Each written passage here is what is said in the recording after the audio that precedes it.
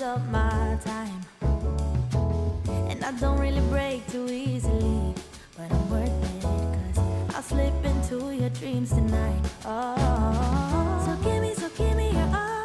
I'll take it tomorrow. I'll stick like glue inside your mind. Just watch me breaking your sphere. You're falling into me, touch me. I swear you will do anything that I want. So keep us awake till the dawn. Ooh, baby, feel free. I wanna make you sweat on me. I got you wrapped around my finger, but don't you try to call me tomorrow. There's nothing personal in having a little fun, no, no. You wait and see if it's worth your while. So give me your all. I'll take it tomorrow. I'll stick like glue inside your mind. Just watch me breaking your sphere. You're falling into me, touch me. I swear you will do anything that I want. So keep us awake till the dawn. Ooh, baby, feel free. I wanna make you sweat on me. Yeah, I wanna make you sweat on me.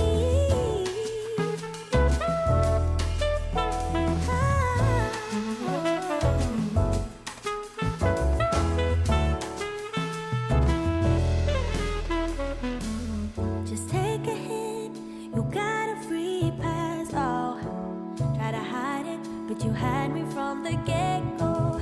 Let me be frank, I'm not that complicated. If you need me, there's no use in playing games. No, there's no denying what we want. Just watch me breaking your sphere. You're falling into me, touch me. I swear you will do anything that I want. So keep us awake till the dawn. Ooh, baby, feel free. I wanna make you sweat on me. I wanna make you sweat on me, baby. Ooh, sweat on me, baby. Ooh, I wanna make you sweat on me, on me.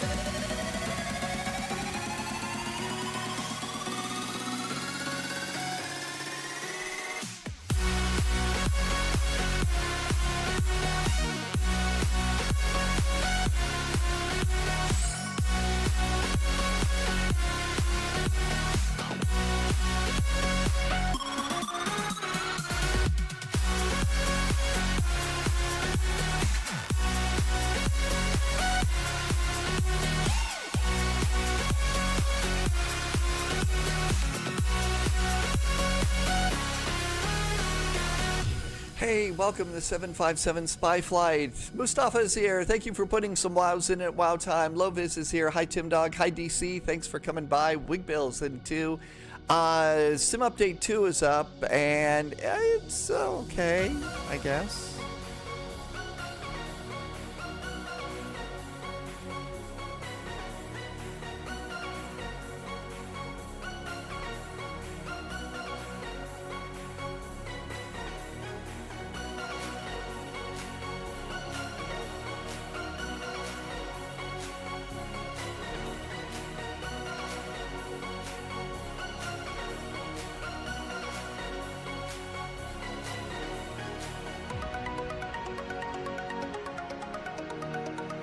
Hey there, welcome to 757 Spy Flight. Whoops, wrong one. Okay, got it. There. Yeah, wrong slider. Hey, thanks for coming in today. Happy Tuesday, Thursday. Good to see you. Yeah, so I guess I got to explain that I guess thing. HK Pilot is here. Hello, Average Canadian on YouTube. Thanks for coming in. Jendal's here on YouTube as well. So basically what's going on here is Sim Update 2 just came out. This is a default airport. And as you can see from using the drone camera and stuff like that, we've got all sorts of little scenery burps and stuff like that. So it looks like one of the things that it did is it totally reset all of my settings. That I had, Subscriber those sorts of confirmed. things. Top So that's clearance kind of granted, what's agent. going on right now. Loyalty noted. So that's why it is that I said, well, it's okay. Now, I made a couple of changes in the settings, and it could be that maybe what I really ought to do is go ahead and maybe go and reset Sim.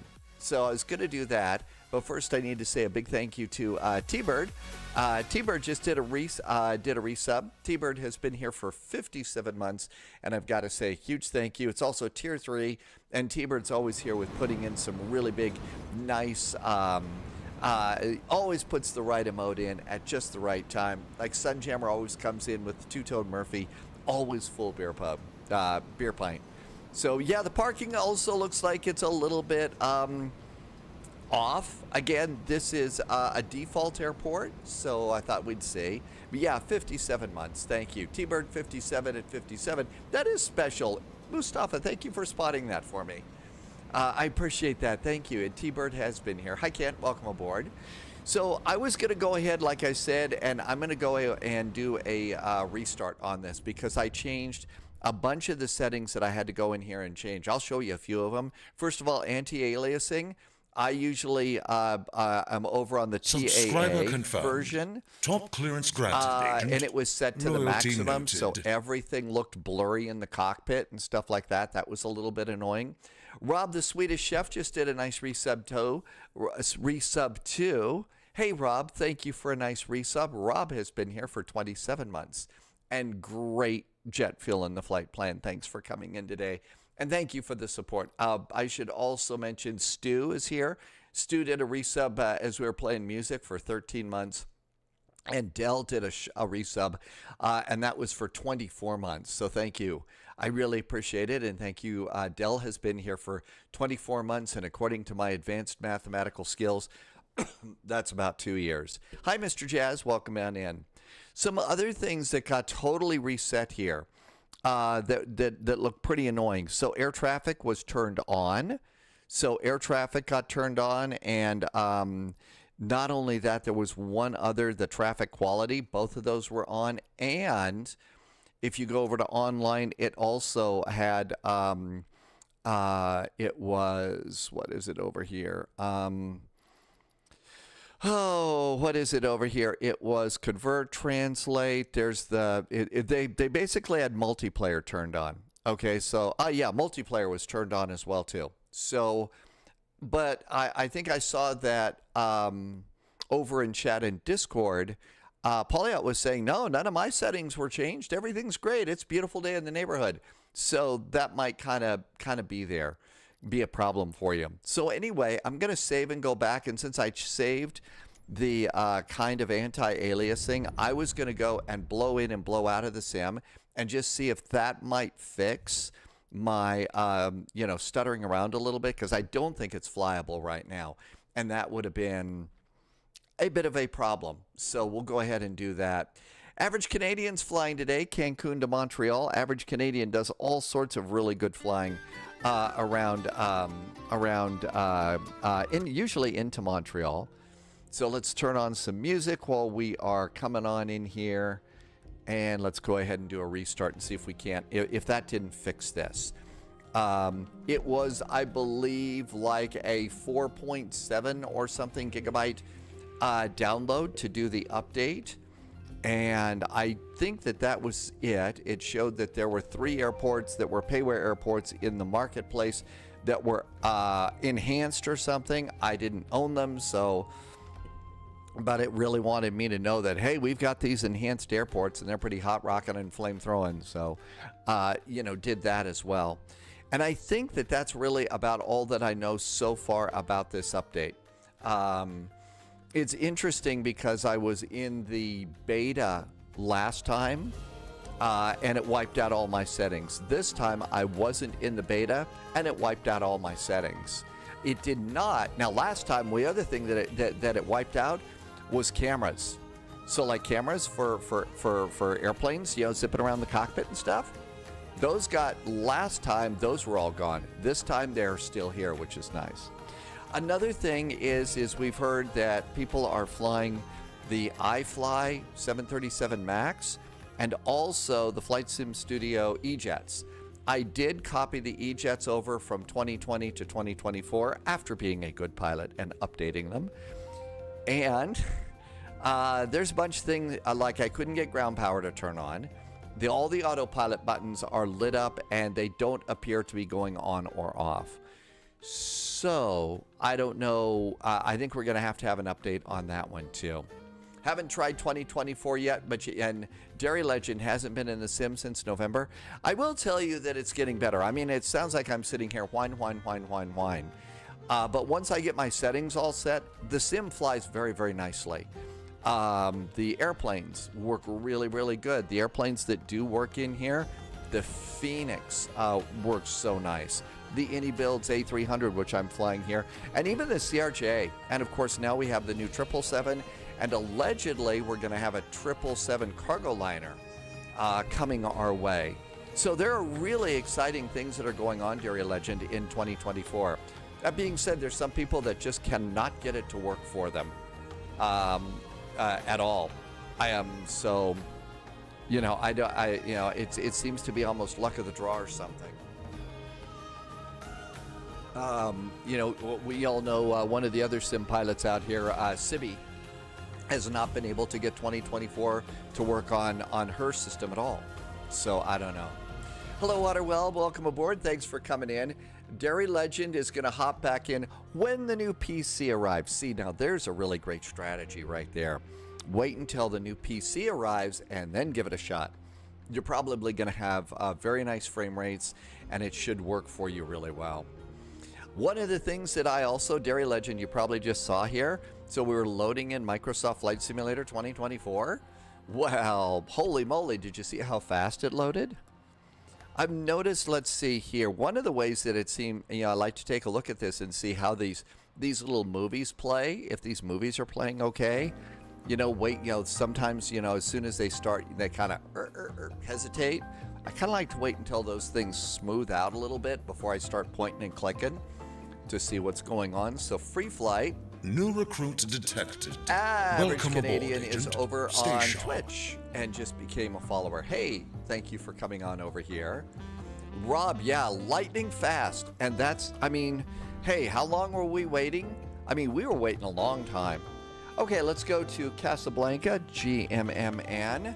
Of all the gin joints and all the towns and all the world, she has to walk into my cockpit here in Casablanca. By the way, today's first flight, if you remember and were fans of the movie Casablanca, they were always talking about the plane to Lisbon, right? It was always about the plane to Lisbon. Well, we're flying to Lisbon today, so this would have been the flight. This would have been the flight from the movie. So, okay, parking 39. Nobody is over in the cargo ramp area. That's where I am today. Izad is back in chat. Welcome aboard. Dairy Legend is getting a 9800 times 3D and a 5090. It should be really good. I don't know anything about this being from the movie. It was generally because there was an ATC event. Oh, really? Oh, okay. Yes, Eclipses are dispatcher this week. Okay. Rangi, you haven't seen it? It's very old. It's what, 19... Oh, I forget. I looked it up because I was mentioning that. By the way, this, another little very, very obscure World War II trivia. The FIN number on this plane, AF, is the same as the code that the Japanese had for Midway. And that was actually a big, big intelligence victory in all of that as they figured out what AF was. And the code breakers in Hawaii, in Honolulu, determined that AF in the communications. It's a really cool story. I mean, it's not a lot of action. Richard Burton isn't going to be coming, shooting up the place or anything like that. And but yeah. So I always like the fin number on that airplane because it's AF. 1942. Hey, 1942. Sunjammer. Actually, the movie it's an old black and white movie. Humphrey Bogart, Ingrid Bergman in the movie. Some other big names from Hollywood. We actually do have an emote. One of the emotes here in the spy flight Top clearance is from agent. Casablanca. Royalty noted. And that's that one right there is Louis Renault. And he's one of, because we're always shocked to find that there's gambling going on here and various other things. Hey, Ashley, thank you for a nice resub. Ashley has been here for 47 months and usually brings in one of those classic cups of minty coffee. Hey, Ashley, thanks for coming by today. That's right. And let's see. Here's looking at you, kid, was one of the lines there. Okay, let's go ahead and see how this is going to load in. My flight, and let's go import from SimBrief. Okay. Hi, Doobie. You're flying along today for the first time in 2 years. Doobie, good luck with that. Good luck with that, Doobie. Okay, let's see. We're just kind of going around the airplane here, just to see how it works. Okay, just going around here, it's nice and smooth. I am not on VATSIM yet. I was on VATSIM earlier. Was having some frame rate problems, so we're going to see. Now I'm going to just pull back a little bit and see how we do. Okay, there's a hesitation. There's a stutter. Okay, so I still have the stutter problem here. There was a movie about the code breakers called Imitation Game. Oh, you went to school near Bletchley? Okay, so if you're close to your airplane right now, that's pretty good. I may need to do some tweaking on my settings to make it a little bit smoother. There's actually all sorts of really great movies about Bletchley Park and what they did there. Let's go ahead and pop ourselves onto VATSIM and get going and see how we do it. Ollie Mod went to college at Bletchley. Bletchley Park was the manor where they built what ended up becoming GCSQ, I think. Was that it? BCS 441. Okay, that should be good. This will get us on VATSIM here. Okay, got an airplane taxiing by. All right, let's go ahead and do airplanes things. And let's see if we can, let's see how the airplane flies on all this. So there is that data. Let's go to weight and balance. Custom cargo. Update, and the airplane is now loaded. I didn't get any of the doors open here. GCHQ, thank you. All right, let's see. Pilots should probably go on the left side this time, and we'll open main cargo. Let's go ahead and remove the engine covers, leave chocks in place. Is ground power aboard? Ground power is in too, so now we can go pop the plane on.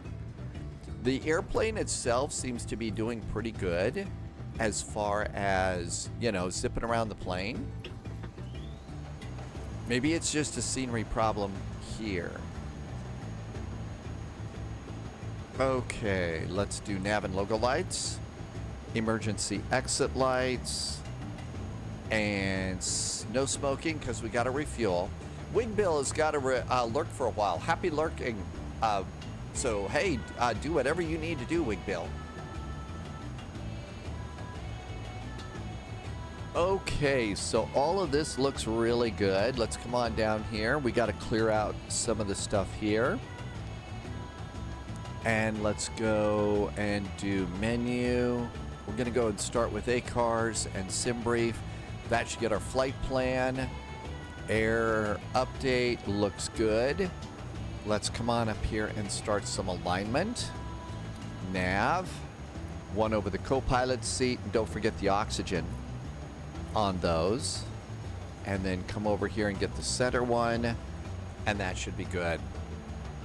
Safe travels while you're driving about there, Wigbill. There's crazy people out there driving around. Okay, all that looks really good. Let's go weight and balance.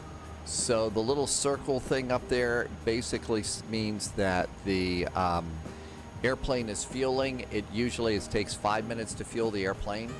Or you could just hit finish now, and that should pop in all of your fueling, so you're good to go as far as loading up the plane. Okay, update, apply, and everything's good.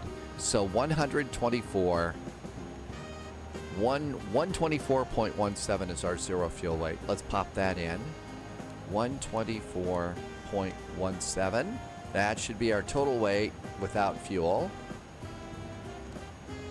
We should have a center of gravity over here. We do. 30.06. 30. Is it 06 or 60? 60. See? Mixed that one up. That would have been bad. Block fuel is 15.2. And that should take care of the left side. You're not kidding. On the way to work this morning, pulled up to a light. Just kept going through the red light. Oh my, yeah. There's an awful lot of crazy that's just going on here right now. Okay, so that looks really good. Now we can go over and we can blow out of here and go into my flight and the actual little flight plan. And it's going to give us taxi fuel, 0.748. 0.748 is taxi. 15 minutes of reserve contingency is 1.41. I usually just take those first three numbers. Alternate fuel is 3.12. 3.12 is alternate.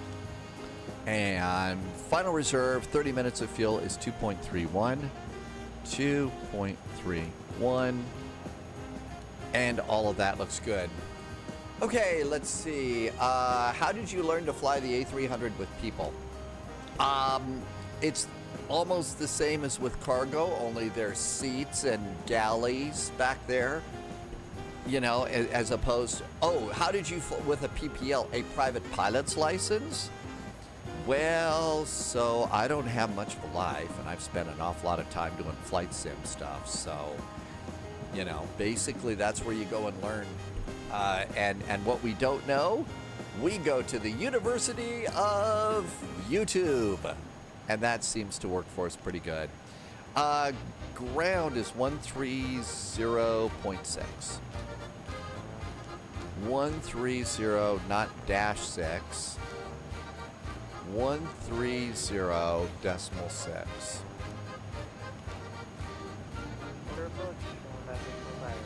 Okay, that sounds pretty good. Okay, 130.6. 5156, just cross 35 right, request Echo 1. Seabird 5156, Echo 1 is through, taxi Echo 1 by Mike. Let's go ahead and do... Echo 1 via Mike, 5156, goodbye. Casablanca ground, hello from Postman 441. We are a A300 cargo liner over at Cargo. Information Delta is aboard, requesting clearance up to Lisbon. Postman 441, hello. Information Delta is correct. You cleared Lisbon. Lacam 1 Delta departure. 5 minutes please. Flight level 050. 46474. Postman 441, we are cleared to Lisbon via the LACAM 1 Delta departure. Initial climb is flight level 050. Squawk is 6474. Squawk is 36. Oh, never mind. Read back correct. Report fully ready. We'll give you a call fully ready. Postman 441. Okay, that all looks really good. We've got those numbers in. Now we also have a really nice little Navigraph charts app here. I actually kind of like this one. They did a good job with this. So let's do parking stands. And airport info, and our departure is LACA 1 Delta. It's the LACAM 1 Delta departure. So that means we're going to probably be departing off of 35 right. So that's going to be our departure. Our arrival, once we get up to Lisbon, is that is 2 Alpha. Oh my gosh, look at all these arrivals. Let's see. That is, I'm gonna be, let me jump in and get all of this done. Otherwise we'll be here forever. Is VATSI? Yeah, VATSI 2 Alpha. Okay, we want the 2 Alpha for the VATSI. So we come in at VATSI, come around here, go chug, chug, chug, chug, chug around. Oh, look at that. We get a DME arc here. And we come out at PSEX. And at PSEX, it's going to be ILS runway 2.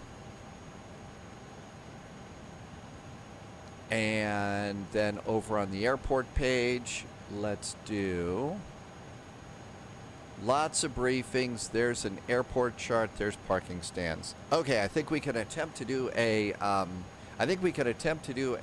flight plan now. The ground controller is always very cheerful. We need to do a flight coming in here. Loviz says it's a nice approach. You know, I think whenever we're here, it's always a departure, Loviz. I think you're right. We always depart. In the big one today for X-Plane. Sunjammer's in the big one today. Subscriber confirmed. If you know how the Top other clearance buses granted, work, it's agent. not that hard. Loyalty It's just, this noted. one's, yeah, this one is definitely more manual. Martin just came in with a nice resub for our 3 months right now. Martin, thank you for a nice resub today. Thanks for some awesome jet fuel in the flight plan and helping me to keep the lights on. Okay, let's see. We're expecting 3-5 left or right? Right. Uh-oh. I think I may have just had a WASM crash.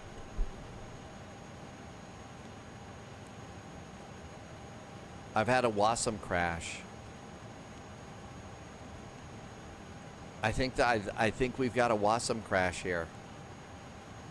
That's not good. Yep, can't do a thing. My cameras can move around. I can't do a thing with the airplane.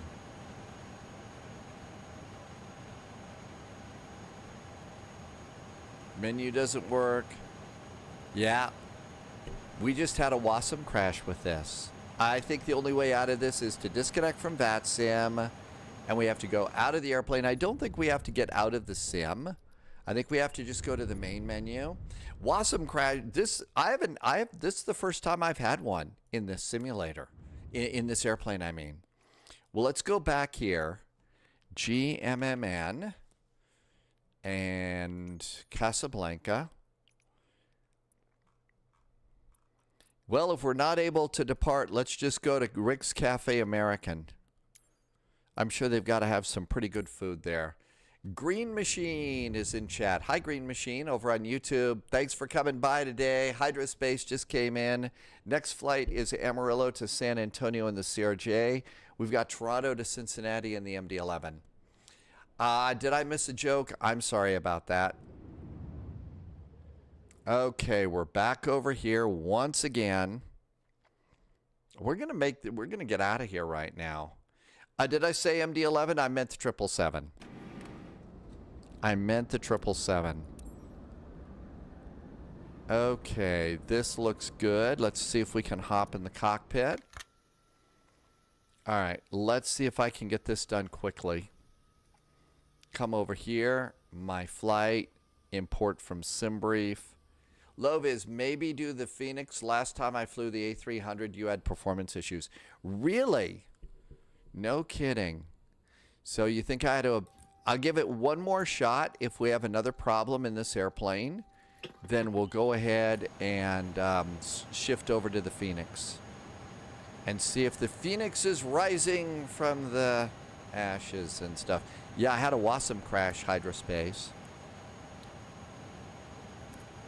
Okay, that looks good. Nav accuracy, weights cleared, displays. Okay, menu. ACARS, sim brief. There's our flight plan. Clear it. Let's come on up here. And nav. And nav. And oxygen and nav. And both of those look good. I did download Sim Update 2. We are flying Sim Update 2 even as we speak. Okay, let's go over here and see how quickly we can get this done. Let's just go ahead and I'm going to remove my engine covers. And we don't need to do doors and stuff. We can just load from here. Weight and balance, cargo, update, load, airplane's loaded. It's going to come over here and do the little circle for 5 minutes. We're going to turn that off for fueling. Martin says the new sim update looks good. 0 fuel weight, 124.17. 124.17. 0 fuel weight. Mach is 30.6.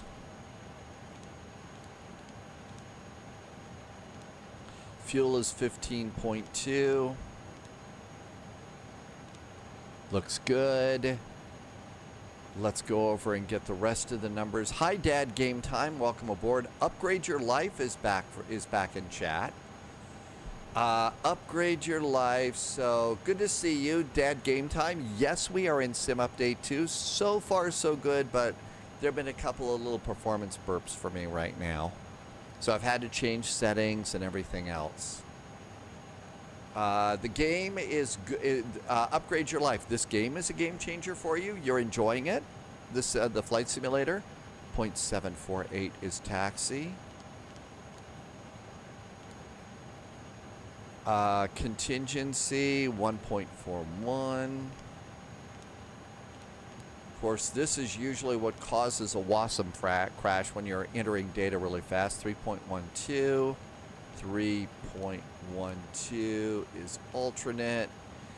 Final reserve is 2.31. 2.31. And that goes in there. Good. Okay, flight plan. GMMN, our SID. We are expecting runway 35 right. It's going to be the LACM 1 Delta departure. LACA 1 Delta. And insert. That looks good. Let's see. Derek. Oh, your Upgrade Your Life. Sim Update 2 has worked out really good for you. No kidding. Let's see. Reach for shampoo to tweak your back so the cockpit at home is empty for a bit. You know, if you set yourself up with one of the more automated airplanes and a couple of pillows in your, behind to support your back in a chair, you could do a little bit of a flight, and what that's going to do is take your mind off of stuff. Maybe. Okay, ILS runway 2. It's going to be the VATSI 2 Alpha arrival. VATSI 2 Alpha arrival via PSEX and insert. Really have become very understanding about why it is that the airlines have rules about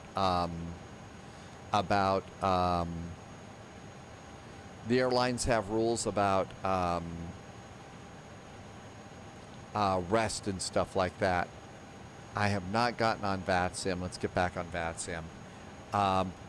Beginning of the week, memory is up, working pretty good, but after about 4 days, solid days of flying, I'm really finding out that my brain fries a little bit here. It does. It fries a little, and so there you go. Okay, we're back on VATSIM now. You're going to use your AARP membership to get a discount on a scooter? And oh my gosh, a clapper? Dad, game time. Come on, you don't need one of those. It's not that bad. You know, there are a few times that I get a little bit, you know, what is it? Sore and stuff. I just go and sit in the, I just go in, you know, hot shower and taking it easy. So higher altitude for the plane is, yeah, maybe it's the higher altitudes as well too. Okay, all of that looks really good. I will not forget the squawk, P.S. Morandi. A sauna and a pool, that might be a good idea. That'd be a really good idea. Okay, everything looks good here.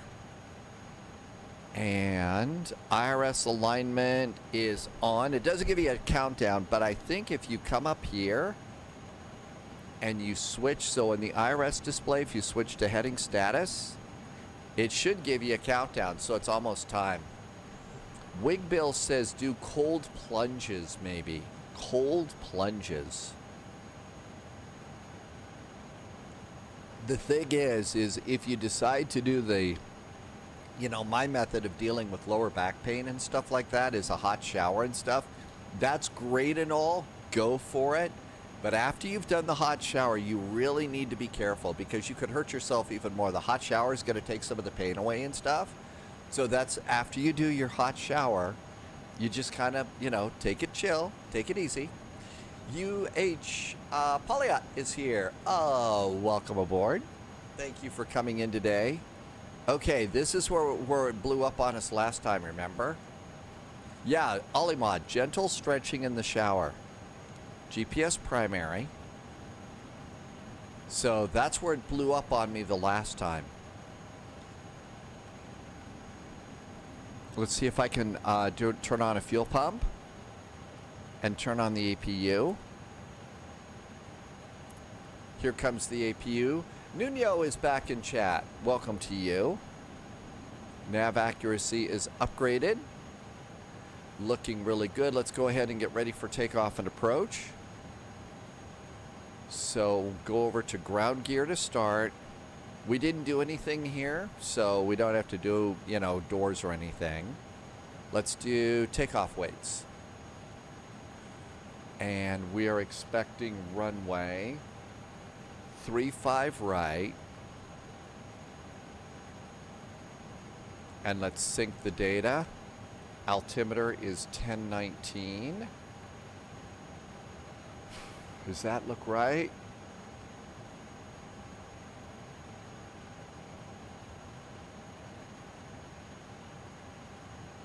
Yep, 1019. And we'll calculate, as usual, flaps 15 and 15. Looks pretty good. So let's flex to 58 degrees.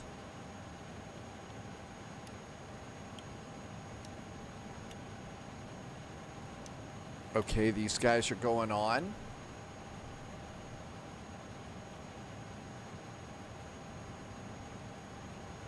Flexing is 58 degrees. So auto, flex, and 58. I'm being kind of careful with this right now. I don't want to mess anything up. Okay, we're going to have to go over to charts real fast. And I bet I have to go and get new charts. LPPT. So the arrival again is VATSI Alpha. VATSI Alpha. The approach is going to be runway 2. And the big reason we're coming over here is we need the airport chart. The airport chart in Lisbon is 355 feet of elevation. So 100, 200, 350. As close as we're going to get there. Closest we're going to get. P.S. Morandi, the radio is actually really nice in this airplane. I do like it. Yeah, the dial is a little bit of a problem. And Gammon. And let's do airport.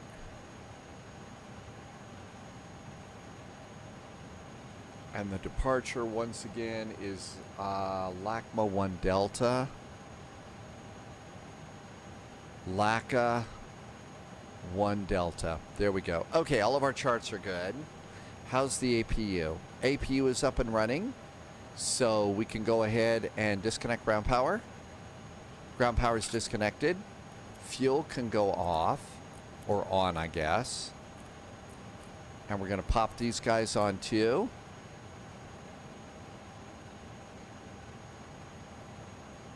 Back to takeoff speeds. It's 159, 168, 159, 168, and 171 goes up here. 171. I think we may actually make it out this time. Maybe not. 171. We did get a climb clearance of 5,000 feet. And all of those are good. Trim's going to be down 0.2. Our runway heading here in beautiful downtown.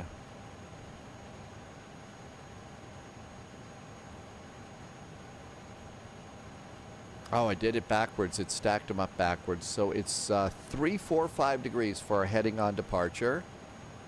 So 345.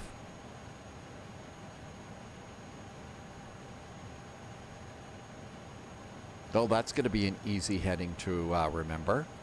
1019 is what we have for an altimeter, right? 1019.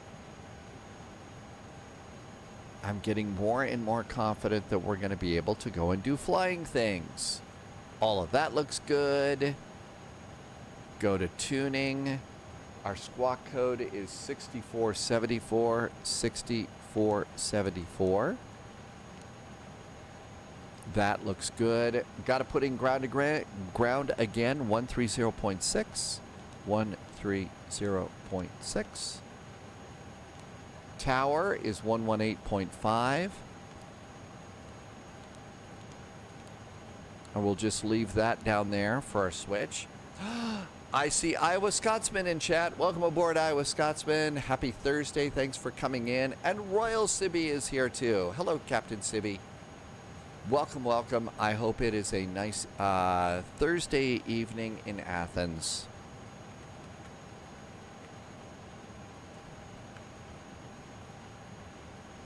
Okay, I think this is all looking good. Let's get the radio back on. The radio is back on. APU is up and running. We have cleared the power, so we can go over here and disconnect ground power. So I'm going to remove the GPU. I'm going to look down here. My parking brake is on. I'm going to remove my chocks. And we're going to get off of this page. Let's go to my flight. Checklist, because I'm not here. Cockpit prep, fuel quantity, takeoff data, landing, altimeters, brakes, anti-skid. That is all ready to go. Okay. So once again, it is 130.6. 130.6. I think maybe we can go and try and call. Casablanca ground. Hello again from Postman 441. We are at South Cargo here. Doesn't look like we need a pushback, but clearance to start. Postman 441, welcome back. No, you don't need a push. Start is approved. Terminate 1019. 1019 on the altimeter. Start approved for Postman 441. Okay, bacon is going on. Seat belts are going on. APU bleed is going on. There's our APU bleed. And we're going to go ahead and do starting engine number 1. You're right. So the backup artificial horizon. In older airplanes, the artificial horizons were a part of the vacuum system. And so I always have been kind of trained to turn those on after the engines are started. But I think in modern jetliners, in modern jetliners, they are Polar 698. electrical. Stop So, through 1019. yeah. Captain Sibby, pretty good, thanks. You know, we're all kind of a little bit rugged and, you know, surviving, but doing pretty good. Great to be back in the sim cockpit. I hope you're doing good today. And that there are tasty snacks at in the galley at Cibonaire. We are in Casablanca. We're going to Lisbon, recreating the famous flight from the movie because everybody wanted to get on the plane to Lisbon, in that movie. And looks like we're getting a good start on engine number 1, starting engine number 2. Engine number 2. You're over at your mom and dad's now? How is everybody at your mom and dad's today? Ah, that's tower. I hope well. Should I contact tower or call in? Alitalia 101, what are your intentions? And 20% and fuel? Oh, Is it birthday time? Is there something? Was there something really good? I know that whenever you go over there after, you have like really good barbecue. Are you requesting another flight plan after, or are you requesting passengers? Okay, everything looks good here. Yeah, Looks good fine. here. I think we're almost ready to go. It should be the same flight plan. I'm squawking. Alitalia 101. Oh, so you've made the move over there. Okay, I didn't know if you made the move. I sure hope that that's going good. Okay, then. I really like, you know, your apartment and all, and I'm sorry about the circumstances that you had to move. I'm glad you're there, though. It's good to be around family right now, so that's got to be good for you, too. APU is going off. J-Phil says spy hat. Let me do a checklist first. See, this is why I do it. Pitch trim. I already forgot my pitch trim. Okay, pitch trim.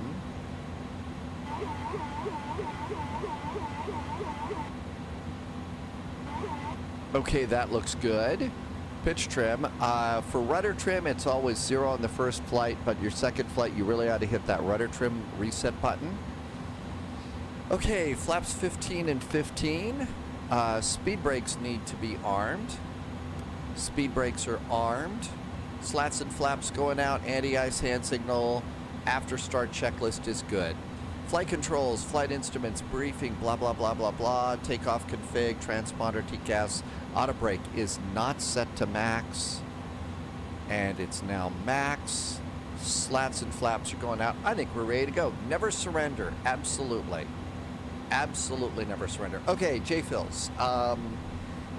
The other spy hats are on the other desk. I will have to get those, so we'll have to do this one. Yep, sending positive energy. That's a big part of what we do here is send positive energy for sure. Hi, Mikey. Mikey's here. New week. Casablanca ground. Hello there. Postman 441 started all up requesting taxi. Postman 441, taxi runway 35 right via Romeo Tango 401. 35 right via Romeo and Tango holding short of Sierra 1 for Postman 441.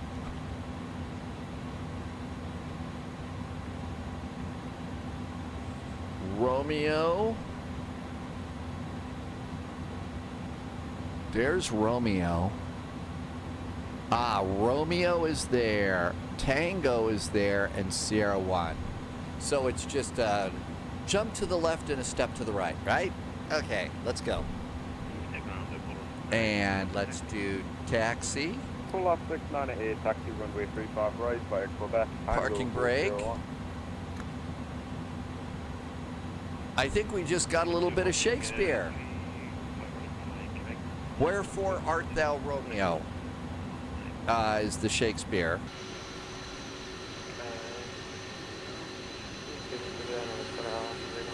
Okay, we got a little power truck over there. Let me just make sure that that's not part of the airplane. Yep, we've cleared all moorings there. Still don't have a flight plan for you, please comply. Cleared all of those. So let's just do a little bit of a turn to the left and to the right, and that should do it. Mikey got the 772. It's a fun airplane. We're going to fly that one a little bit later on today. And I got to tell you, it really is a cool airplane, I think. The 777. Goofy is back in chat. Goofy, welcome back in. Thank you for coming by today. We are slowly making our way out.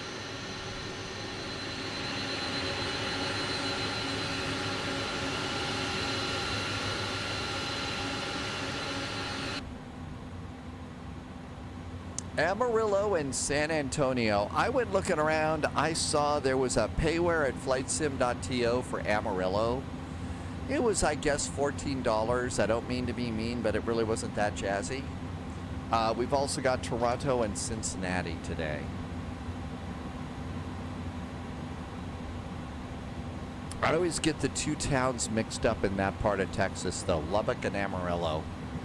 The big thing that I remember about them is one of them has a really, really nasty smelling feedlot, and the other one,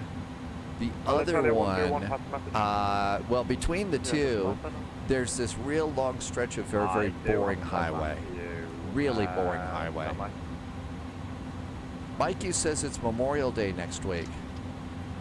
Martell, absolutely Martell. You have not experienced Shakespeare until you have heard it in its native Klingon. Yes, original Klingon. Subscriber confirmed. Hey, Blue Top Idol. clearance granted, Agent. Got a really nice Loyalty resub noted. from Blue Idol. Thanks, Blue Idol. Welcome on in. Blue Idol's been here for, let's see, 20 months. Thanks, Blue Idol. Thanks for awesome support and great jet fuel in the flight plan. Thanks for keeping me going.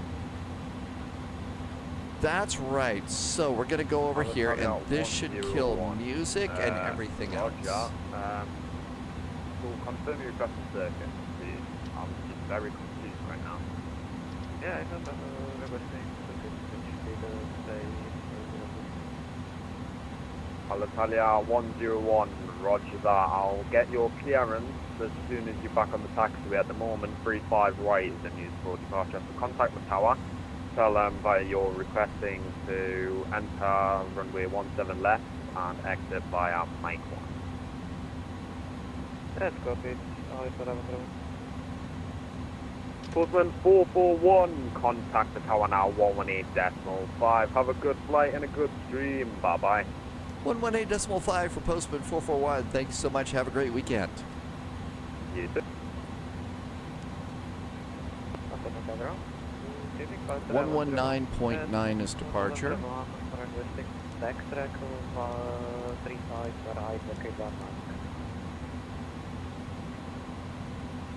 I believe so, Tim Dog. It's a Monday, right?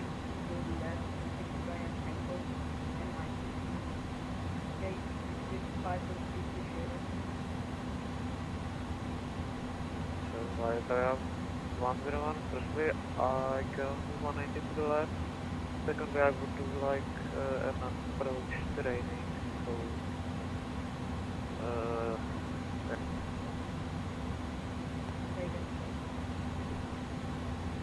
I cannot do 190 to the left, and I will be departing. So, let's go to the backtrack. Information Alpha is now aboard. Same altimeter setting. Not much wind. I can't hear the other airplanes.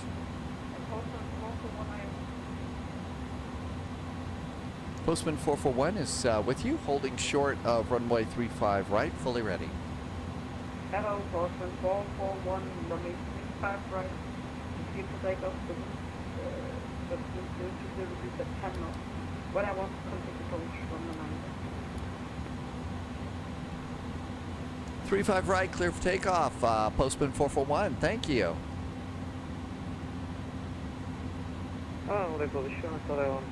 It's really, really quiet here.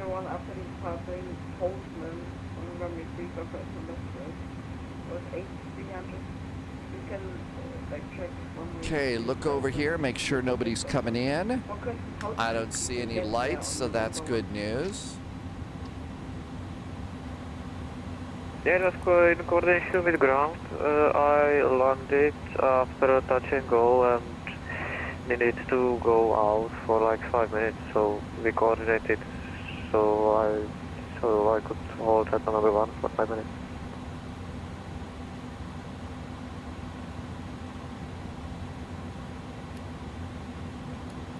Shall we get going? Throttle's going up. 698 with you holding at 2 1.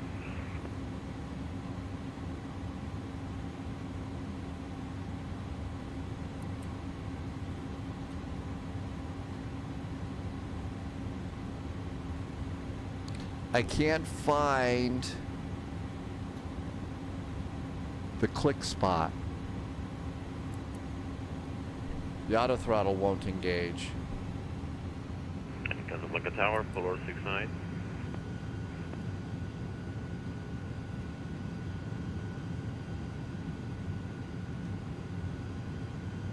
Polar 698, hello. Currently Manual. Very low, but we'll continue taxi. I can't Polar get 69. the auto throttles working. We may be in big trouble.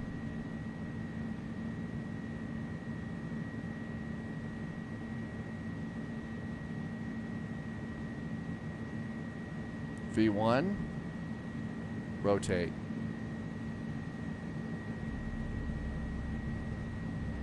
The toga button wasn't working, Eclipse. Positive rate, gear.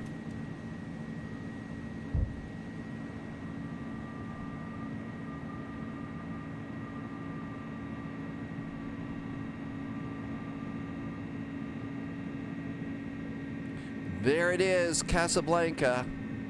Of all the gin joints in all the towns in all the world, she has to walk into mine. The famous Humphrey Bogart line.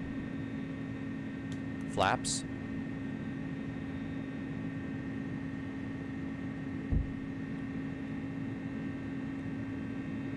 Auto throttle is not working at all. I can't get it to engage. There it is, finally.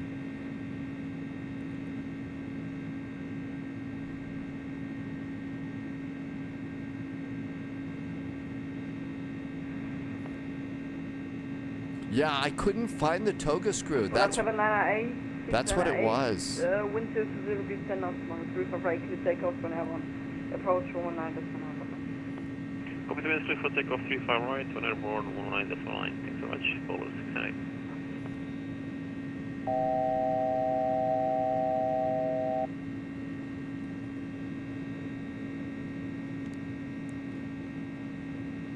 Casablanca approach, hello there, from Postman 441, approaching 5,000 feet. Is that the approach is not flying?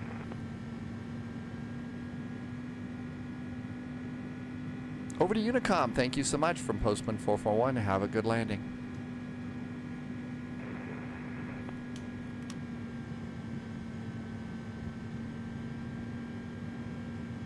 Flight level 300. I think that's a great strategy. Use the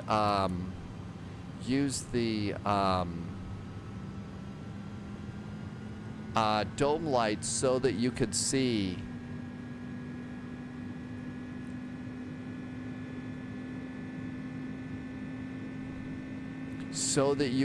the screw, because I just couldn't find it. There it is. I mean, that thing was just like nowhere to be seen. AP. Autopilot.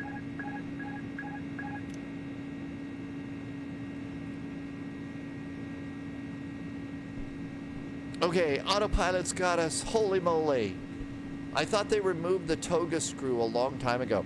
Well, I thought that it used to be the ATC, the ACARS button over here. Yeah, like Loviz just said. But when they added CPDLC, like Loviz just said, they had to put screw back in. I guess adding ACARS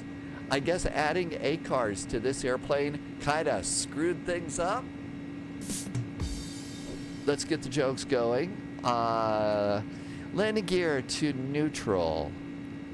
Flaps are up. Speed brakes are disarmed. Maroc 55 kilos. Apologies, we thought you went offline. Okay, Maroc 55 kilo, Mohammed Zafis approach, radar contact, descent altitude 4,000 feet, the QNH 10119 I guess they after Sierra pop Lima back kilo, clear online. dial Zulu, runway 35 left.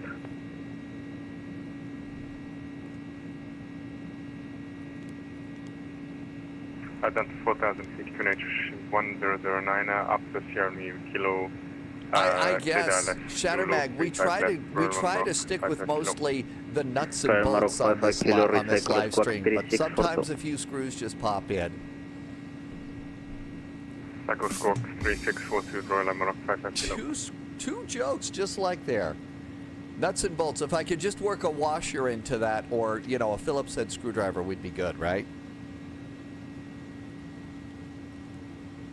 Casablanca departure, hello. We heard you went offline, but we are still probably in your airspace. This is Postman 441, passing 11,000 feet. Postman 441, you are about to leave my airspace home. Now monitor 122.8. Have a good one. 122.8 for Postman 441. Thanks. Have a good weekend. Okay.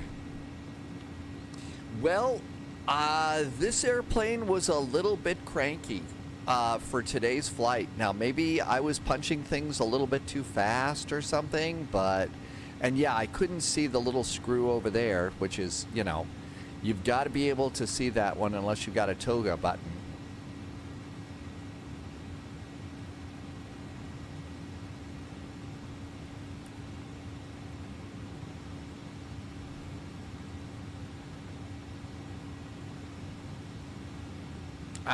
I'm too flat-headed to come up with any more screw jokes. Oh, I don't want. Actually, I really like this airplane, so I'm glad we were able to get it going here.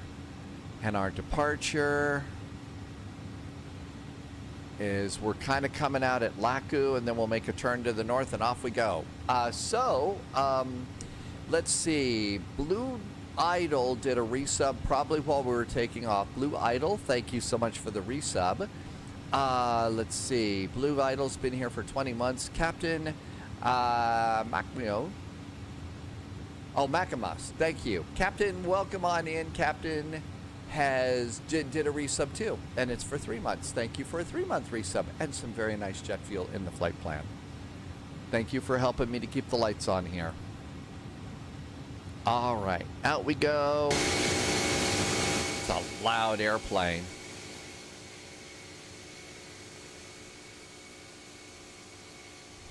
Sibby found a video about tornadoes. I've had to stop clicking on YouTube videos because I'm getting copyright notices from them, Sibby. So I've stopped kind of clicking on a lot of YouTube videos. I'm sorry about that. Do you found tornadoes in the U.S.? Those are live tornadoes, really? Okay, so let's go to progress. 434 miles from Lisbon. 434. That was frightfully loud, wasn't it, Off-World? Welcome, Off-World. Thank you for coming in. Oh, in Minnesota. Yeah, actually, that's one of those zones that the Storm Prediction Center was causing. I mean, if you look in here, this is the Storm Prediction Center map that we use. This is one of those things that the National Weather Service does. And they do. The map looks a little bit old and stuff, but it's a really good map to get an idea of where to expect things like tornadoes and stuff. So that red zone in the Minnesota area, that's where some of the tornado problems are going to be. And that's there's also marginal here in western Tennessee and Kentucky, and over it looks like Virginia. So that's, yeah, I had seen that first thing in the morning and thought that's not good. Holy moly, Rob the Swedish Chef. Speaking of tornadoes, J-Dub says is in Wisconsin, waiting for the caps to break. That's the caps of the thunderstorms, right? The thunderstorm tops. Mikey says we should have gone to Madeira instead of Lisbon. And we needed to do transition. There's transition. Rob is happy to be living in Sweden. Well, you know, the cool thing about living in Sweden is, you know, you're a little bit closer to,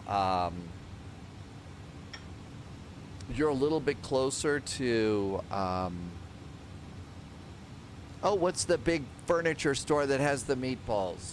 IKEA. Yeah, you're closer to IKEA than I am. We don't have anything like that here.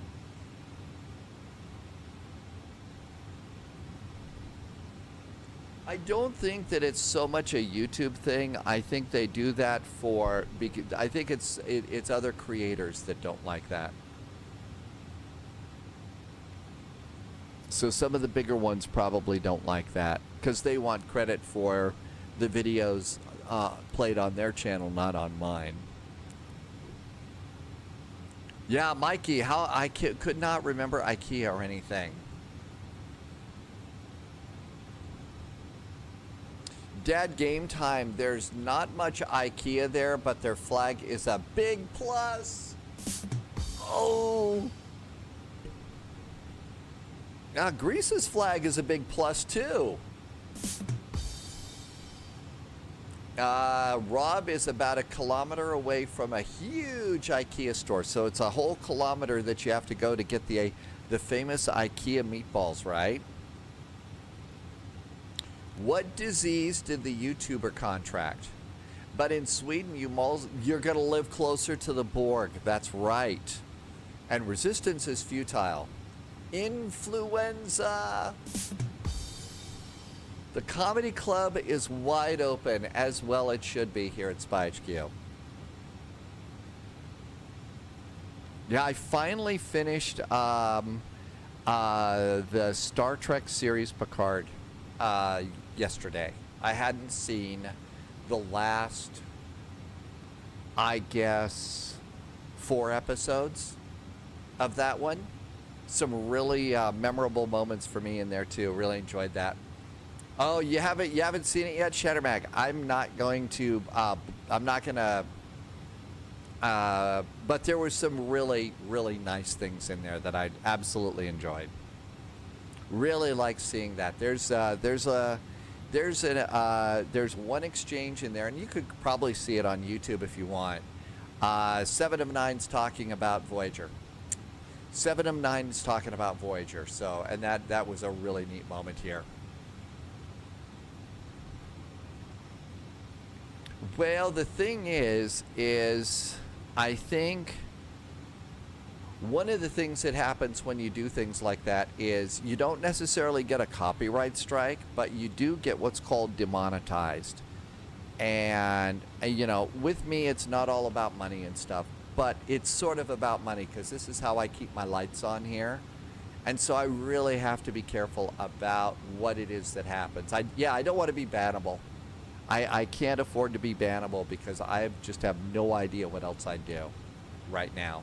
So, you know, I go as far as I have to play by the rules. Okay, out we go. Lisbon, here we come. I think we're just kind of finishing this up. I'm going to go, let's do a direct 2. We're doing all sorts of twists and turns here. I'm going to do a direct 2 here.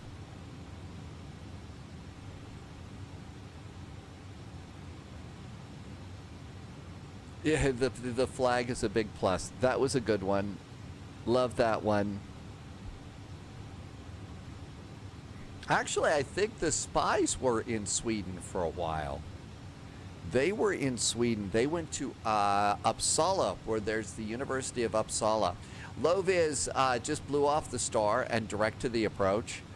I know that they like to have us go direct to the approach. I don't like to go directly to the approach unless I've got a lot of twists and turns and stuff, because a lot of the flight management computers use each waypoint as a place to update numbers and stuff. Tim Dog discovered YouTube channels and watched multiple videos after seeing them on Twitch streams. For example, I saw the first Noel Phillips on London Controllers stream. Yeah, there was a point where I was looking at a lot of those too, and then once I finally, because right now I'm not just on Twitch, we're also on YouTube at the same time. So, and then I noticed that a lot of, if I would click on links to other videos, especially if there happened to be music in it, that was almost an instant demonetization. And, you know, right now, the way the world economy is just, you know, worse and worse, everything counts right now. So, you know, it's just not worth it for me. Okay, this is looking really good. 25,000 feet, seatbelts can go off. And let's go and check this over here. And we've got strobes on, beacons on, nav and logo lights, nose lights, taxi lights. APU is off. And I should be a good pilot here. And let's come over here. So we did all of these guys after takeoff. Slats and flaps, landing gear packs, and altimeters. After takeoff, checklist is complete. I am such a good pilot today. My little halo is so bright, it's probably going to max out the camera here. Frontier Development Twitch account got suspended for showing the stream of a creator who was streaming our own game when we released it. Really? Wow. No kidding.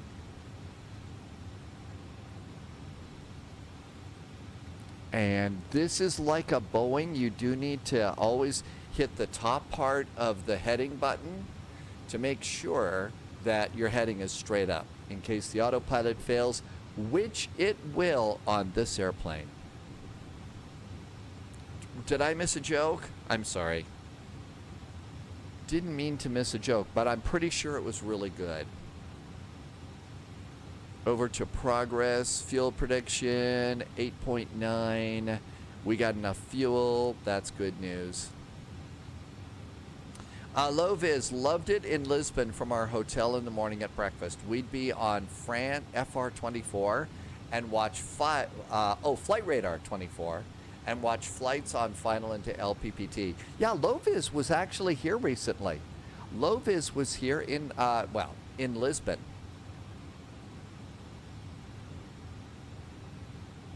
That, I'll bet, was a fun trip. Didn't he say A320 chocolates instead of sharklets? Well, I mean, it's always a good time to have chocolates. LPPT was Tim Dog's departure airport. I think Loviz was also had and that puts you in. So Tim Dog, that meant you had to be in the Santa Maria Oceanic, right? And I think Loviz was in Santa Maria too, and said that it was really, really busy and crazy this year. Ultimately, you know, I was up at Reykjavik, and at the risk of a very, very, avoidable pun, that air route traffic control center was so chill. I mean, it was the most chill ATC crossing I've ever had. No cell cal checks I think I did have one cell cal check. But yeah, Martel says Air Berlin. Yeah, I think we've got an Air Berlin flight this week. I think, I forget which one, but we've got an Air Berlin. Loviz says on FR24 app, you can put the camera towards the airplane and it pulls up flight info. So Loviz, you're in your hotel room. You've got Flight Radar 24 on your phone. And so and you see there's the airplane over there. So you point it at that, and then it puts the flight information up on your phone of the airplane that you're looking at. That's actually kind of amazing. Tim Dog got a cell cal check with New York, but not Santa Maria. It still turned the radio down to block the noise. It was way too loud in HF. It is. HF is incredibly noisy, loud, and obnoxious. It uses augmented reality. That sounds like a step closer to the Borg. I'm just saying, and not just because I finished up Picard yesterday and it was all about the Borg in the end. Resistance is futile.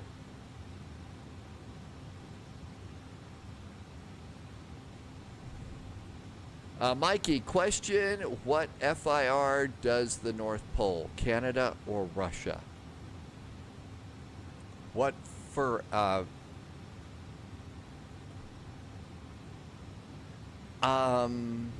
don't know. I bet maybe, can we look at it here and find out?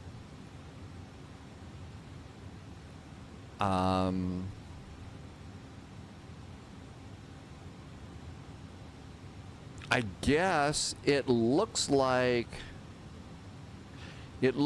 there's some lines here. So like there's Greenland. You see there's some lines. It's kind of hard to see, but there's a line there.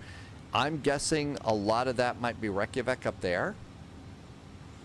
Virtual reality, you are consumed in that world. You cannot see the real world around you. Augmented reality is you can see the real world around you, but it overlays virtual things onto it, like the details of the flight or game board on the table.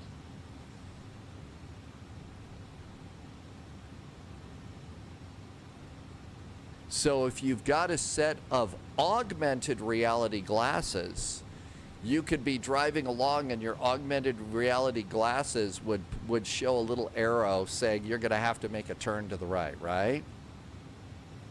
Lovis is on final and ground has popped on.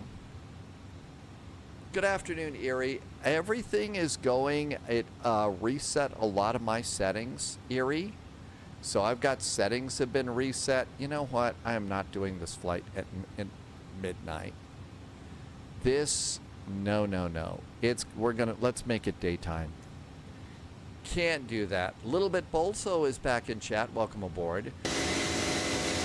That's what Apple Vision does. Well, of course, we're going to be out over the water, so I'm not going to see much anything anyway. Yeah, I think we're all out over the water on this.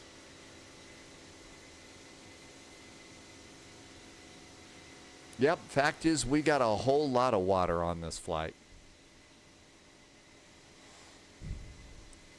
Let's see. Irvi has the Oculus Quest, and the Oculus Quest has got augmented vision. So this is what Apple Pro looks like. Vision. Okay, Apple Vision. And so you're looking around your house,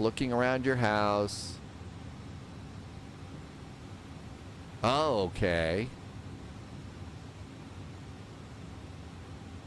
Well, that's interesting. So you could do the Apple version of, there was a Tom Cruise movie, a future Tom Cruise movie, where he was looking at something and moving windows around with his fingers in the midair. So I guess you could do something like that. Hey dogs, welcome aboard. Happy landings. Rob, it is getting a little scary in some cases. Got a crosswind. Let's see, weather. Oh, you know what I forgot to do? Hang on, real time. You have to go to custom, and then you move the clock back. Otherwise, your wind is going to be messed up. Your weather, that keeps your weather from getting messed up. Paul, you've experienced it. You've walked around with augmented vision. Aunt Malt says the big problem with Apple Vision is it's Apple.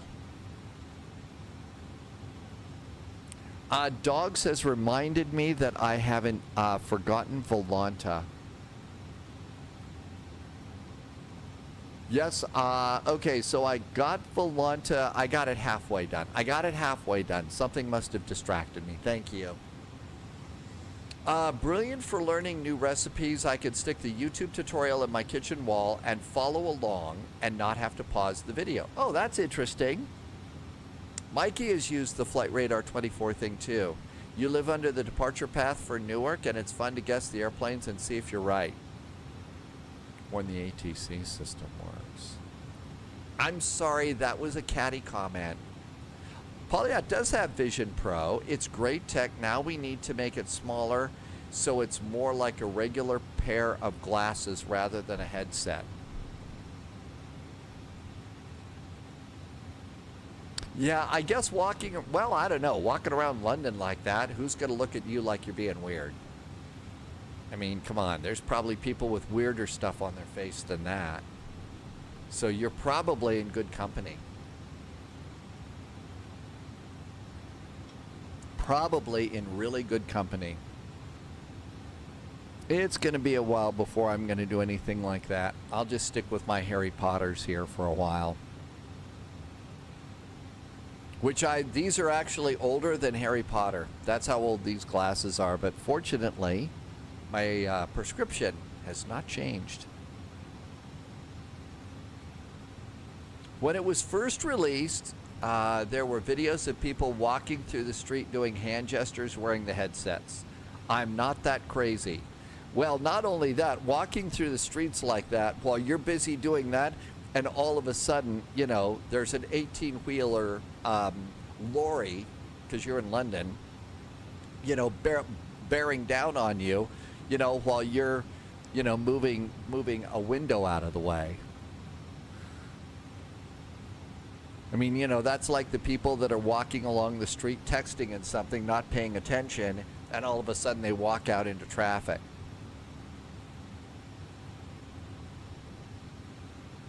It is bold of me to think that a lorry could get enough speed in London to do any damage. Gotcha. That's right. There's so much traffic that, yeah, you're just kind of creeping along. Well, I saw James Bond and M, you know, speeding out of London in the Aston Martins, so DB5. So, you know, I guess that's only for 007 though. Nobody else gets to drive through London like that.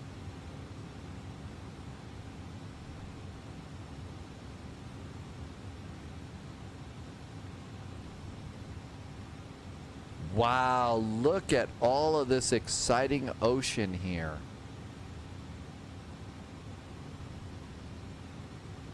Oh, you could. The only way to do that is a film crew with a permit to close down the road. Okay. Captain Nia 320. Captain EA 320, first in chat. Welcome aboard, Captain. It's called a movie for a reason. Yeah, that's true. The other big thing that I saw over the weekend, it's been a long time since I've seen Casino Royale. Haven't seen that one in years. So I played that movie in the last 4 episodes of Picard this Tuesday and Wednesday.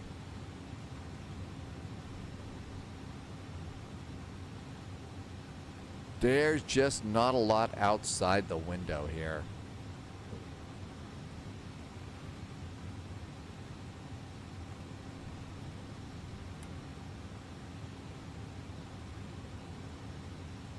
How about directive VATSIM? Let's do what Low-Viz did. We don't need to be making these turns. Let's get direct to there. That's going to shave a little bit of time. I'm anxious to see how the CRJ works in this. And then after Sim Update 2, I'm also really curious to see if the 777 is going to be working pretty good.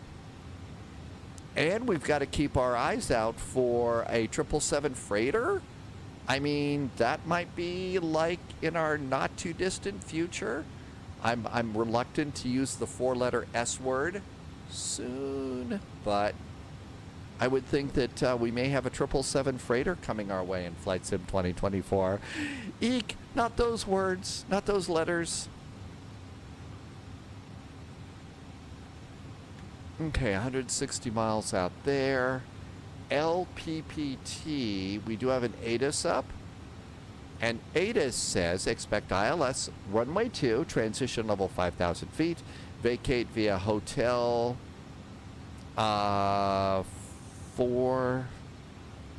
330 via Hotel 4. I'd better look and see since they've got a specific expectation for our exit. Okay, we don't need that departure. We don't need that. We need this one. Okay, so we're coming in via VATSIM. After VATSIM, it's going to be runway 2, chug, chug, chug, chug, chug, and the airport, runway 2, via exit via hotel. Okay. My guess is they want us to get off Hotel 3 or Hotel 1. Low Viz had a little bit of a hard landing there. Well, we're out of practice. You know, we had 2 days to watch movies and eat pizza. Erie says that I've been fined 14 PMDG doubloons for heresy against the big RR. They want hotel. It's in the ATIS. They want us to use Hotel 4. Oh my gosh, Hotel 4? That's going to put us up on the north side up here. Okay. Yep, I guess that's what they mean. Hotel via okay, Hotel 4. Okay, so that means auto brakes low.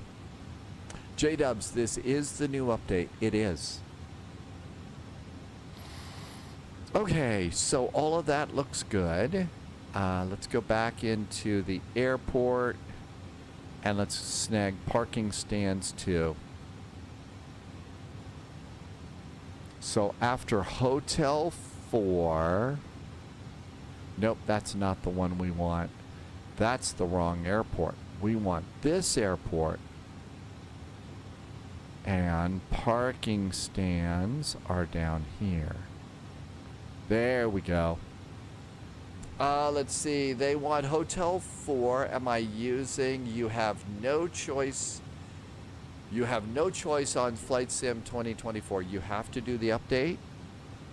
Well, I guess that's nicer than them saying resistance is futile. I guess that's better than that.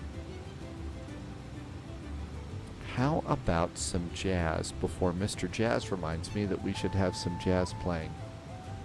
There we go.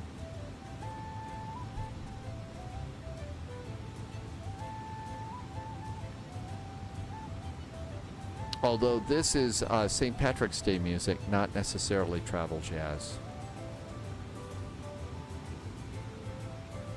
So if we're going to descend on this, we need to be prepared to descend to 7,000 feet. We need to be below flight level 250 at VATSIM. Finally, Mr. Jazz, yep, got some music going.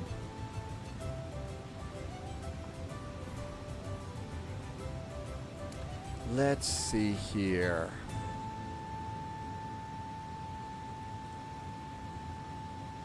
And outside, I'm expecting rain.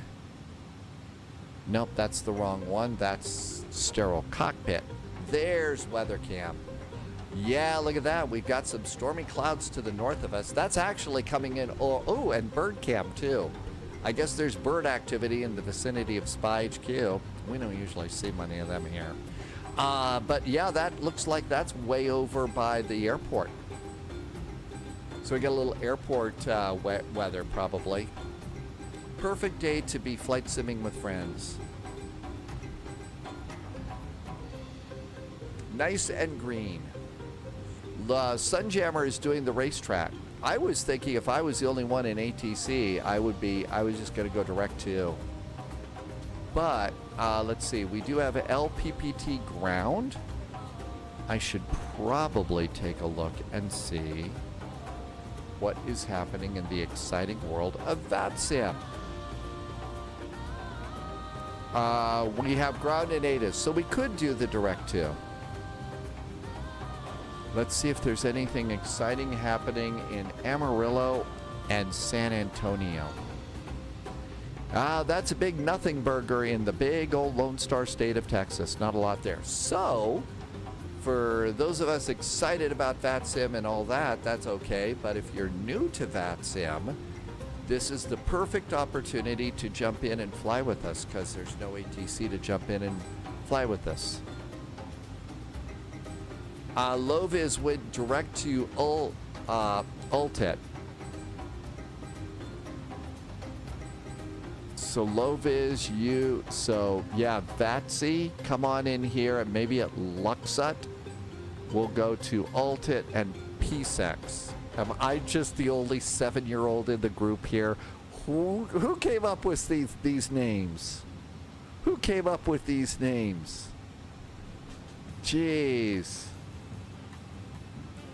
I know there's probably there's more mature pilots in the real skies, and I'm just a flight simmer pilot. But seriously,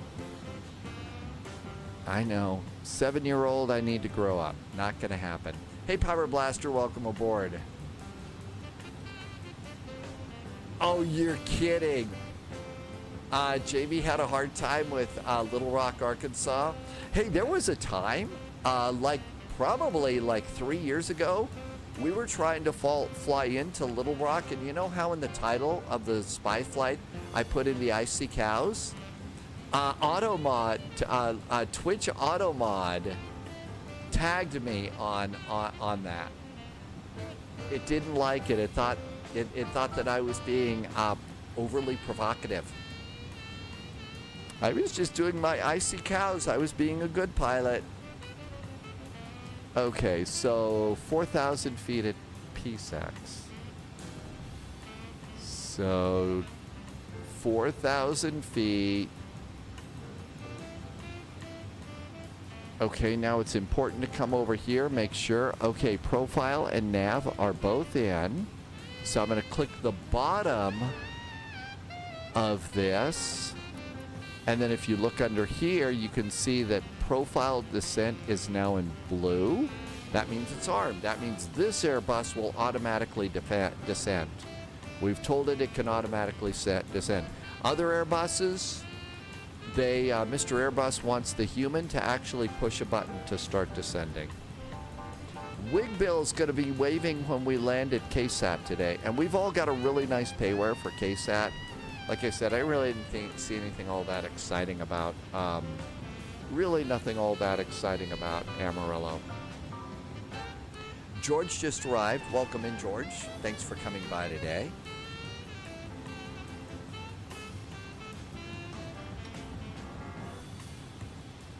And that looks nice.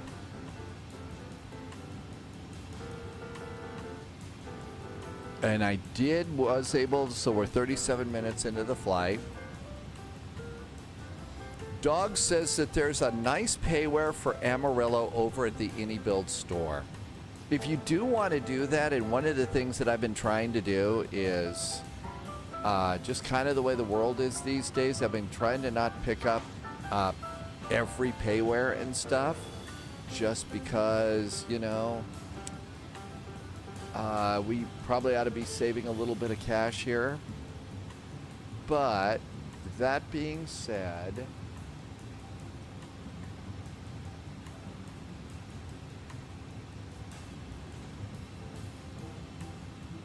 where's my little link over here?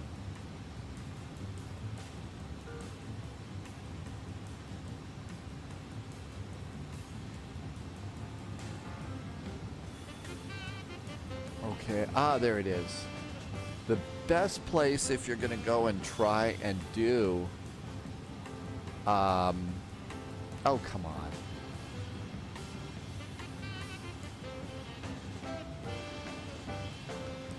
How hard can Control-C and Control-V actually be? The best thing is add-on compare. So if I do know that I want a payware or something like that, this is where I'm going to go. So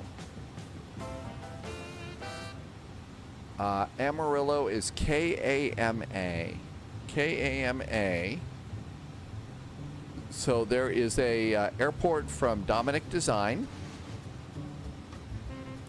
Then there is also one at Sim Market, Cayman KMAX. So this is probably what we want. So Dog's got it for 17 bucks at Any Builds. The marketplace it's 16. Sim Market it's 16. So that's where you could go and get that if you wanted to check it out.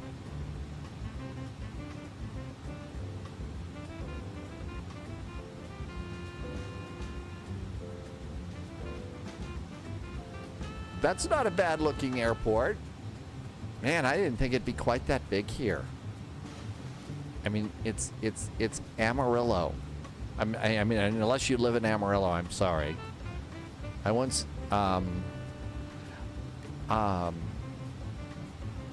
interviewed for a job up in this part of Texas, and this was one of those ones where, as badly as I needed a job, I'm glad I didn't get it.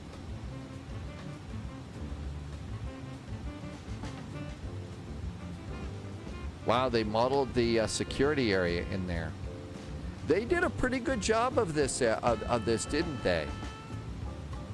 That's right. Yeah, low vis. The thing is how often are we going to fly here? And again, I'm trying to, just like I said, encourage a little bit of saving. Have a little bit in savings right now. We don't know what's going to happen, so. But I do like FS add-on compare. And it keeps getting better and better. They do have a Discord, and they're always talking about new things that they're adding to it. So it's a really nice resource when you decide.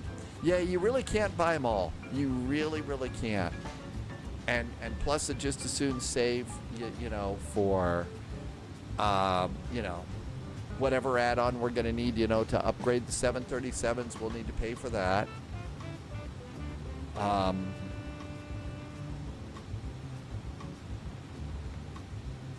And this looks good. Let's reset the heading bug up there. We do have a landing chart here. So we're expecting runway 2.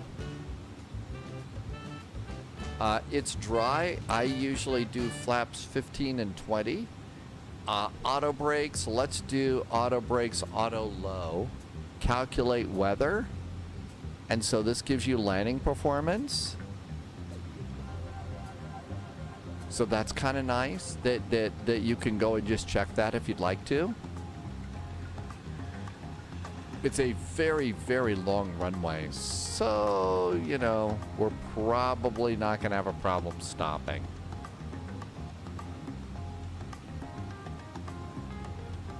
Man, we got to go all the way out to Hotel 4. This is a 12,000 foot runway. That's what they want us to roll out to? Okay. You could.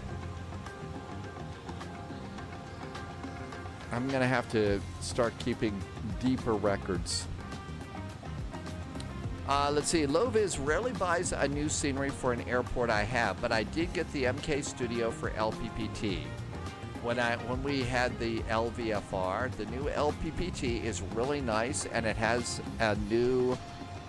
Ryanair has their own terminal there. They have their own terminal. So FS add-on compare, LPPT. There's the feel there, there's dream scenery, and low-vis says the well, anything from MK Studios is going to be good. You could get it from Contrail, from Any Builds, Orbix. You can also get it for Flight Sim 2024, so it's updated for that.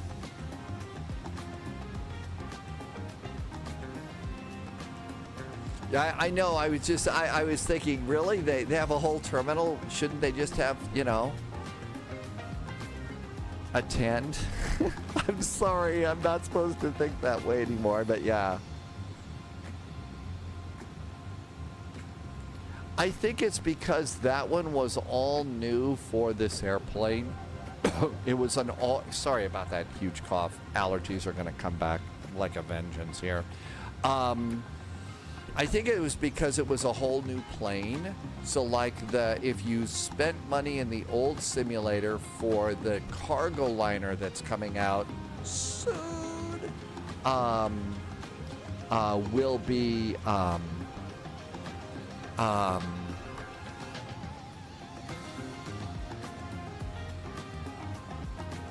That one will be free if you've already got it.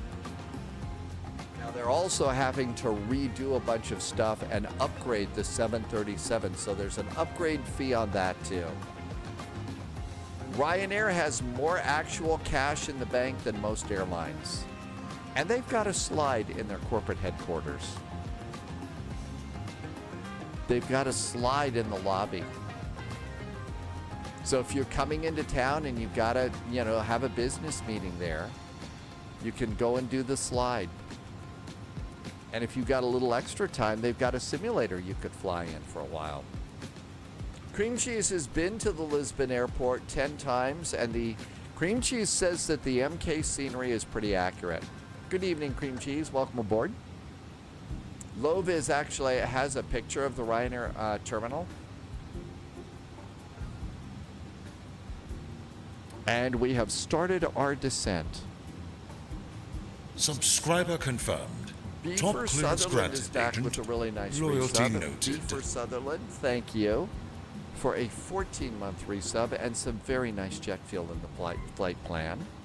Thank you for being here for 14 months and helping me to keep the lights on. And our descent is underway. Let's go and get constraints up.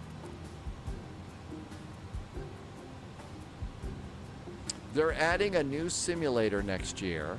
It's going to be for the MAX. That would be funny if they added an EasyJet one. Ooh. Well, Oh, wait a minute. It's EasyJet that does the trolling, right? It's EasyJet that has like trolling messages on the side of their airplane. Ryanair doesn't do that.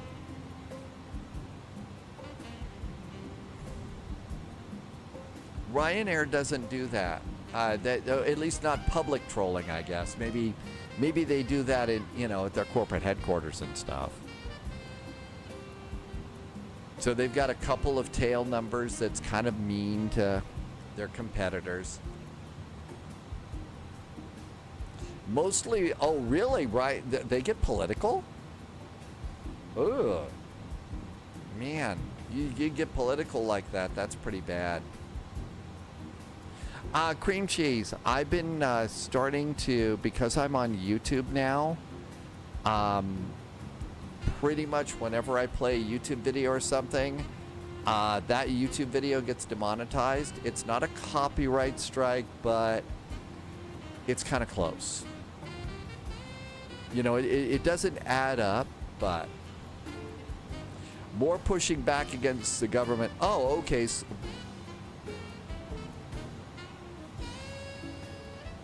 So it's not what we would call here in the U.S. right versus left politics or something like that.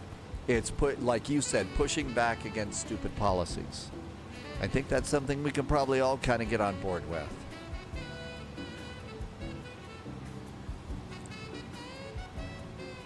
Okay, we do have ground 121.7. We do have an ATIS. ATIS is up, and it's information alpha. I'm describing it wrong. It isn't a strike. It's just against terms of service. Okay, so I am describing it wrong. It's against terms of service. And yeah, I mean, sure, for a lot of things in content creation and creating videos and live streams and stuff, terms of service is a little bit like, the pirate's code, right? Not everything gets enforced all the time. But right now, the way, things are stretched pretty thin here, and there's just no way that I want to risk getting in any kind of trouble. Yeah, I mean, with my luck, and believe me, some of my luck has been not great, but not terrible. I would be the one that they decide, you know what?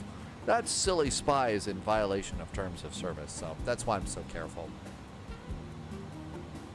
Okay, 21,000 feet. We don't have to put in arrival data. We do have to put in the MDA. So the MDA is 530 feet. 530 is the MDA. As usual, I'm going to do a flaps 15 and 20 landing. So GPWS, you have to turn that on. Otherwise, it's going to yell at you. As Polyot would say to a client, just because someone committed murder before and got away with it, do you want to take the risk? Yeah. Especially because Mr. Pierpoint could come get you. And worse, if someone that we do know decides to commit murder, even though they got away with it, you know what you'd have to deal with? You'd have to deal with a certain spy telling Mr. Holmes that, you know, there's been a body found out on the moors, and that is pretty offensive. So you don't want to do that. There's a lot of reasons. Here's Low-Viz's picture. So this is our Terminal 3. This is our Terminal 3 right over here. And this is going to be the Lisbon. This is the MK Studios scenery. Right there. So that looks really good. Okay. I looked around. I didn't see anything in my linker. I thought I had some sort of a Lisbon too. And then when I got there, I didn't see any scenery, so.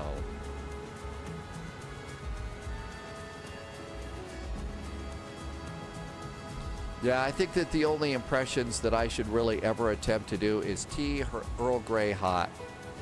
Or tea hot, tea, or I forget, whichever way. Anyway, we also have to put in the ILS, 109.1. 109.1. And 25025 is our inbound course. 025. There we go. Okay, so let's see here. Yeah, I didn't have a scenery. Lisbon. Nope, I didn't have one on the old community folder. And in the new community folder, I didn't have it either. So I thought I had one that like you did, Low-Viz, but Old Slow says just use random numbers and stuff. Reinforcements incoming. Hey, look who's here. Fighty More just agents arrived. joining the spy flight. Hey, Fighty. Welcome back in. We are coming into Lisbon. This is the plane to Lisbon from Casablanca. It's the airplane that everybody desperately wanted to be on. Top clearance granted, Agent. And Loyalty let's do noted. direct to. And we're going to go and do the same direct to that Low-Viz did. We're not going to do this. Let's just go right on over to PSEX here. Let's see. Who just? Fighty also did a nice resub. Fighty, thank you for a nice resub. Thank you for helping me to keep all the lights on here. Oh my gosh. Thank you for helping me to keep the live stream going here. Good evening to you. Thank you for coming in. Dad Game Time wants to know about the difference between Volanta or smart cars. And S-Mag says, boy, wouldn't it be great if they update the Rome. I actually thought the Rome was pretty good, but we usually arrive in there at night, so. Oh, they did a V2, and that was going to be something new. And Fighty says they're going to do an update to Rome after Dusseldorf. Is that one that they're working on?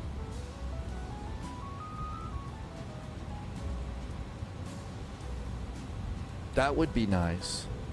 We did a little VATSIMing around Dusseldorf last week. And Fighty says that Dusseldorf should drop in the next few weeks. None of the 2020 liveries for the DHC-4 work. Lucidity, you're still in the beta. You definitely need to do that. Okay, we need speed brakes still. We're trying to slow it down. There is a riot going in. Low-Viz flew the 777-200 from Kennedy to LIR for Chow Roma on Tuesday. Really? Yep, I see we now have tower 118.105. 118.105. Ground is 121. So 6908 Lisbon Tower, hello, wind 330 degrees, 13 knots, runway 02, clear to land. Copy the wind, clear to land. Thanks, Nuno. Follow 69.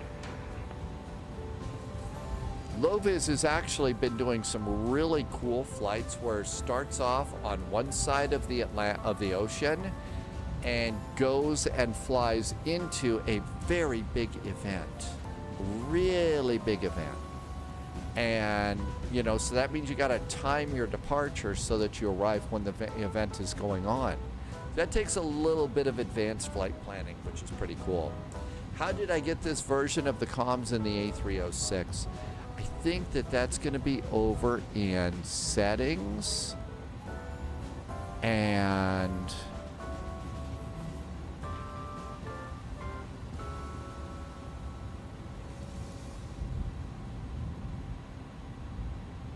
I think it's this thing here, but I'm not sure. I think it's that, but I'm not sure. I think you'll find it in Settings Dynasty. Loviz did the A359 from Boston to München for the event yesterday. SMAG, Sam G would like it if they did Madrid or Paris. Yeah, we do need a better Charles de Gaulle, one that at least, please, might have the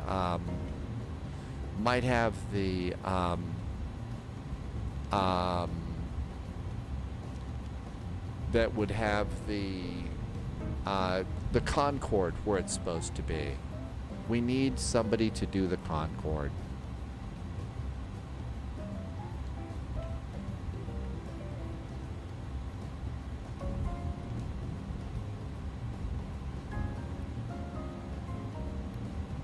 Now, since all we have is tower, what we really should do is just do a little of our own ATC here. A little of our own ATC and make sure that I'm not going to cut anybody off. Okay, that airplane is going... Oh, they're going a long way. Nope, I'm not going to cut off anybody. Always good to just check. All right, that all looks good. Now, as we get a little closer to the ground, I'm going to start taking control of my own speed. I'm going to start adding my own speed here just a bit.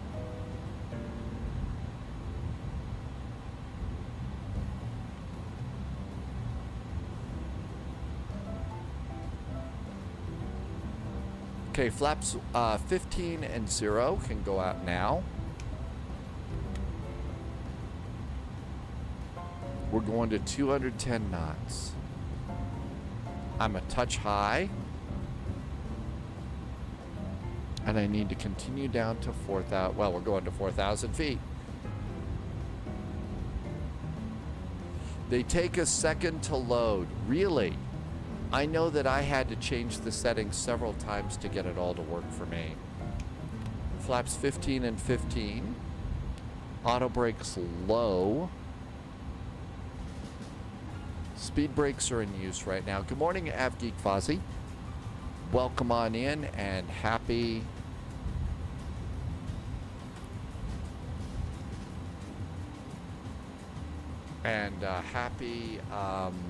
Thursday.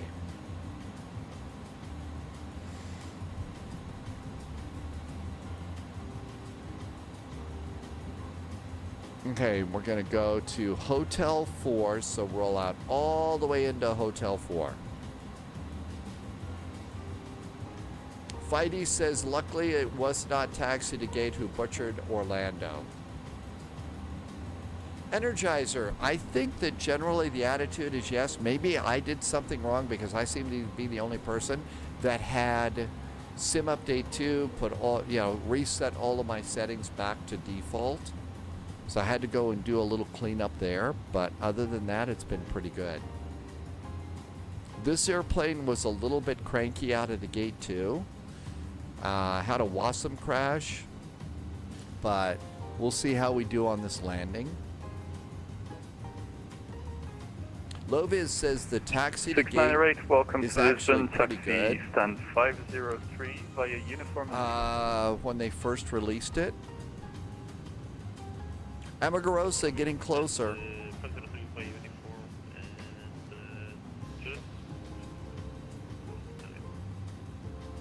and Uniform and Zima stand 503.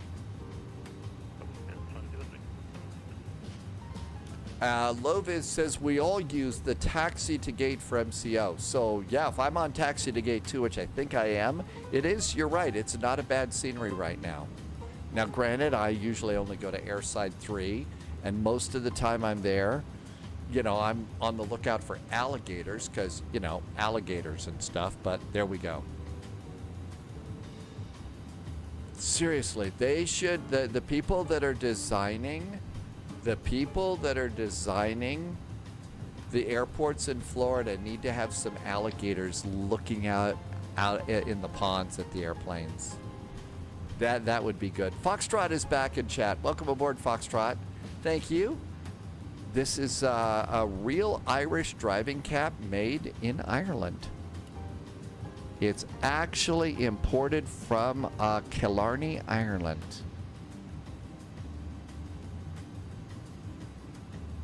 And now 180.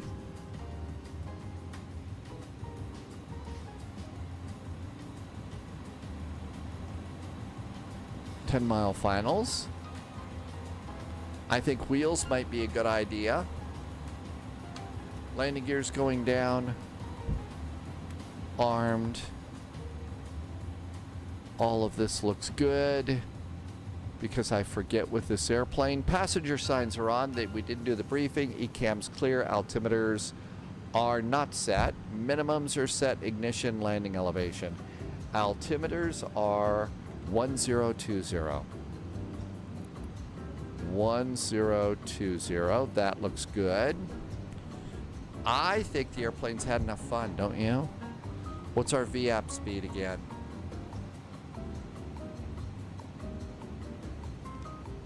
147, let's call it 150. AP's off, Captain's got the airplane. We're a little high right now. Probably a little fast. There's that bridge in Lisbon.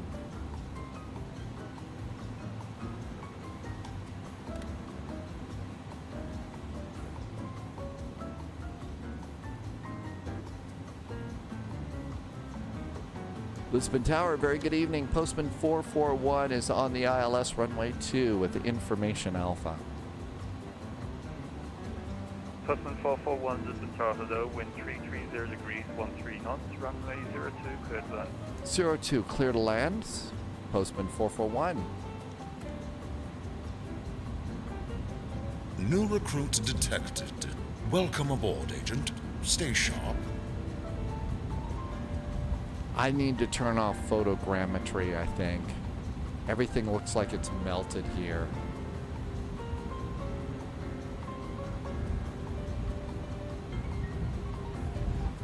TH Foxtrot, thank you for tying. Real life just happens. Foxtrot, don't worry about that. The thing is, Sam, if you've got Flight Sim 2020 working for you and you're happy with it, why fix what's not broken? If it's not broken, don't fix it. If you're having a great experience with Flight Sim 2020, it's not like the 2024 police are going to come breaking down your door. Good evening, pilot. Welcome aboard. Rearm the speed brakes.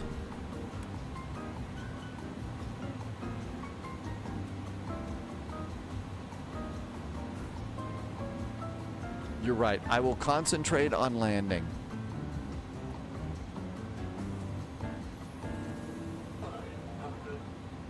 $500. 400. Love the mechanical voice in this plane.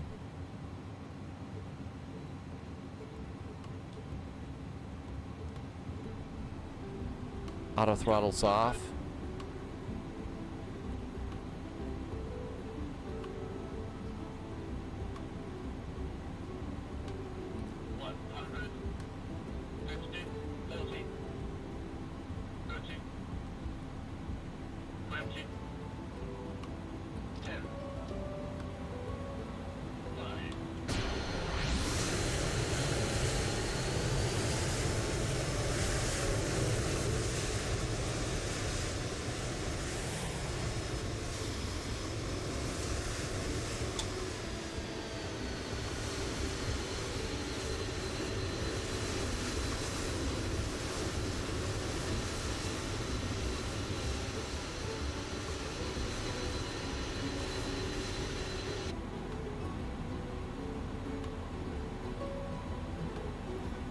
I think I spent a little too much time outside the cockpit. I think that was our taxi. We were supposed to exit there, weren't we?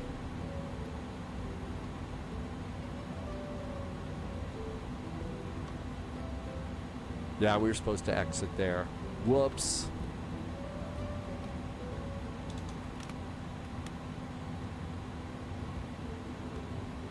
And 441, welcome to Lisbon, Pakistan 802 via uniform Alpha Whiskey Bravo.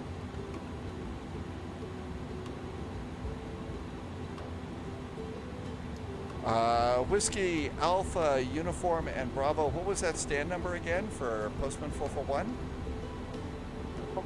Uniform Alpha Whiskey Bravo 802. Okay, going to stand 802 via Uniform Alpha Whiskey and Bravo for Postman 441.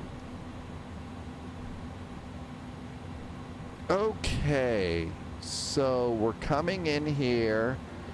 Uniform Alpha Whiskey and Bravo. So let's see, we're over here. Come on, airplane, you can go. So let's see, there is uniform. And then we have to find Alpha. There's Alpha right there. And we're going to go to stand 802. 802. Uniform Alpha. 802.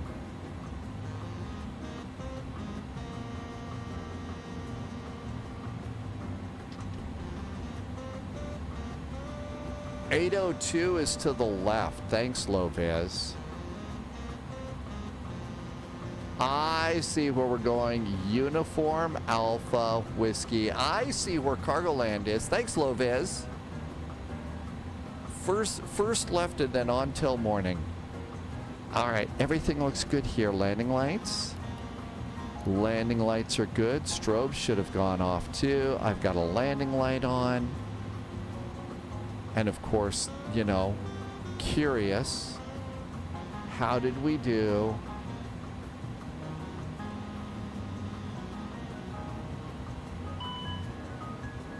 Minus 117. Minus 117. How about that? Minus 117. I think that means I get to be insufferable about that, right? I get to do all sorts of, you know, unsportsmanlike celebration. I thought I did my speed brakes. They were down. Did I mention that the landing rate for the first flight of the week was minus 117? Did I mention that the... All right, I should... Loviz says it was sim update 2. It was the sim update 2 helped out with the smooth landing. I do have hot brakes though. Yes, please. Yes, please. Roger, what's your estimated lock time?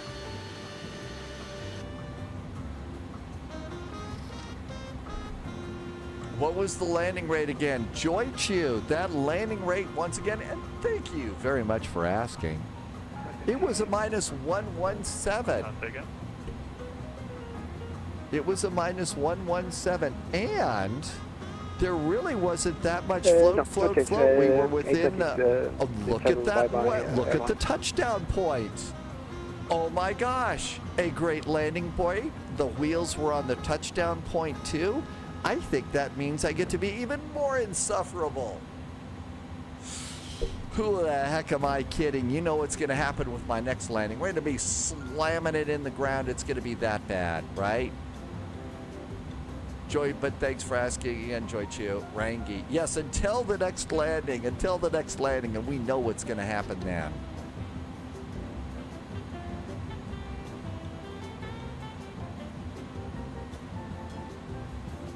Okay, there's whiskey. 802 is the second cargo. Now fly the A310 or the A319. I'm living dangerously, Vinyl Rabbit. We're taking this CRJ. Who needs an auto throttle, right? No chickening out here.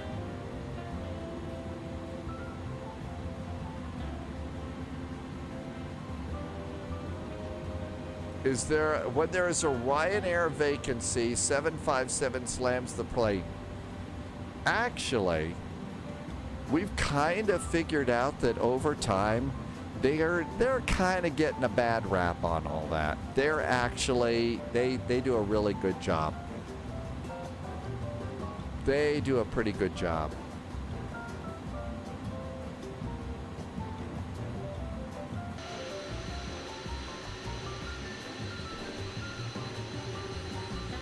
Do I have the Dominic designs? I don't. I've got just default for that.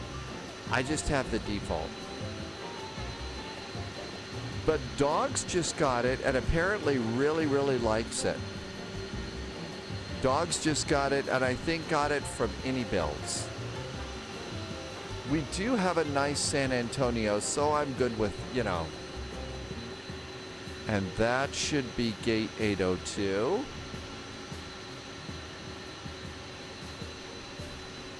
I did have to go and unload all the Flight Sim Dream Team stuff again because the GSX engine was being a brat again.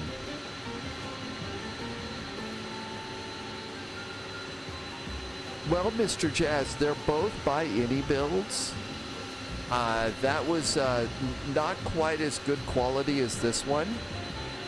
It was made as a default for Flight Simulator. Ansgarad, did I say that close to right? Welcome aboard. And that's good. Parking brakes can go on. Because we are a cargo liner, we do not want to turn on the APU. So we're just going to sit here, wait for the ground crew to go in and put chocks in front of the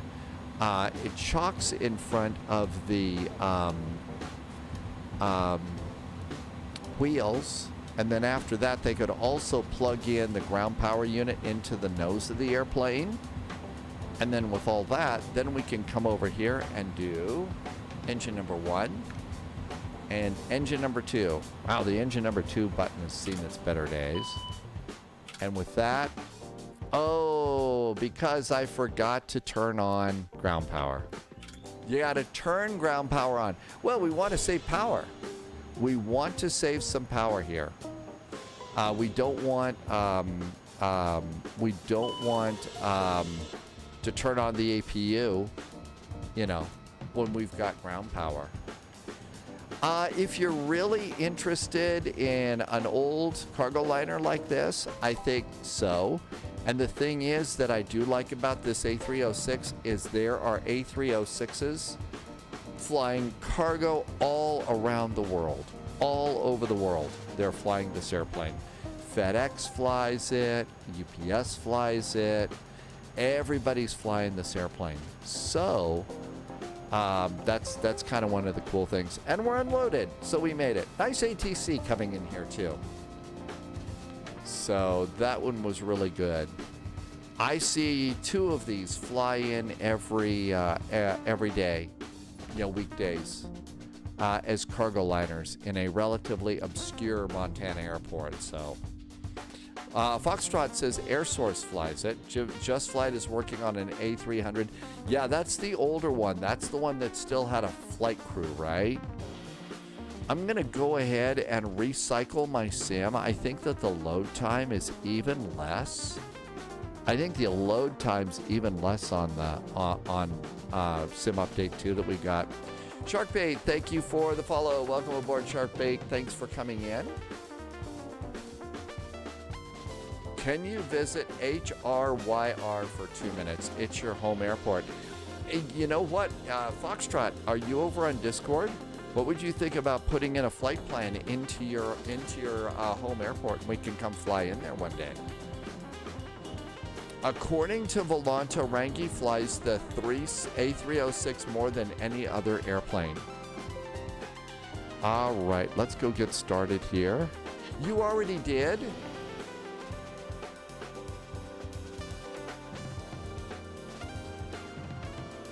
Loviz is going to put something in the schedule. Polya, thank you for doing that. And thank you for suggesting it. It's always fun to go to somebody's home airport. Shall we go and take the... shall we go get the CRJ? We are going from Amarillo down to San Antonio. And just wait till the sim loads here. And then we can come over here. Again, if you're new to VATSIM and stuff like that, this is a great flight because there's not a lot of ATC.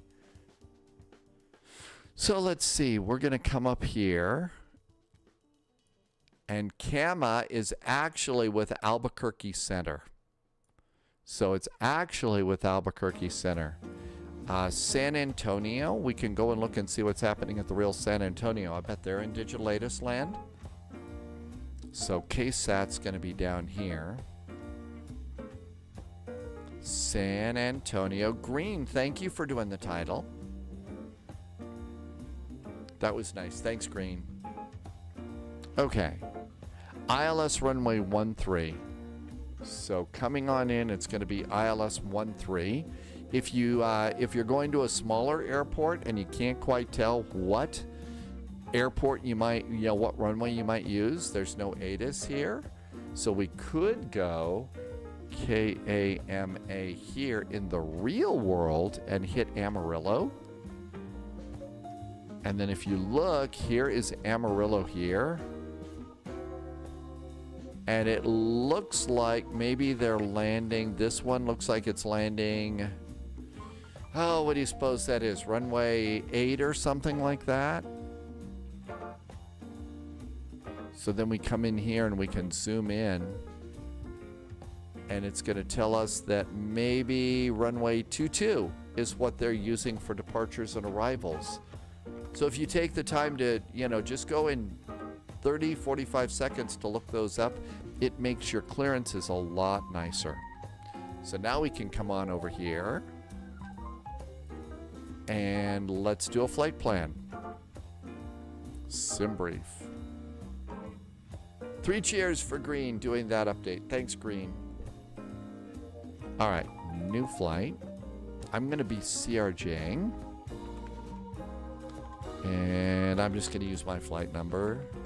We are KAMA. We're going to KSAT. Subscriber confirmed. Somebody just did a really nice resub. Let me select my airplane before I forget it. We want a CRJ. I'm going to do the 550. Hey, it's My Tech Review, who's been here for 16 months. My Tech Review, thanks for a nice resub. Thank you for a tier 1 for 16 months and helping me to keep all these lights on. Thank you so much. I could not do this without you. And if you take a look over here, departure and arrival, it's runway 22, runway 13 right. That's sometimes SimBrief gets them right, but if you check, it makes your clearance go a lot smoother. Fuel planning, there's a little bit of VATSIM ATC, not much. I'm going to do 15 minutes. And let's generate the flight. I think that it was, there might be other people that use it's a 550, which is basically, it's a 700, but the internal configuration is different. mostly to carry fewer people to keep it in line with pilot contracts. That's right. It looks like we're going to have ATC briefly, but then after that. Okay, so here we are here. And I think the terminal is down here. Let's get ourselves a CRJ and see how it works. I did load it up. So I did load it, but I didn't turn it on. Oh, there's also some tax benefits to using the CRJ 550. Not necessarily for the pilots, though. With that, without an auto throttle and stuff like that, I have to say the CRJ is still rather taxing.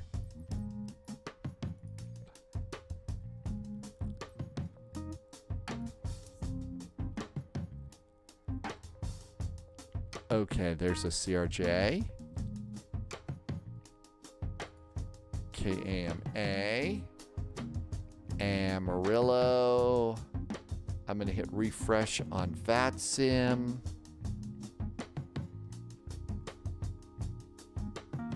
And here I believe is the terminal. Well, there was this groovy little triangle there. Now up here's the gates. There's the terminal over there. Okay. I see one airplane is already there.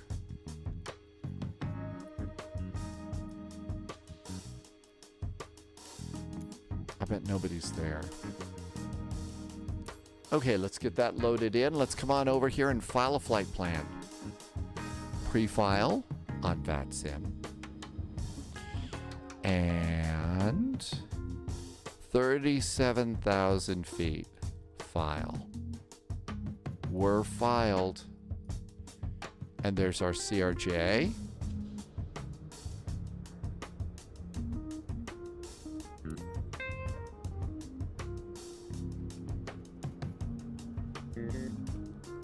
I believe Rick Husband is a was one of the astronauts killed. I'm trying to if it was Challenger. I forget which one, but I think that's who it was. Just like there's Ellison Onizuka Airport out at Kona, Hawaii. I think might have even been the mission commander on that one, on that flight, but that was a long time ago, and I have gray hair, and that means my memory has become fuzzy. Super fuzzy. Getting on VATSIM.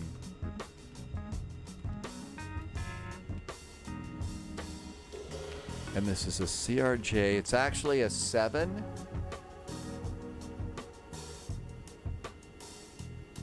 And this should put us on VATSIM, and I think there's one other plane here right now.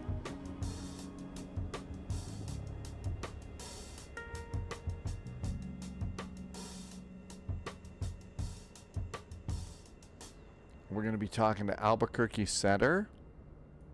Well, I thought I saw another airplane here. I thought I saw another airplane, but I don't see him now. Maybe we scared them all away. They heard there were going to be spies here. Now, one of the things that's a good idea to do is go over and start Volanta. Otherwise, the angry Volanta voice will get you. Okay, got that done. And there is our route. Cutting right through the middle of Texas. All right, that looks good. Foxtrot is already taxiing. The angry Volanta voice is never far away. All right, I also generally, so you know, I'll go and I'll save a PDF copy of the flight plan. This is one of the airplanes where the PDF copy of the flight plan within the electronic flight bag is really a little dodgy. So I tend to like to use the PDF on this one. So you got to click the center of the EFB, and the Aerosoft guy is jumping. And the first thing I usually do is go to Aircraft, I put chocks in place, request a ground power cart, and do the door and cargo. If there is a, I think that's the old one. Let me put the new one in.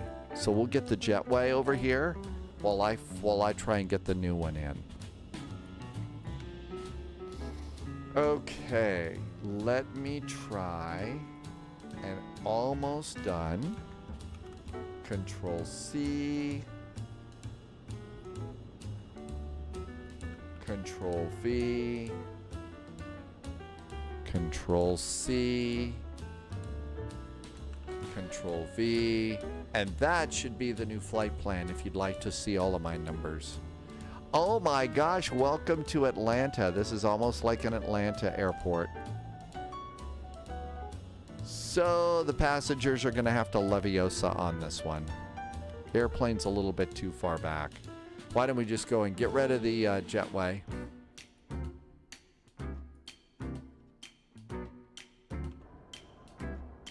Yeah, we'll just have the passengers walk up the stairs. Now then, flight plan and import. That looks good. Performance. Set payload in simulator. Cool, got that done. I think it's time to turn the plane on. So battery. And I'm going to just go and turn the music off for a second because the startup sounds on this airplane are pretty good. Battery goes on. This is one of the airplanes that I've got the Boris Flight Sounds add-on for. Ground power goes on. Navigation lights go on. The hydraulic 3A switch goes on. That's the second one from the left. We need to do no smoking because we're refueling. Emergency exits are armed. Windshield heaters going on. And recirculating fans go on. I'm going to turn up the backlighting up there. It's okay. It's okay. You can kind of tell I'm a little lukewarm here. First of all, the only way to get there other than airplane is to drive in here with very, very long, lonely roads. Very long and lonely roads. And I gotta tell you, I also interviewed for a job in management in my former career here. Job in management, and I'm very, very glad. There's a little bit of oil. But right across from where I would have worked is one of the biggest feedlots, which is a place where cows who are about ready to become steaks go to get on trains to go to, the transformation center. There was a huge feedlot right across from where I would be working. And I'm quite happy that that did not work out because it was pretty, the smell was rather right. Probably would have driven me to be a vegetarian at that point. KSAT. Apparently they also had cows that would escape. They would have cows that could escape. Okay, here's Amarillo. And let's see, they do have an obstacle overview. So there's the Panhandle Vortex, so I don't know.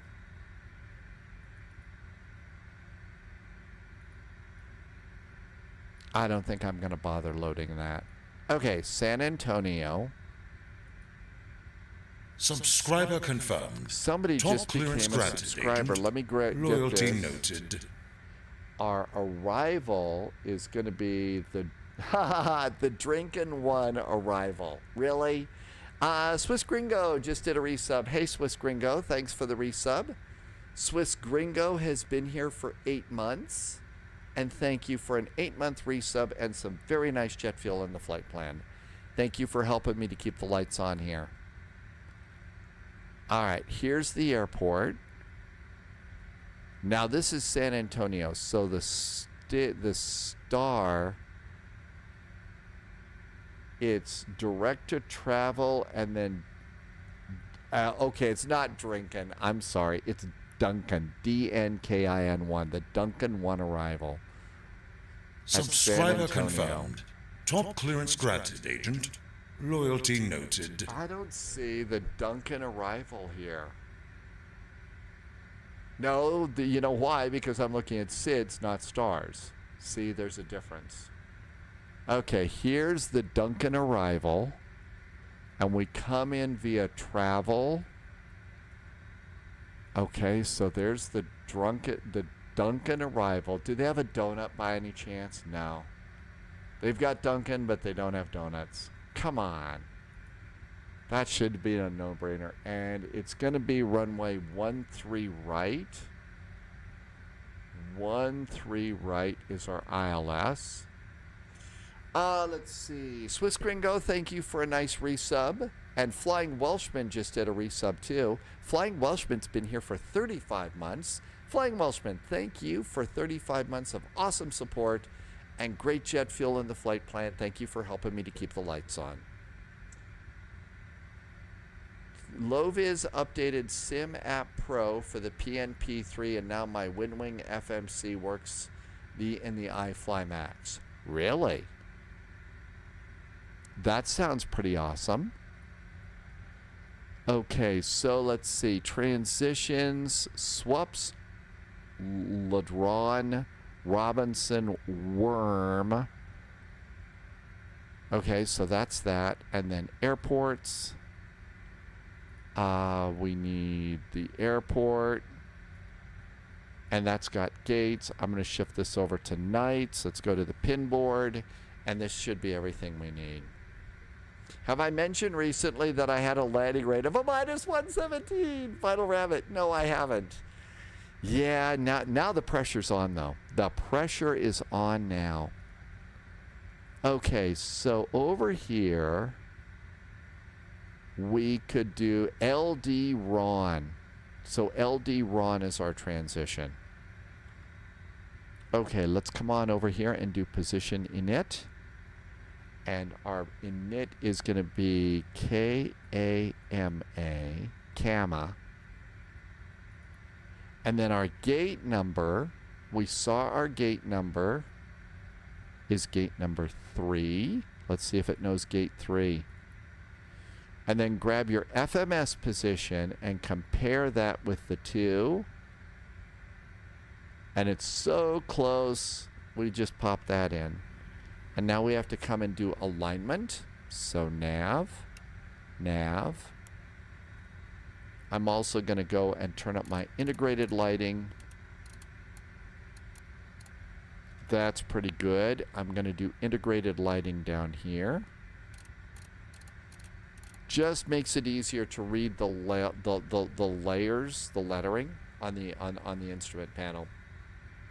Actually, yeah, you know, Vinyl Rabbit, Lovis is right. For me, this is actually one of my lucky airplanes. This is a lucky airplane. Albuquerque Center's 132.8. I say we say hi to Albuquerque Center. Radio 132.800. D3, join Foxtrot and hold position, and then just let me know your intentions.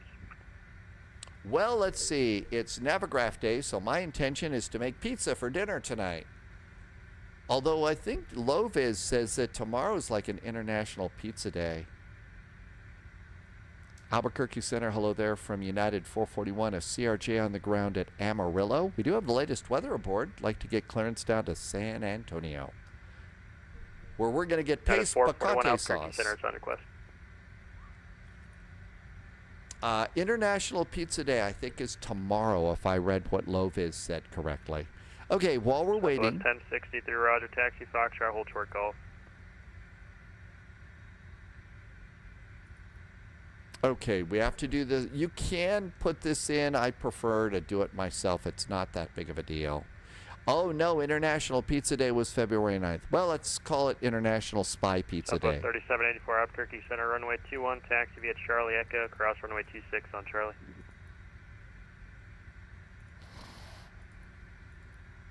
San Antonio. United 441, clearance available, advise ready to copy. United 441, ready to copy clearance. United 441, clear to the San Antonio airport via radar vectors Turville as filed. Maintain 1-2000, expect flight level 370, 5 minutes after departure. Departure frequency with me, squawk 5616. United 441, we are clear to San Antonio via radar vectors to travel, and then as filed. 12,000 feet our initial climb clearance, expecting flight level 350, 10 after departure. Departures with you are squawk 5616. United 441, read back correct, expect 22 Amarillo, altimeter 2984, call for taxi. 2984 on the altimeter, expecting runway 22. We'll give you a call for taxi, United 441. Woohoo! And another great readback. Boy, if landing rates were all, if we could be scored on our readbacks, that'd be great. Only in the USA, it's National Pizza Day. So it's not International Pizza Day, it's National Pizza Day. Okay. Well, you know what? The beauty of live streaming and flight sim is everybody gets to share everybody's holidays, right? So, when it's National Greek Gyros Day or National Greek Uzu Day, we get to enjoy that. When it's National Fish and Chips Day in the UK, we get to enjoy that. When it's National Bavarian Beer Day in München, we get to enjoy that. And if it's only National Pizza Day in the US, it means everybody gets to have fun if you're in the spy flight. KSAT is our arrival. KIAH is our alternate. Our flight number is, as usual, and our first waypoint is TRVLL. TRVLL. Put that in the 2, and guess what? We don't have any more waypoints. So execute that, and we're good.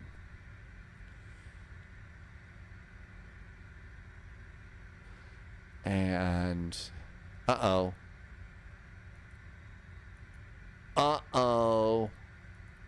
Look at what we've got, folks. Another WASM error. The UK celebrates Pizza Day on February 9th, so we can do it twice a year. See, it works good that way. Although Loviz says it's probably being canceled by those in power. Yeah, it's too much fun. I have to reload. We've got another WASM error. Just like we had it on our first flight, and the only way to get that is to go to the main menu, go out, and then go back in. I wonder if I'm going to have a WASM error in the 777, because I've had WASM error, in the other one. KAMA, Amarillo. It crashes, so Lucidity says it crashes.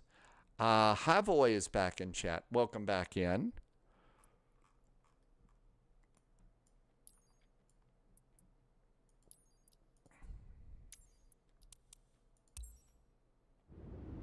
I know, here we go, wassoming again.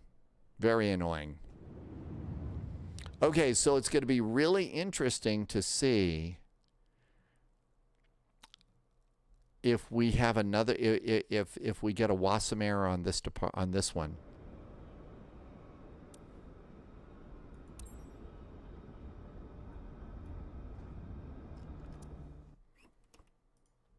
Okay, let's get back on VATSIM.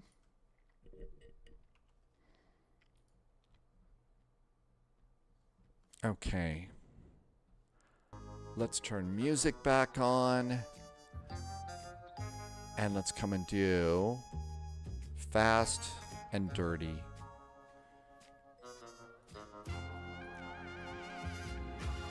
Okay, all of those are open.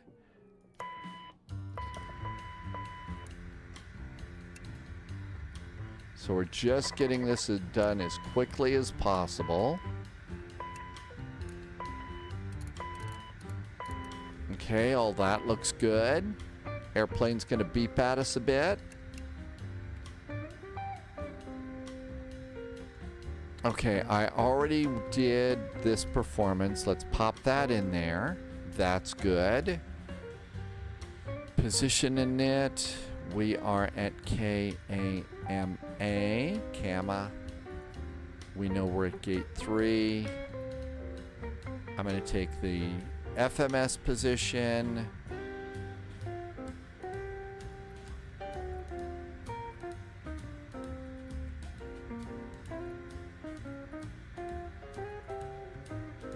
Okay, that's not a... Oh, it's not a WASM error.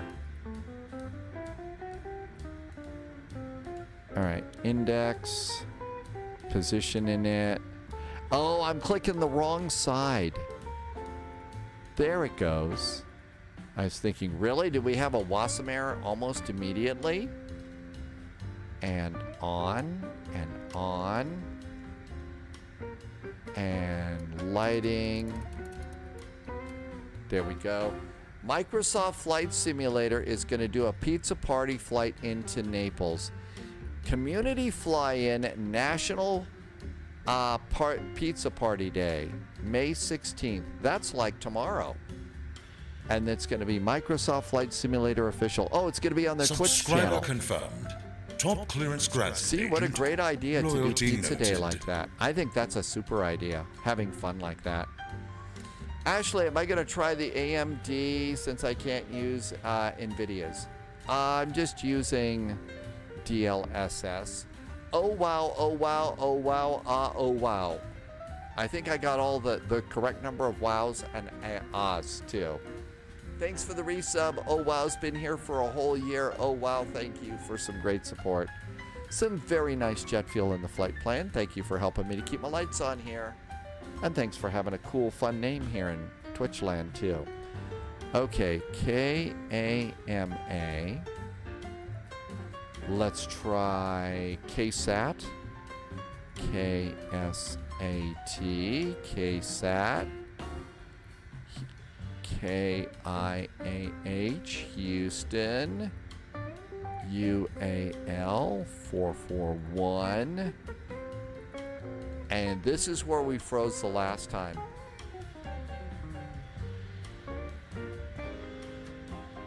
Yep, everything looks good there. Everything's good there. All right, let's see if this freezes it like we did last time. So TRVLL, TRVLL, travel, execute. Okay, it worked that time. How about that? It worked that time. All right, departure and arrival. Runway 22, it's radar vectors. Arrival, right now we are expecting 13 right. We are expecting the Drinken arrival via Eldron and execute. All right, that looks good. Let's open up the back flap of the airplane. Okay, and the APU door is open. We can start up the APU. Ah, it's the whiskey arrival. Okay. Actually, I think we decided it's Duncan. Okay, copy performance information into... Oh, we got to get to that page. So all that looks good. Back to flight plan. Page 2 looks good. Let's do the performance in it. We are going to flight level 370. 370. If we have to go to our alternate, it's going to be 25,000 feet. Oh, you can't do flight levels. Flight 3700. And then 25,000 feet if we have to go to Houston. Ashley says always ask the controller. They will notify you if you reconnect. I don't use VATSIM. Does your clearance cover you? Yes. Now, there's probably a time limit in there, I think. You know, like, you know, if you don't reconnect within an hour or so, your flight plan disappears or something. Copy performance data into the FMS. Set our bugs for takeoff. And there's all of our data there, and that looks good. Execute that. Page 3 is winds from the flight plan. 245 at 96. 245 degrees at 96. Our ISA deviation is plus 8 degrees, so we're not too deviant. Execute that. Nothing to do on VNAV setup. All of those are going to be right, so performance. And if we click the new button here for the airplane down here, we see that we're going to have a flex temperature of 48 degrees. I'm going to go to the MFD menu, get a little VNAV data on the map, and then progress. Okay, looks good. We did get a squawk code. It's 5616. 5616 is our squawk. Albuquerque Center is 132.8.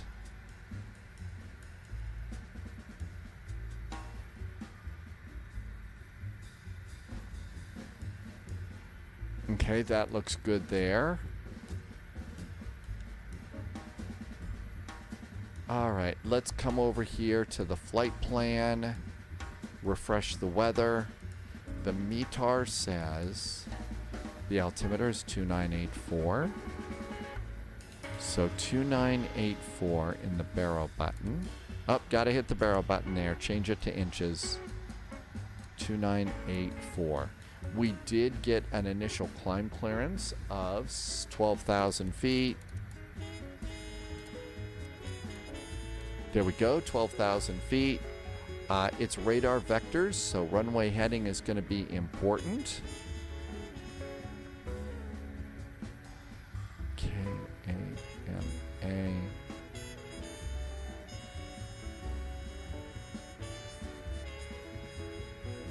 KSAT.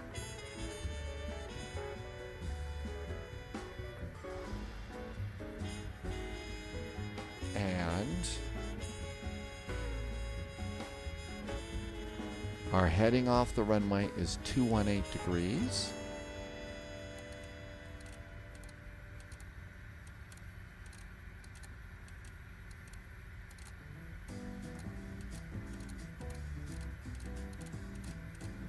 Nine 218, almost there. It's a really ridiculously small number. There we go. 218 is our heading off departure, and we're aligning.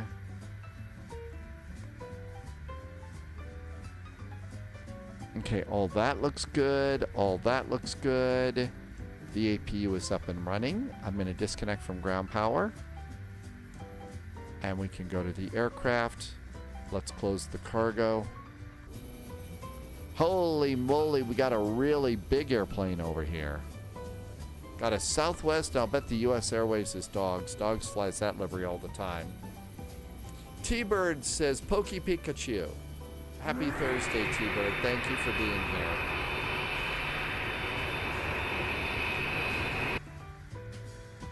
Okay, they said call for taxi, so we just have to avoid bumping into the other airplanes and everything should be good. Everything's good there. Did we get everything set? That's good. We have that set. I think it's almost done aligning. Yep, there it is. Let's go ahead and check. Ground power is disconnected. APU is running the plane. Disconnect ground power.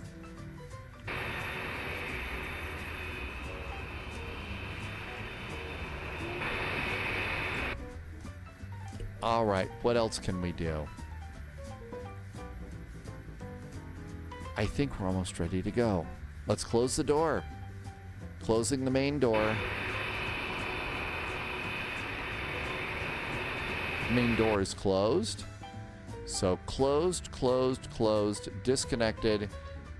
Make sure your parking brakes are on, and then you can disconnect your wheel chocks, then get off that page, because if you look on the right side, you see where it says aircraft status? Status. Anyway, if you could click this cold and dark button while in flight, and your airplane will be cold and dark while you're flying. Surprise!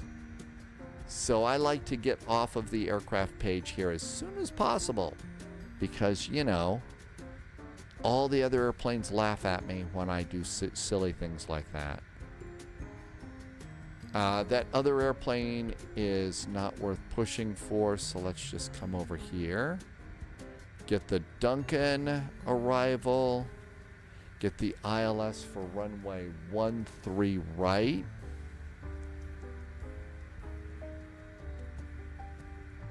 And let's get the ground stuff. 13 right is the long one. We exit at Lima, and there's the terminal. Okay, it looks good. Go to the pin board, and that looks great too. Passengers are aboard. I'm going to do seatbelts on. Everything looks good there. We ought to see how bad the San Antonio is 809 feet. So the cabin pressurization, I've described this before, it's really ridiculous. So there's the cabin pressurization. You use the mouse wheel, and every click on my mouse wheel is 20. So 246810 is 20. 246810, that's going to be, you know, 40. 2468.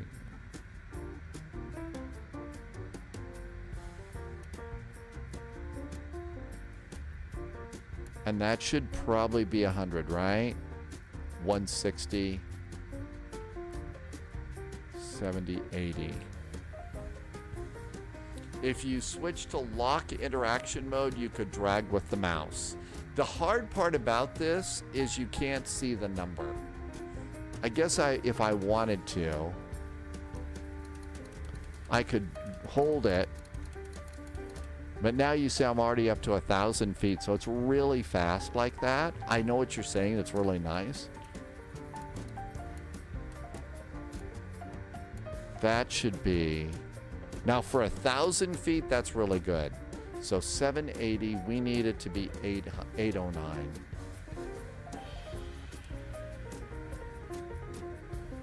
That's 800. That's as close as we're going to get. Landing elevation's good.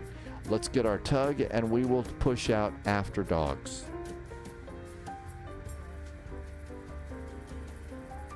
Here comes the tug. There goes dogs in an A320, or maybe an A321.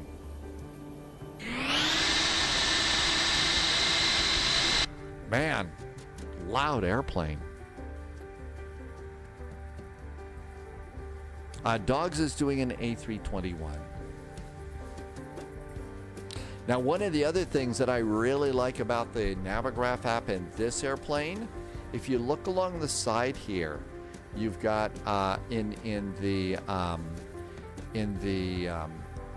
basically the big map, you've got two things, two magnifying glasses, A and B.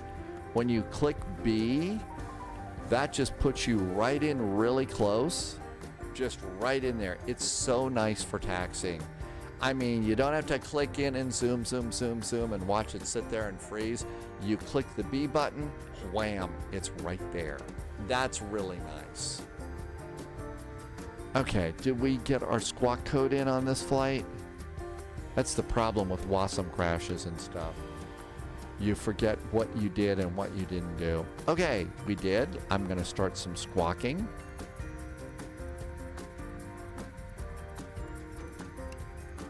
So we're now squawking mode Charlie.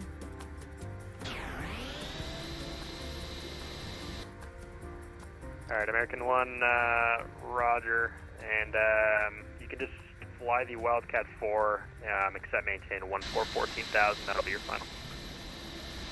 The Wildcat 4.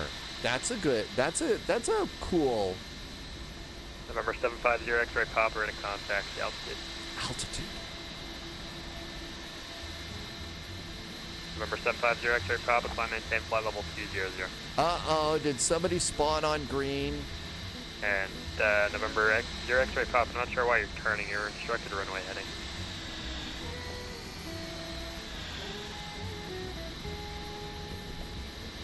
We should start flying with the call sign, November 3 7 X-ray Sierra, the wind flow altimeter 2999. well, nobody would get it. X-ray Delta 1, that's from 2001.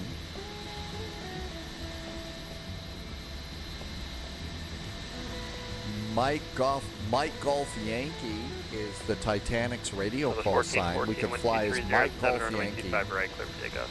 MGY.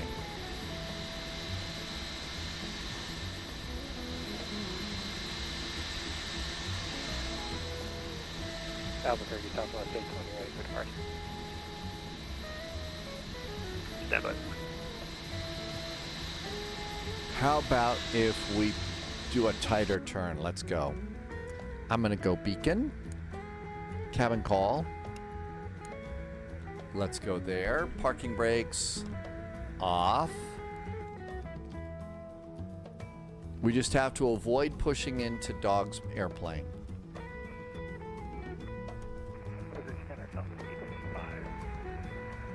Fuel pumps going on. Starting engine number 855 Albuquerque Center, roger. 1, or the left engine. Gotta hold the button in.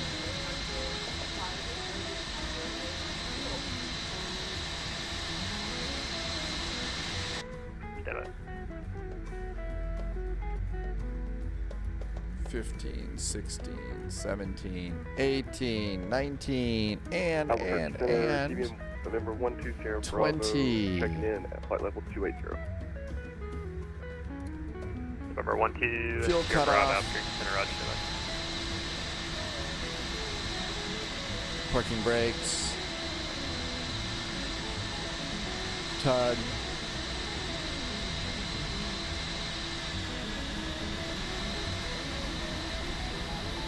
Blue Rat. Yeah, we're back at we're doing a little Subscriber confirmed. CRJing. Top clearance granted, Agent. Flash Duck, welcome aboard. Royalty Flash noted. Duck, thank you for a nice resub. Welcome on in. Always coming in with a wisecrack or two. Clear for takeoff. Thanks, Flash Duck. Thanks for helping me to keep all the lights on here. 70 X-ray Papa. You can turn right direct Zuni. Good. Flight X-ray Papa. engine number 2. 340. 340,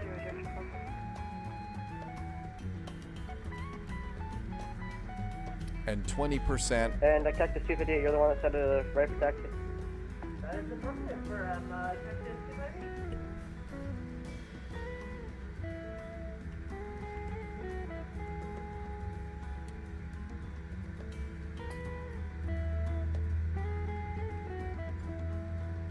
Cactus 258, runway 2 22 good taxi, engine starts. Wigbill is going to be at the football field when you get here, so you'll look a little bit south and west of the airport. Okay, so when we're coming in, south and west of San Antonio is where Wigbill's out at a football field. We're going to look for that coming Ready in. for descent, 120 Bravo. 120 Bravo, roger. At pilot's discretion to maintain, at pilot's discretion descend and maintain 1010,000. Down to 1010,000. Okay, looking good. South 855, Albuquerque Center, ready contact. Actually, it looks like runway. Looks like we're landing south. 13 right is the one we're doing, Wigbill. So I guess it's the same as 13 left. So yeah, 13's. Done with the APU. I forgot my extra. Alpha 1414, Albuquerque Center, you're ready to contact by MT and flight correction 1313,000.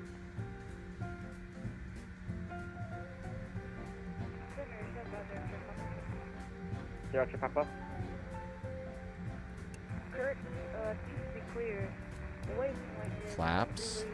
uniform in November, correct? A Premier Trick Drag And rudder, What code, Rick? ailerons, Zero to Papa. elevators, not necessarily in that order. And to get your stabilizer trim, you need to come over here, go to performance, go to the main page, and your stabilizer trim's right there, 7.2. And you can see we're 7.5. There we go. Stabilizer trim is set. And I got to that page down here. So I clicked flight controls, and then I'll put status back over there. So there's our status, and all that's good. Let's come on down here, and we're gonna do, and these are important to go slow. Yaw damper, 2 clicks. Wait a second, stabilizer trim, 2 clicks, and then mock trim. Because you can click those really fast in this airplane, and that's gonna be a problem. All right. Albuquerque Center, hello there from United 441. CRJ on the ground here at Amarillo. Latest weather's aboard, requesting taxi.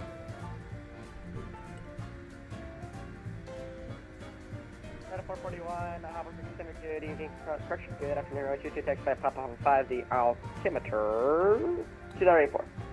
2984, Papa to runway 22 for United 441. Okay, so charts. Zoom it in.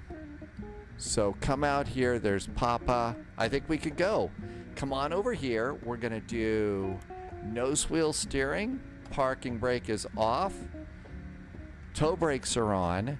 Nose light is on. Everything else is clear up there. Oh, we got it. We forgot to do it. Packs and air conditioning. Our passengers would not be happy. Wig Bill is going to be the tall guy in the OU hat. 441 Pacific, Dingo, cross Dingo, 12,000 at Dingo, clear. I tell you what there, Wig Bill, if you're wearing your OU Dingo, hat. Dingo, 12,000, the Tucson altimeter 2906, unable to say approach request. Since you're wearing your OU hat, I'll just let you know that we're going to be getting there sooner or later.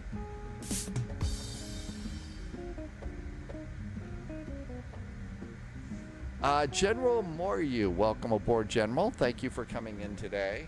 And Warcode is ATC. Hi, Warcode. Welcome aboard. Thank you for coming on in. Thank you for some great jet fuel in the flight plan. And not great jet fuel. Thank you for great ATC. Sorry. That was a layup with a little bit of an end zone dance. Although I think there's another OU Sooner in chat today that's rolling their eyes because they've heard them all. They've heard them all. And there is our little CRJ. So, except, I wonder if Flight Simulator, after the update, all the airplanes are just going to have a WASM crash for the first flight. Our next flight is in the 777, so we'll see how that works.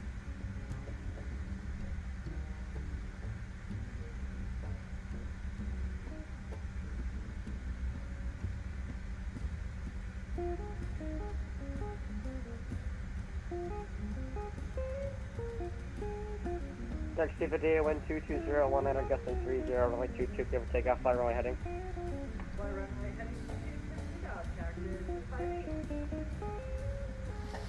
Okay, we've already set our runway heading, so that's good. This is really kind of interesting as I go to this wing view as we look out over the wing. That really reminds me of the way that the wing kind of vibrates a little bit when the CRJ is taxiing. I've been on a few of these. That just looks so familiar to me. Altimeter 2999. It's going to have to be a little separation. That airplane is going to San Antonio with us. So we're just kind of going slow down here.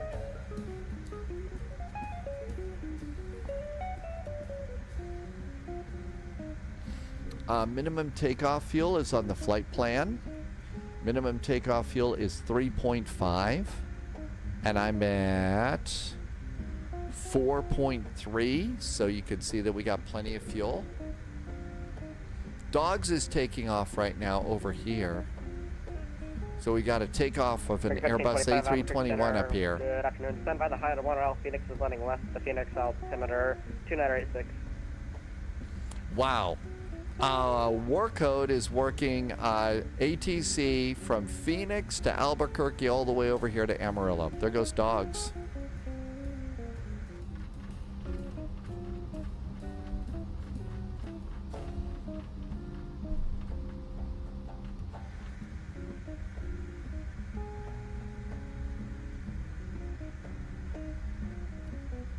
Okay, we got traffic on. Everything looks good.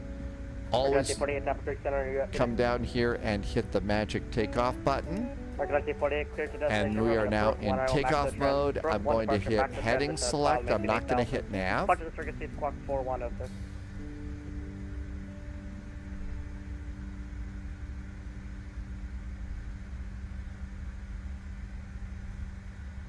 American 1948, Rebecca's correct, cover taxi, expect 25, right?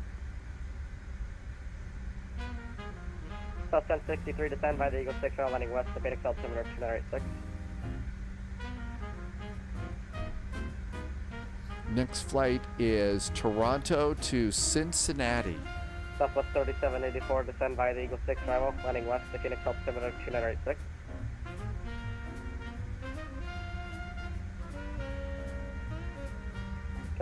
Structure Cactus 250, ready contact, verify altitude.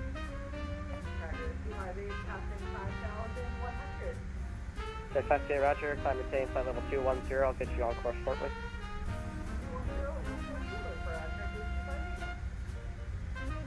Okay, we're all ready to go here. At a 441, wind 220 at 19er, gusting 30, runway 3, correction, runway 22, clear for takeoff, flight runway heading. Runway 22, clear for takeoff. After takeoff, we're runway heading United 441. Jump to 258, turn left, dark turtle. Looks like we're good to go.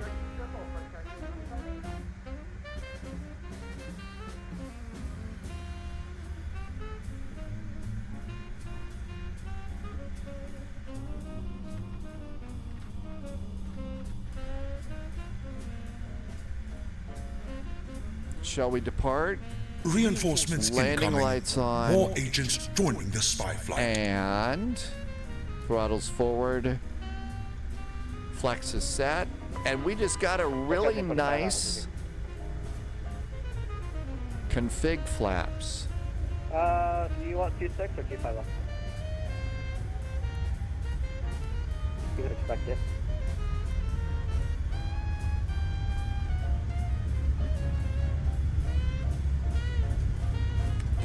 I think that was wrong. Hey, welcome in, Raiders. Thank you for a big snow raid. 14, just to maintain 12,000 across Dingo.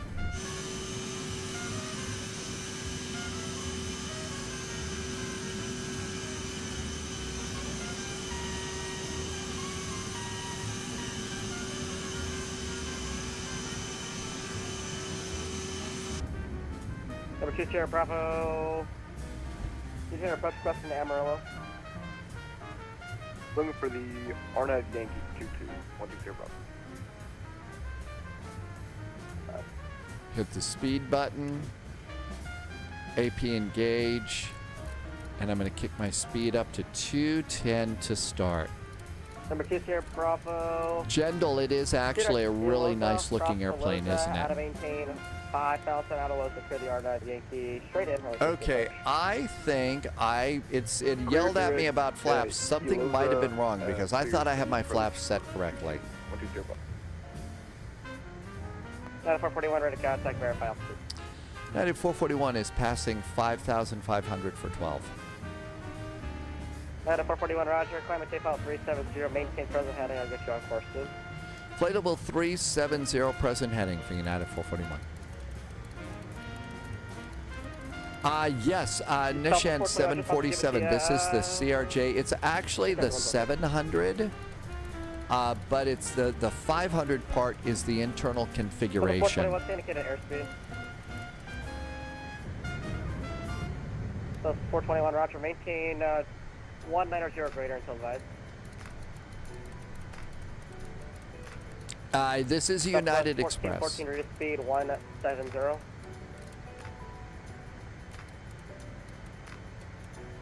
Southwest 421 clear to visual approach runway 12. And flaps can go up now. Flaps are going up. speed up to 250. Southwest 1414 traffic, 12 o'clock, 7 miles, a company 737.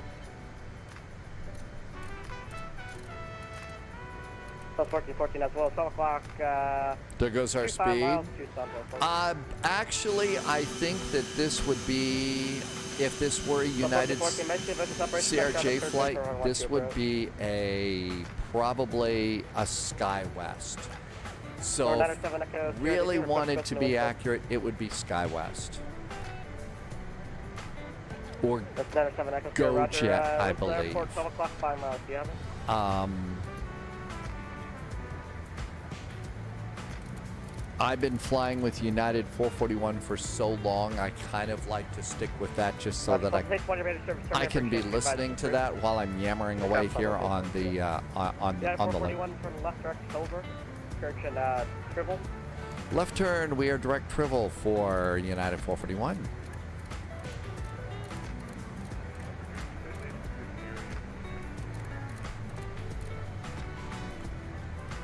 Number 60 Uniform Sierra, ready to service terminal for exchange advisory approved. Character 250, ready to service terminal for exchange advisory approved.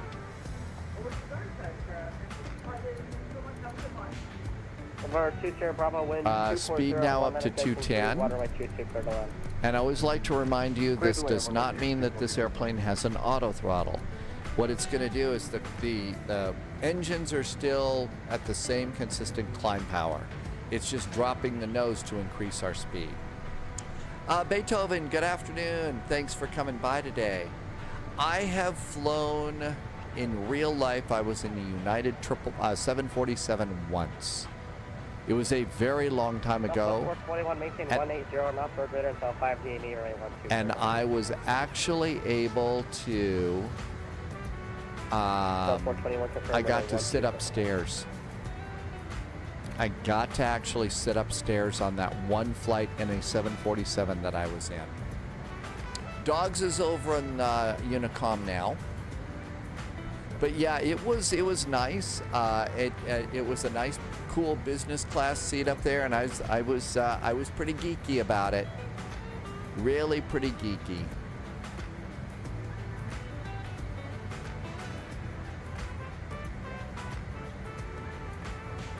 You flew in Air India once, Bombay, really? You were in economy, but they kicked you upstairs because the United version was I think that was a business class seat. And I did get bumped to business class on that flight. Oh, you got to see the cockpit too. Really? That's what makes it all worth it, is if you get to go up and see the cockpit. 170 knots until 5 DME. The wind 170.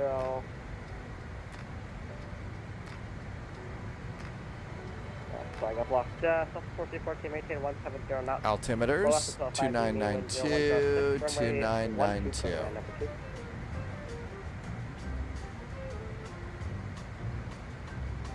Southwest 665, Albuquerque Center, good afternoon. Descend by the Prisoner 1 arrival landing west to Phoenix, altimeter 2985. Not so bad, and the scenery looks pretty good for this part of Texas too. I don't think I've ever seen it look that green before. Usually it's a little more brown. It's a little bit more brown. And there's that really nasty, so that highway, I believe, is the 4-lane. That takes you down to Lubbock. That is one of the most deadly, boring stretches of highway I've ever driven. The only thing worse for me was between Denver and Kansas City on I-71s. And it's sort of like, no, I'll go the long way to not ever have to drive that stretch of road again. It was really bad. Not much fun at all. United 441, the rest is the south forward, south line, service. Terminate for sure, supervisor. Unicom now for United 441. Thanks so much. Have a great weekend. Yeah. 122.8. It'll be a little quiet, so we get to listen to Travel Jazz now. It'll probably be picking up a little bit tomorrow. And instead of Frankfurt Friday, we are doing a flight all in France, going into Charles de Gaulle. is our, and it'll be Paris by night. So it's still going to be super duper busy. And our dispatcher this week seems to think it'd be a smart thing to take the F-28 on that flight into Paris by night. We are doing Thursdays in Toronto. As far as whatever we're doing, let's see here. So tomorrow, going into Charles de Gaulle, Cali to Panama City, and Charlottesville to LaGuardia in the center stage FNO. So yeah, that's what we've got for tomorrow. Giza to Antalya, it's Cairo ops on Saturday. St. John's to Bridgetown, Rockford to Louisville. It's the Indy Center race day on Saturday. Couple of impronounceable airports in Poland. Vancouver, Santa Rosa on Sunday, Luxembourg to Copenhagen. And that we're also departing an hour earlier.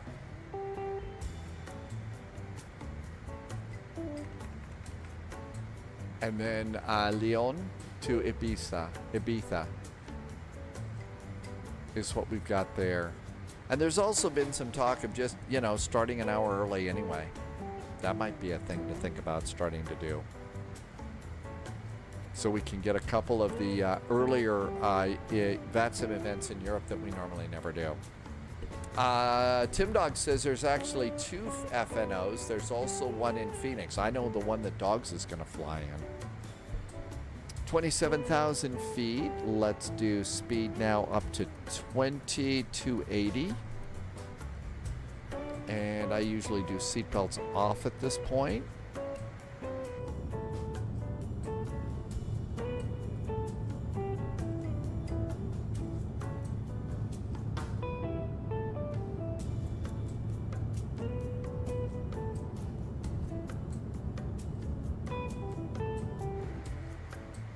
Okay, everything looks good here. Somehow it got put into descent mode. So we've got descent data in here, which is a little annoying.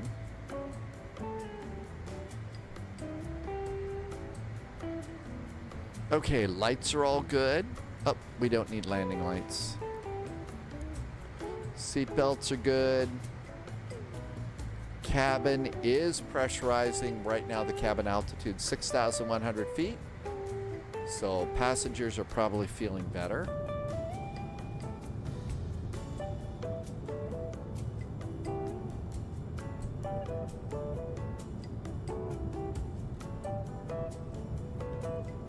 It seems to be an incredibly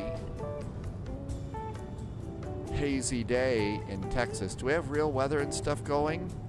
I'm real time and I guess live weather. No, live weather is not on.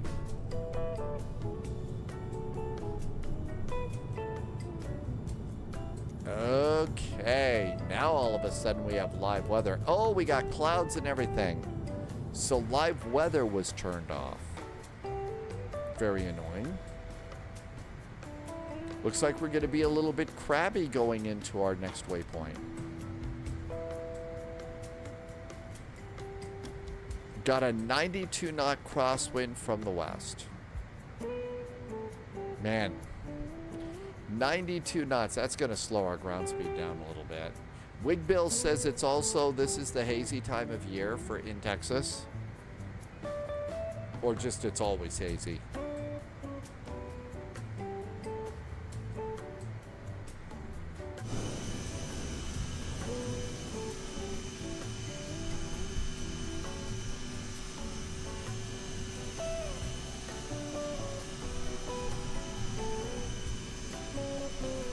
It's always going to be hazy here. Is it hazy in India? They actually did a really nice job in modeling this airplane. The external model is really great. So this one's a fun one for sure. Nishant says it's always hazy.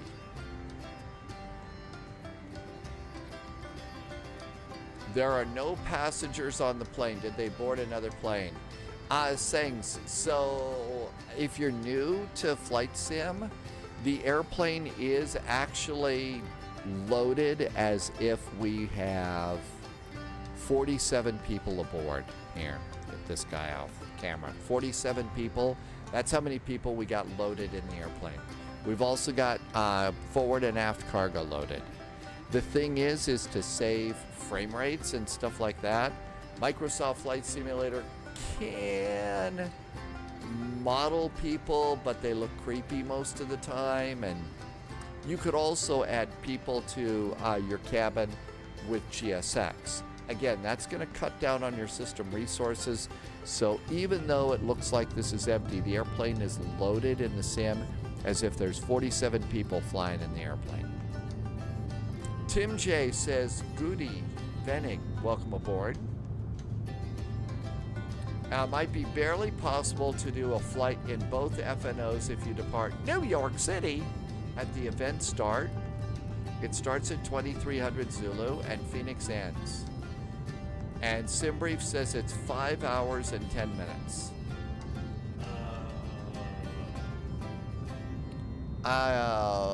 Do we don't really want to do a 5-hour flight, do we? That would hurt. That would just be painful. Impossible Face is back in chat. Was there silliness at Eurovision? I'm shocked that there might be silliness in an event like Eurovision.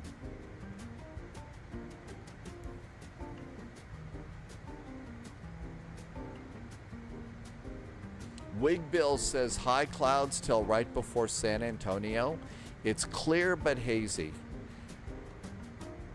And when in San Antonio, be sure and stock up on paste picante sauce because they know how to make picante sauce in San Antonio, as opposed to everybody else who makes it in New York City. And we're okay now. So no auto throttle. So we're coming up here. It's going to start beeping at us for flight level 370. To which point we're going to have to take the throttles out of cruise mode. So as you see, there's 36,000, there's 7,000, 8,000. Now when it starts flashing like that, what you could do is you could move your bug up to whatever your bug speed is that you want for the flight. And in my case, I usually like to fly it at Mach 0.81. Then what we do is let it settle into its altitude and then start pulling the throttles back a bit. Wig Bill says that no pace is gross. Mateo's salsa is better. The auto throttle is not an issue. This airplane does not come with an auto throttle. Subscriber confirmed. Now some airplanes do, but granted, most of the agent. airlines did not Loyalty order noted. their CRJs with an auto throttle. Keo did a nice resub. Keo's been here for a year too. Thank you for a whole year of support, Keo. Really nice jet fuel in the flight plan. Thanks for helping me keep the lights on. And thank you for some great jet fuel in the flight plan. Thanks, Keo.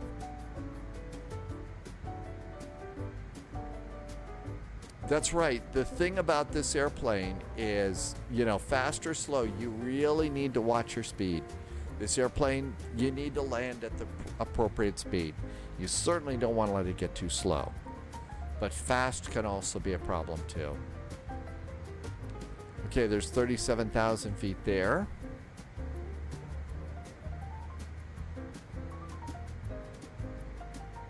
Tim Dog says the Pace restaurant style salsa is good. Possible Face did Helsinki at 150 knots. Okay, so we're just coming up on Mach 0.81 here. So that all that is a bug. That's a reference for me. And you can see we're settling into 37,000 feet. Now it's hard to see, but there's a little pink line on top of the white line on the triangle. That shows that we're accelerating. So now that we're coming on in there, I'm going to just gently pull my throttles back a little bit. Almost there. So now you'll see our throttles are down here. They're in climb mode. I'm going to pull them back just a touch. There we go. Now what we're going to do is see if we're still etc. Okay, now we're actually slowing down a bit. So now I have to just gently nudge them forward a bit. And it's not going to be perfect, but this is close. So Mach 0.81. We're at our final cruising altitude, 37,000 feet. We are, it says descent right now. So somehow descent got triggered. I don't know how that happened. Irvi is a simple human. I prefer Doritos' own spicy salsa. Actually, I can out salsa snob all of you. My younger sister gave me a recipe for homemade salsa, and I will tell you that mine is truly awesome. So there. Just, you know, yeah, it's that good. Very flavorful. Haven't made it in a long time. Sadly, I'm getting older, and the older you get, your stomach just doesn't really handle spicy stuff as well as it used to. But yeah, this stuff's really good. Sangs Ilad, thank you for coming in. Are you calling it a day? Thank you for being here. We'll see you next time. Okay, looks like we got a bunch of people at DFW. Houston has ground in ATIS. Doesn't look like there's one plane in Austin. We're going to San Antonio.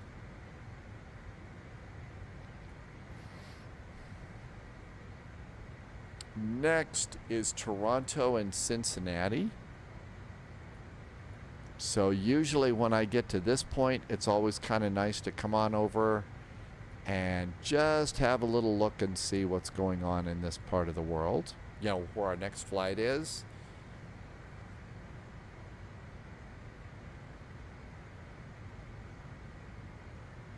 Not an awful lot here. Looks like Boston's popping up.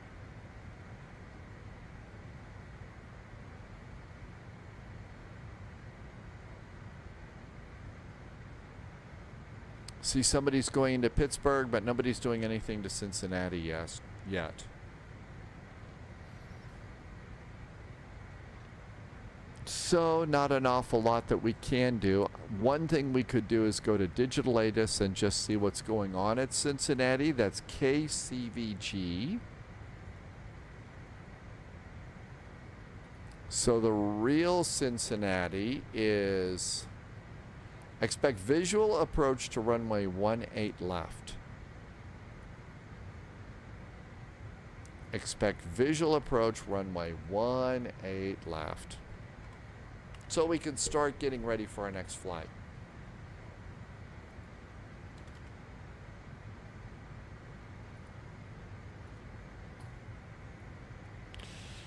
Looks like Chicago is lit up, Denver is lit up, Vegas, Salt Lake is lit up. That's pretty good. That's actually really good.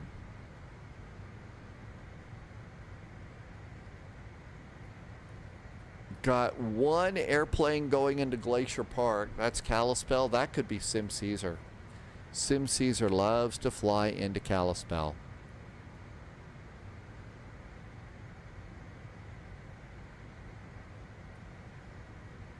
Probably because one of the approaches takes you kind of right in over Flathead Lake.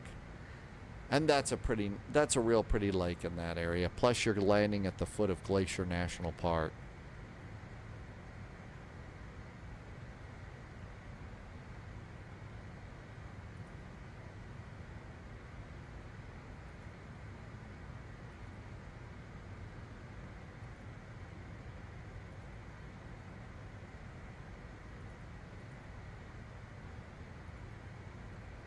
Nope, flight level 370. I wonder how it is that I kicked it over into... Wonder how it is that I kicked this airplane over into descent mode.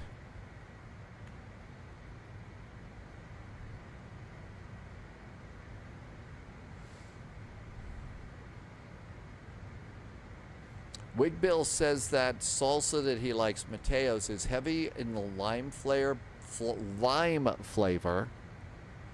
but it's kind of addicting like crazy. And I've generally found that when you're doing salsa and stuff, chips and salsa, corn chips are the best kinds of chips for your salsa. If you can get corn chips as opposed to flour chips.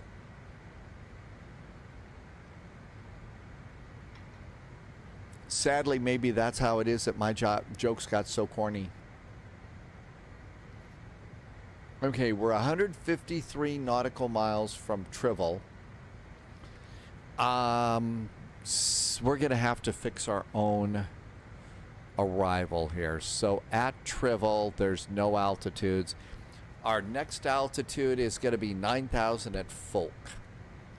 So we could go and do squishy math. So we're at 37,000 feet minus 9,000 feet times 3 divided by 1,000 means I need 84 miles. Okay, so our next waypoint is Trivil. So now at Folk, we're going to subtract these two distances. So 84 miles minus 8.7 minus 8.7, and then another minus 51.2 minus 51.2. That didn't work out so good, didn't it? So 75.3 minus 51.2 51.2 equals. So that means 24 miles from Trivil is when we need to start our descent. Again, this is really squishy math. This doesn't take into account your speed, doesn't take into account the wind. So I'll almost always add 20 miles or more. So right now we're 140 miles from Trivil. I think we need to start our descent 50 miles from Trivil. And if we do that, then that might work out pretty good. So 50 miles from Trivil is when we'll start our descent. Martin's had too much spicy food. Yeah, you can have a little bit too much spicy food. Fishfinder is in on YouTube from Arizona. Fishfinder, thank you for joining on YouTube. And if you're watching on YouTube, thank you for being here. I do have a better chat window in front of me. So I see both Twitch and YouTube. It's a lot better. So please, I'm able to keep a better eye on chat on YouTube. Martel's going to call it a night. Night, Martel. Hope you had a good week so far. Finally Friday. Got plans for a fun weekend. Our first flight tomorrow, Martel, is Brest to Charles de Gaulle. So we'll be very French tomorrow. Very French. Don't worry, we're not gonna have a frog's legs eating contest. That doesn't sound like fun.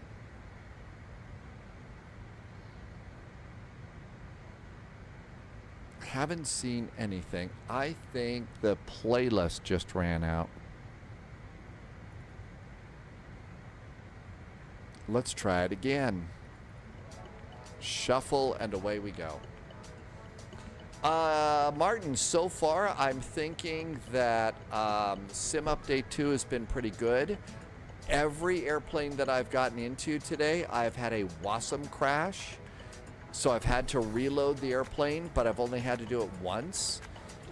If it happens in the 777, then maybe there is a little thing going on with that. Other than that, the only other problem that I have is it reset all of my graphics settings. All of them. I had, AI airplanes all over the place. It was annoying. But apparently that's only just really happened to me, so maybe I did something wrong. Other than that, I think it's great to have Sim Update 2. Captain Macmas says we'll have croissants. Yes, with garlic butter today. That would be really tasty. Keo, my performance in Sim Update 2 and Microsoft Flight Simulator 2024 has been better. Yes. And I feel like it's pretty good. I had some scenery kinds of things going on, you know, those stutters. But other than that, it seems to have been a good flight so far. It's going to be interesting to see when we go into San Antonio, because that's Payware Airport. J3ID, welcome aboard. I have a small private pilot's license, so small airplanes, not big jets. Ham and cheese croissants, that would be tasty too. Ham and cheese would be good. Still with garlic butter, I don't know. Maybe I'm afraid of vampires today, but that would be great. That would be nice and tasty. Okay, 114 miles from our top of from Trivel. Not top of descent. Top of descent's been messed up. We're gonna have to do it manually. No ATC here, so I'm gonna go ahead and put in 9,000 feet for my initial descent, but we're not gonna start descending.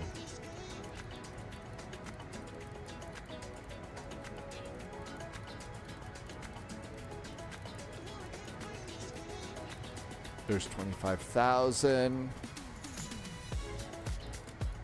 G Slayer is back in chat. Welcome back, G Slayer. Stretch and hydrate. Hang on, let me set my altitude here. G Slayer, yeah, the sim is in 2024. G Slayer. And I wasn't paying attention. 7, 8, 9,000 feet. So 9,000 feet, that looks really pretty good. If we come over to the flight plan page, hit refresh, this will give us our latest weather. And our latest weather is altimeters 2971. But we don't preset that in this airplane. Okay, Martin says to hydrate and stretch. Spy hat. I'm gonna stretch anyway. That would feel good. And if you're flying with me, you should hydrate too. Sorry. Oh, not at all. No, not at all. G-Slayer, this has been working great. It's a fun airplane for sure. No auto throttle. You got to do a little more work in this.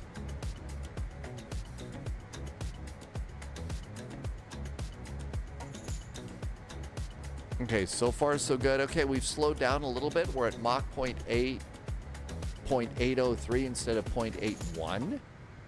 So if we look over at our throttles, we see we're at 84. I'm just gonna barely bump my throttles forward. Subscriber confirmed. Back up there. Top clearance granted, Agent. Mike Loyalty has just noted. gifted a sub, the first one this week. Thanks, Mike. Mike gifted a sub to Airman Roman. Mike, thank you for the extra support. I really appreciate it. Thank you so much. Thanks also for being nice to Airman Roman.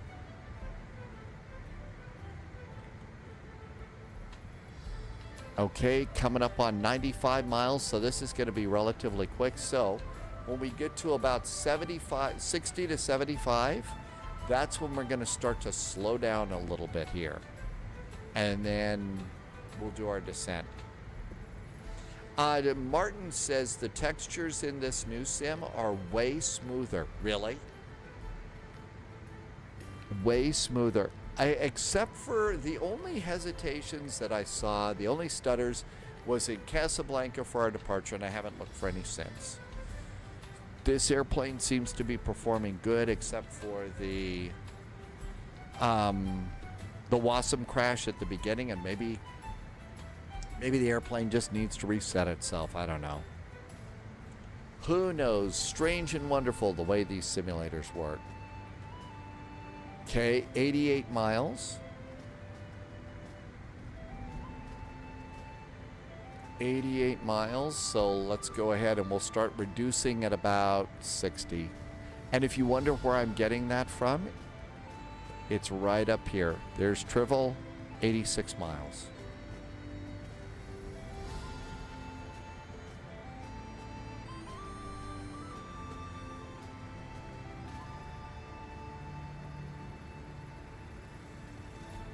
84, so I'm going to wait till about 65 to start reducing my speed. Sergeant Lobster wants to update to 2024. You're waiting for the PMDG 737s to be officially implemented. That's going to be a while. I think they're going to work on a few more 777s first, and then I think they'll start doing work on their 737s. AZ wants to do Manchester to Geneva. Well, assuming you can navigate the Manchester taxiways. That's just a really weird place. Energizer, I believe it is. It's going to be a paid upgrade because they're gonna do some improvements on the airplane, I believe.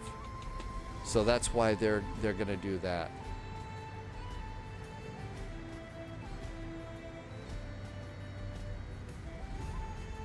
$76 miles. I got no idea what they're going to charge for that. Sergeant Lobster, it is. That's why I'm trying to fly. I'm trying to fly into more default airports. I mean, if we've got nice scenery, I'm going to use the nice scenery. But at this point, except for a couple of really big airports and really big airplanes, while the economy is in such chaos, I kind of don't want to encourage, a lot of spending. Not that I'm trying to punish anybody. I just think it's good for us to save a little bit here and there, all we can. I don't know how deep it's going to go or how crazy it's going to be, so there you go. 70 miles. So in about 20 miles, we're going to want to start our descent. In about 5 miles is when I'm going to start setting bugs. Drama, welcome on in. Happy Thursday, almost Friday. Let's just call it the weekend.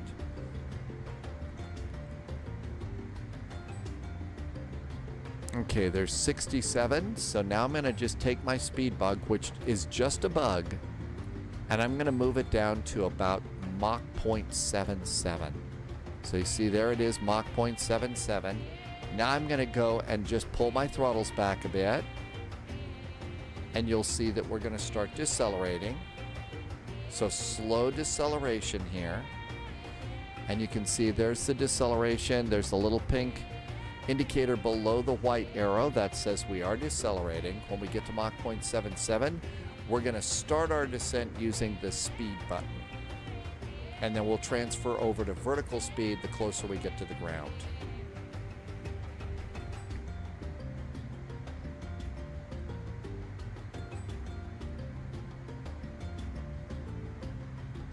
Okay, slowly reducing our speed. We are 60 miles now from Trivell. This is about when we wanted to start our descent. Almost to Mach 0.77. 7, 8, 9, 8, almost there. 7, 7, 7, 6. And I'm going to hit the speed button now. Speed button. We're going to descend at Mach 0.77. And you'll have to pull your throttles back a little bit more.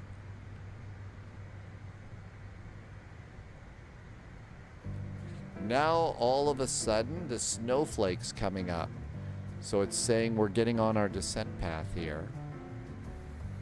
Now, this is imperfect. It's not going to be spot on or anything. So Martin, the airplanes that are on my radar are the 777 cargo liner. Excited to get that, but that's a free upgrade. Excited to see the E-Jets come over to Flight Sim 2024. I don't know if that's going to be a paid upgrade or that's going to come out. And happy, looking forward to seeing the iFly 737 MAX. Once all that is there, I'm probably going to be good to go for a while. Don't think I need anything else.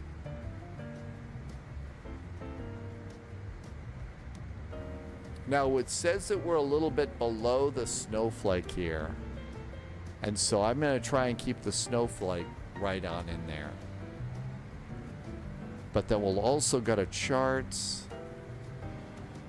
and we'll see how we're doing. Got to be between 13,000 and 9,000 at Folk. That's our first big thing. Let's see. Dad Game Time wants the Black Square games to go to 2024.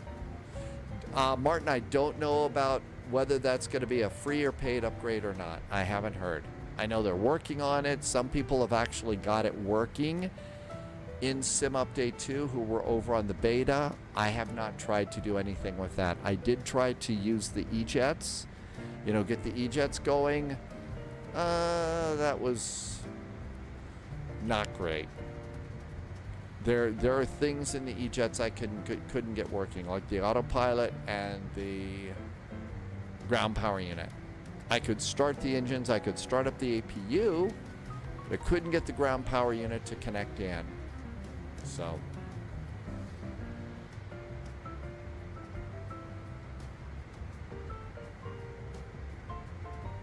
Drumma wants to get the CJ3 BizJet.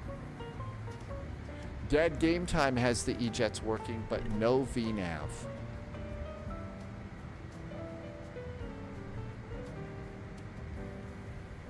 Yeah, VNAV, they've got to rewrite the flight management computer from the ground up. So I imagine that's part of what's taken so long. And my guess is that's probably kind of a hard thing to do.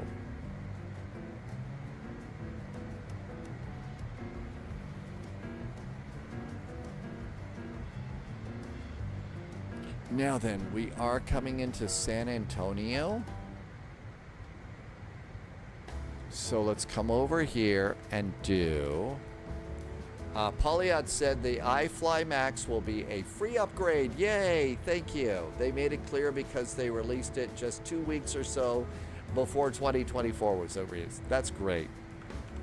That's an airplane I'm looking forward to getting over into Flight Sim into 2024. Okay, CTAF for KSAT is 119.8.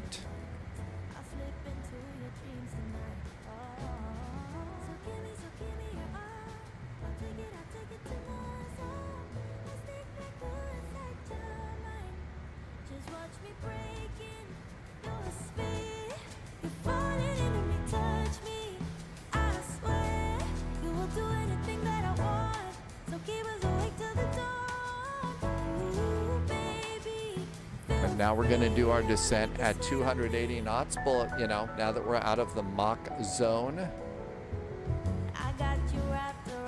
The fact that I am looking forward to getting it is funny because you had to convince me to get it in the first place. Yeah, there's some airplanes that I've kind of had to be, dragged into doing. I remember, when the first PMDG 737s were going to come out for Microsoft Flight Simulator. And so like, who cares about a 737? It's a workhorse. They're everywhere. I want more exotic airplanes. And it's a great, solid airplane. Those 737s are fine.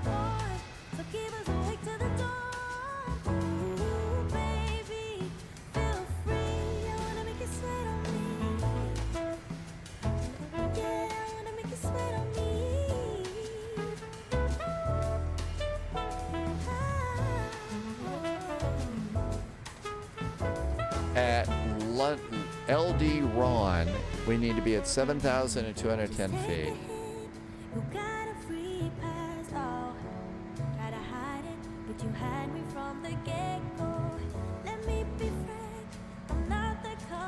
When the 777F came out, you did the I have the 77, I don't need it, but then you said the FedEx pan delivery was there.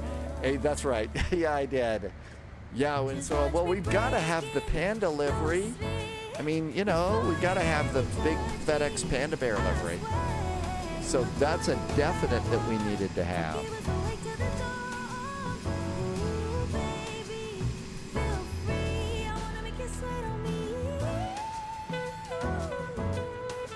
We also have, I believe, a speed restriction. No, it's just 210 at LD Ron.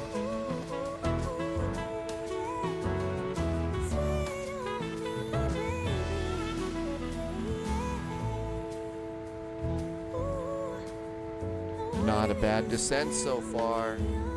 Not a bad descent at all. And I think the 77F is going to... the 777F is going to be a free upgrade for us in Flight Sim 2024 if you had it in 2020. And that one is supposed to be arriving in our sim hangars in the not too distant future. Hello, Bear. Welcome back. Are you planning on giving the 737 Classic? Oh, the old one? I think one of the things that I'm going to want to wait for is to, because there's going to be some people that'll pick up that airplane and they'll be familiar with the FlyJ Sim 737-200. Remember that classic, old school, really old school? So, you know, Sim Caesar really likes that old school 737. So if I hear Sim Caesar saying that it's a hot rocket flamethrower airplane, I'll probably pick it up.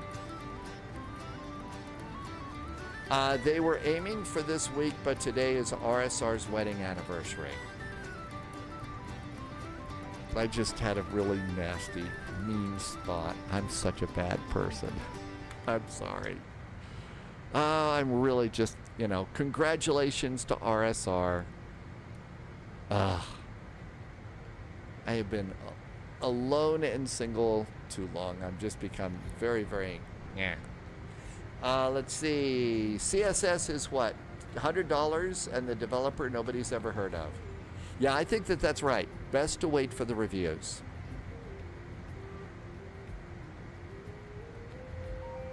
And we're going now a little bit fast here, so let's pull that throttle back because the wind changed. The wind changed. That's right. You could also, that's one of those airplanes you could rent. I don't know. I think I'll wait until people that understand Top that clearance airplane granted, better than Agent. me get that Loyalty airplane, and noted. that's when I'm going to give it a try. Bailey's back. Bailey's here with a 38-month resub. Hey, Bailey, thanks for a nice resub. We are flying down to San Antonio, Texas right now, so thank you for coming in today. Thank you for being here for 38 months and some great jet fuel in the flight plan.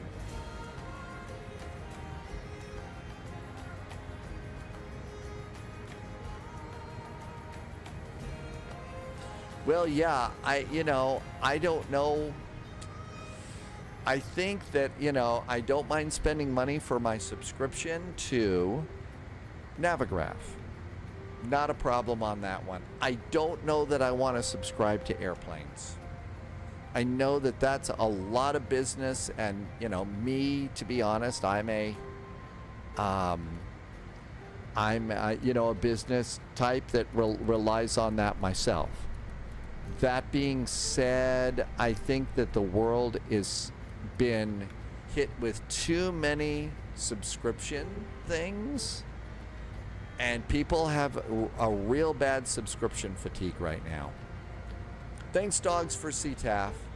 Yeah, can't live without Navigraph. I could live without another 737, especially a subscription thing. So, I don't know. Yeah, the precedent might not be good. I mean, then all the developers are going to just, change their airplanes over to a subscription model. And I just, that does not sound fun to me. I think that, especially with the uncertainties in the economy right now and everything else, I just don't think that's a good thing at the moment. The try before you buy, maybe for that reason, but not as a permanent solution there. Altimeter is 2971.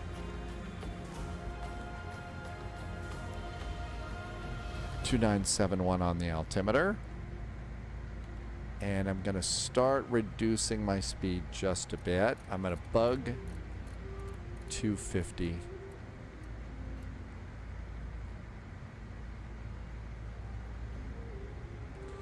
Uh, 737 Classic is $5 a month for the try, and then lifetime is $120. It includes the 300 and 400 variants. Those are variants of 737s that we don't have.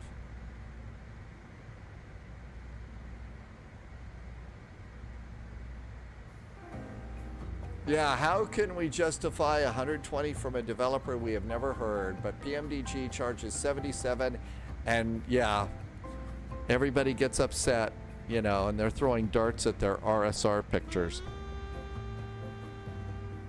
If you don't know, RSR stands for Robert Randazzo. Robert Randazzo is the president of a big simulated airplane development company. Been around for a long time. That's Irvy. Yeah, it's 120 bucks. I mean, 120 bucks means that your airplane has got to be so good that it blows the Phoenix out of the water, right? I mean, that's what $120 is. So I think that I will be more than happy to sit back and politely wait, and we'll see what, you know, the early access guys think of it, and I will be happy to do my own thing. And who knows, it could be the greatest airplane in the world of pixel planes. On the other hand, I think I'd kind of also like to save my airplane dollars for the 757. Yeah, that's coming out, the Bluebird 757. Although I might slip up and occasionally call it the Blue Bell 757, but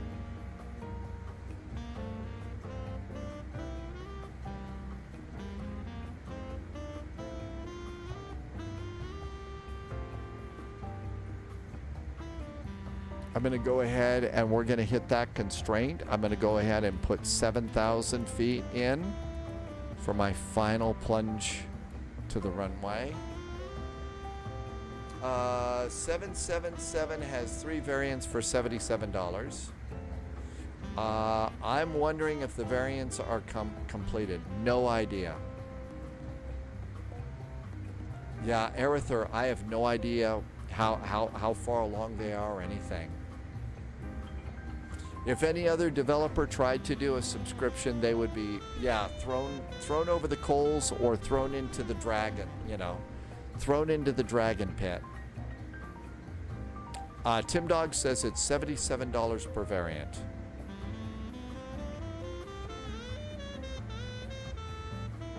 Okay, I'm gonna bug 210 now. That's the speed we have to hit.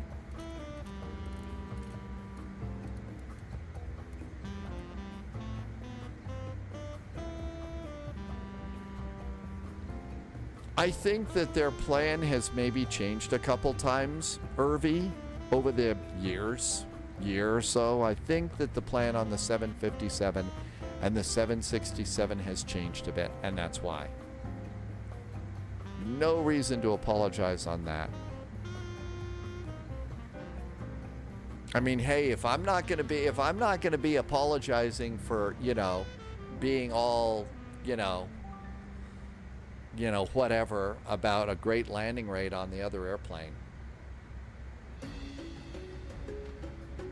There's going to be 3 passenger and 2 freight versions when they're done. Well, I'm definitely looking forward to getting a 757 as a cargo liner, because that's what they're actually flying them as. So, you know, for me, you know, flying, you know, yeah, the golden days of me flying is, you know, United 441 and my 757 flying all over the world in X-plane and stuff. That was great. But those airplanes are getting retired. So I'd much rather fly as, you know, fly them as the real airplanes, you know, as a cargo, which is how they're continuing to fly.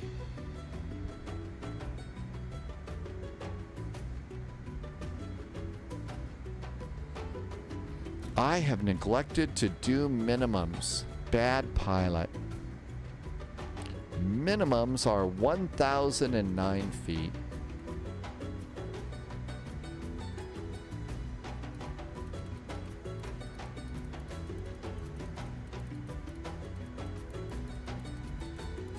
Setting used to be so very tedious in this airplane.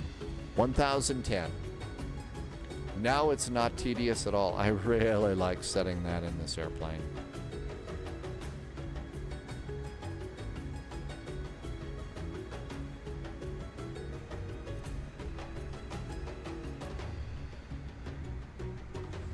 Pauliette says there have been way too many scams and abandonware in the flight sim community over the years. $120 from a new developer has practically nothing to show of the aircraft, promising the 4 to 5 variants will come in time.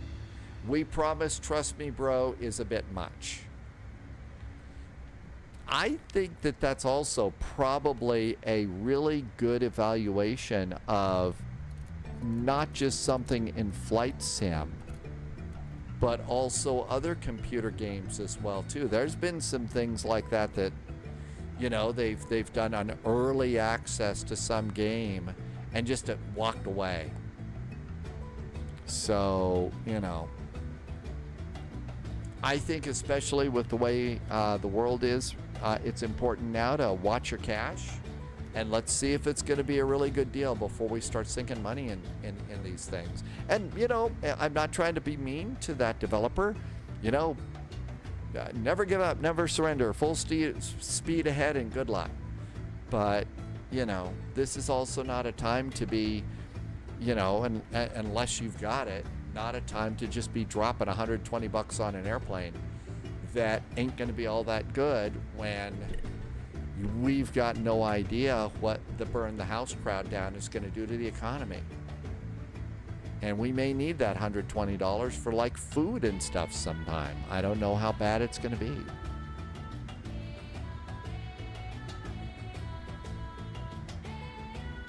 Will it? Well, if it doesn't have a flushing toilet, we're not interested. I'm sorry, but you know what? FlyJ Sim, they set the standard back over in X-Plane by including a flushing toilet in their airplane. And a fairly nicely modeled lavatory as well, I might add. I do. You know, when I start popping off about something like, you know, a developer we don't know or understand or anything else, I absolutely want to be proven wrong. I think that would be really awesome to be proven wrong about that, and they turn out to be a hot rockin' flame-throwing developer with a great airplane. But I think the way the world is, and especially in computer gaming, not just flight sim, that's kind of what we got to be on the lookout for. Wigbill is right. That's, you know what? You know, curses that Robert Rendazzo. You know, not, you know, including clickable pins and stuff like that, right? Now we've got clickable pins here. So, of course, it better have a clickable pin, or there's going to be some serious trouble in this. In all this. Tim Dog, I'm right there with you. Whenever I do actually have to go back to an airplane lavatory and stuff, when I get there, it's been frickin' trashed. And so, you know, now, you know, being at one point in my life being recognizable in the community, I did not want to get off of an airplane or walk out of a lavatory and it be trashed and stuff. Like, you know, so I clean up after myself all the time. Just, you know, now I'm not really recognizable in the community, you know, the city that I live, but I'd still probably clean the damn can or something like that. And it's yes, I try to avoid those a lot. Okay, we're going to need a touch of throttle here. Touch of throttle. Just to hold about 210. Sunjammer got a minus 176 into San Antonio. Sunjammer, are you still flying with the AI ATC? Okay, back on Monday after a break over the weekend. Sunjammer, I hope it is a good break. It is a nice break. You've got fun plans. We will be waiting for you and can't wait to hear cool stuff that's happening to you. Have a great evening and a wonderful night. Vinyl Rabbit flies with the AI ATC too. Sunjammer's been doing that too and doing really well, so. Okay, I'm going to go ahead and let it continue down to 4,000 feet.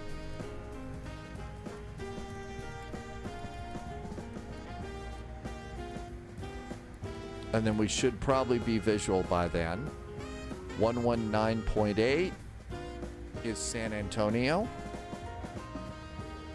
25 miles. San Antonio traffic. There is a United Express CRJ 25 miles to the north of the airport. Setting up for the ILS runway 07 right. San Antonio. As we start to get into that Bavarian,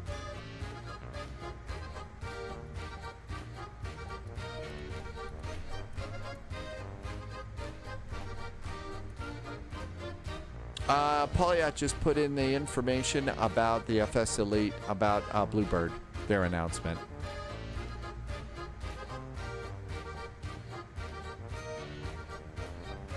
Now we're going to come on over here. Here we are coming in there.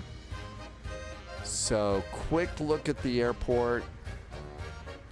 Coming in, we're going to try and exit Lima. United Parks on that side. That looks pretty good performance. Let's go ahead and set. Bugs are good. 135, we'll call it 140 to land.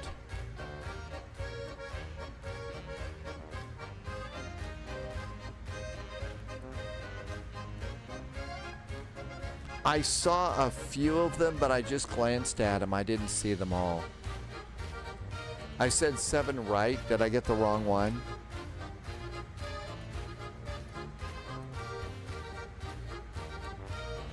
Okay, I'm going to bug 180 now.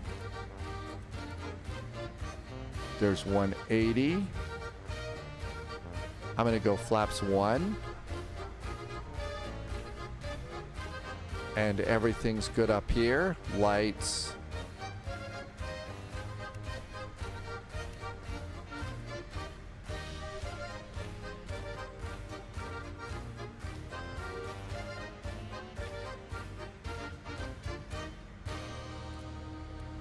I'm going to go to heading mode. I'm going to come over here and flip my nav source over to localizer 1. I've got localizer. We're looking pretty good.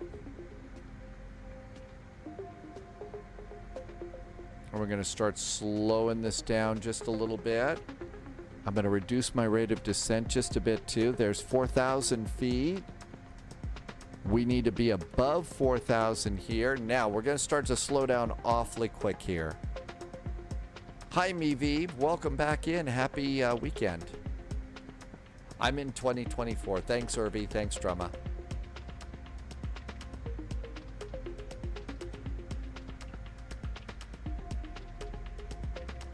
I'm going to go ahead and arm the approach. And another click of flaps. Over here, it's reminding me of 135, so 140 to land. That looks good. Speed's coming down a bit.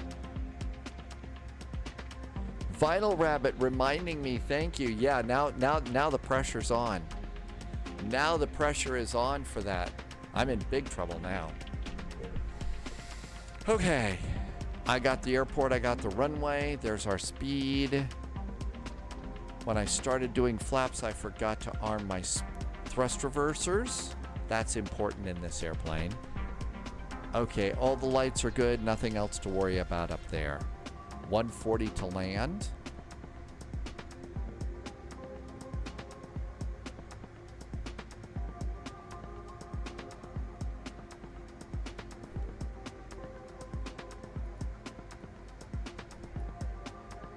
One three right.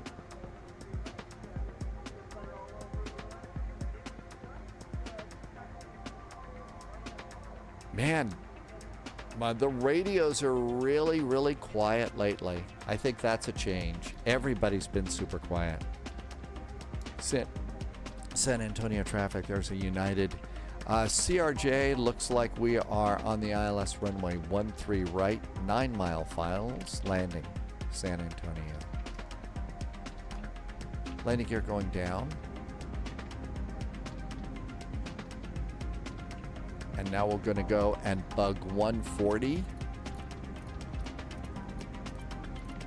There's 150, 140. We picked up a little bit of speed.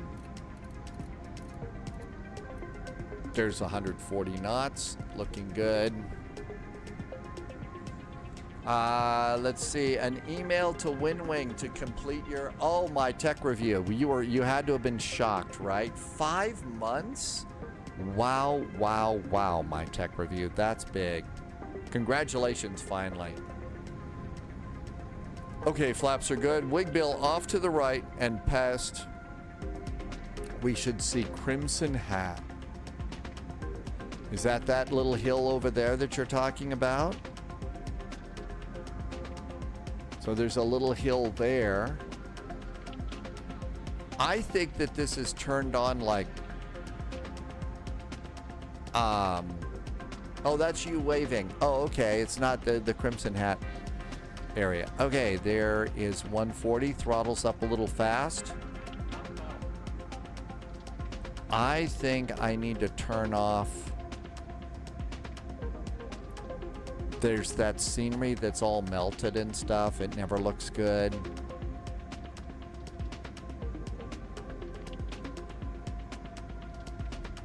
Wind check from the left to the right. Autopilot's off. Gear down, 4 green. Thrust reversers are armed. Flaps are set.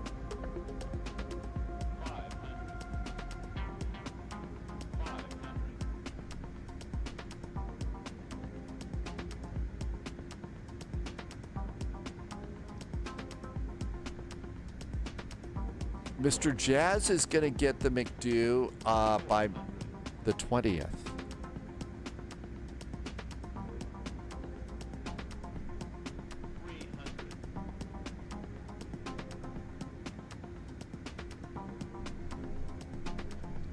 The settings are way, way too sensitive.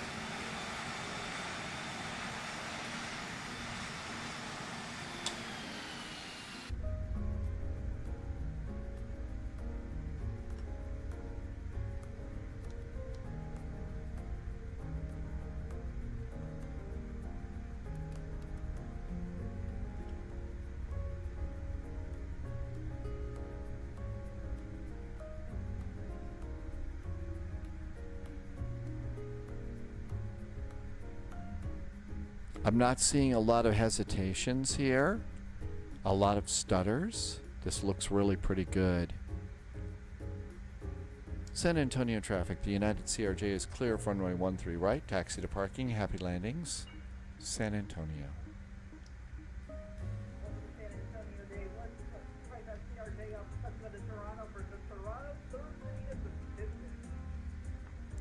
On our way, that's dogs on frequency. Not bad. Okay, flap on, open, lights off, strobes off. And I think United is in here. The scenery developer at this airport actually made some effort, an effort to get the right gates.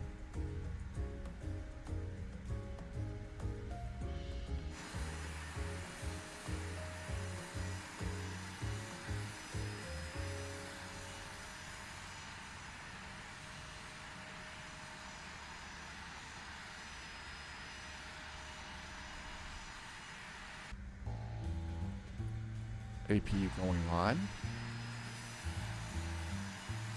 But this really is a fabulous little airplane. It you know, earlier today, you know, Polyot was talking about abandonware. This was actually considered abandonware. And I'm really glad that they finally decided to revive this airplane and do some work on it, because it really is a pretty cool little airplane.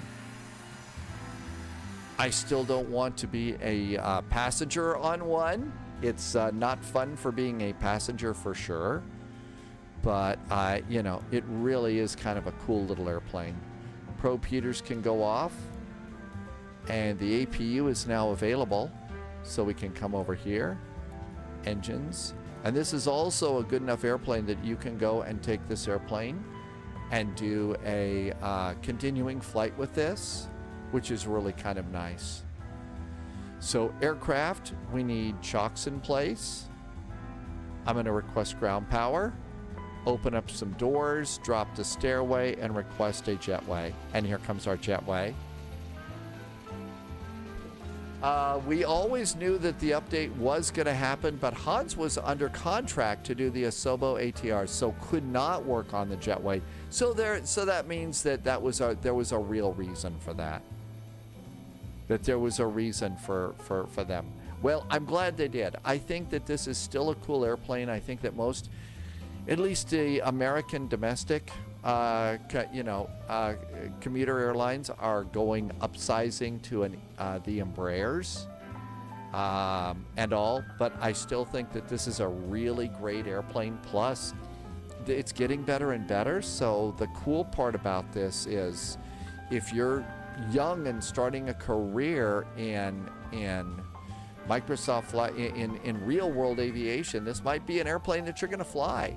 And so if you've got a chance to start, doing a little bit of learning in an airplane like this or the E-Jets, that's just great. That's just really cool. Been on a passenger, so my tech review, I think a 45-minute, a less than an hour flight, a commuter flight from a big hub to a small regional airport, that's what these airplanes are perfect for, right? Absolutely. No auto throttle, but you see, the airlines didn't order them with auto throttles, so if you can learn how to make this airplane work like that, that's just awesome, I think. So, cool little airplane. Green flew down, dogs flew down. Thanks for doing the flight. Let's go and get ready for our next one. John DFW knows somebody in the flight sim community who's going to start flying CARJs with an airline this summer. Isn't that awesome? I think that that's the cool part of the flight sim community right now. There's people that are actually going to start flying real airplanes. That's great. That's right. Real pilots don't need any auto throttle. DMK, thank you for coming by. Welcome aboard. Uh-oh. Now's where we're going to see how bad was it. Review your flight. Okay, here we are. So I think I did a little bit of floating on this one. So we were definitely not in the zone. So let's see. Yeah, there's the touchdown point right there. There's 1, 2, 1. I was just in the link of time. Just in the touchdown right before we had to go around, and my landing rate was a minus 178. The G's are 0.93. Okay, it was a little long, but we were still in the legal zone, and 178 is a great landing rate. I still get to be insufferable about my landing rates, right? I get to be annoying about it. Matt's been lurking. We're going to take the 777 next, Matt. We're going to do the 777 in the next one. Thank you. How do you tell the legal area? So basically what this is all about is there is a zone. So let's just come on back here to San Antonio here. So Austin, we'll come back into San Antonio. Let's see. Airport, where'd it go?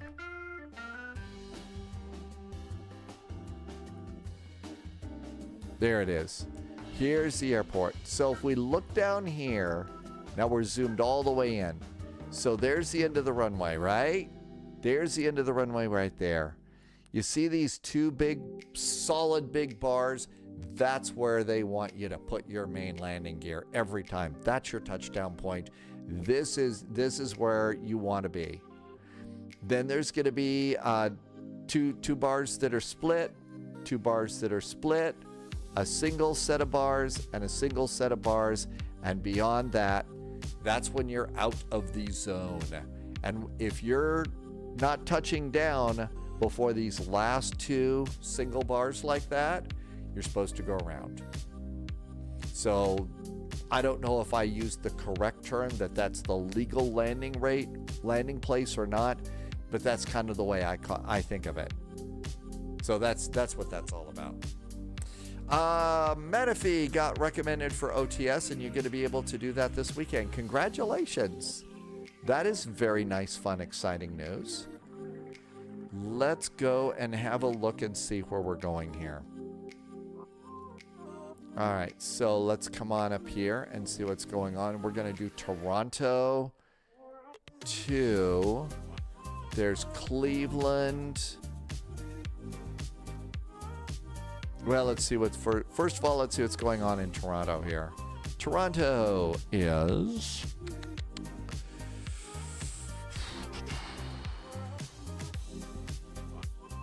departure runway is 23.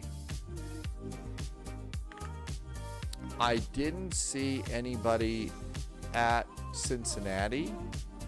Last time we checked, they were landing on 18 left. I say let's just go with that. We'll just go with 18 left. Okay, so new flight, and let's get sim ready to go. We also need to put throttles into Boeing mode. Big Boeing mode. Okay, flight simulator is going. And we're gonna fly a 777 and see how that's working with this. So we're departing CYYZ. We're going to KCVG. KCVG. Cincinnati. So one of the things that there'll be in the ATIS is there'll be flying turkey activity in the vicinity of the airport. You have to watch out for that.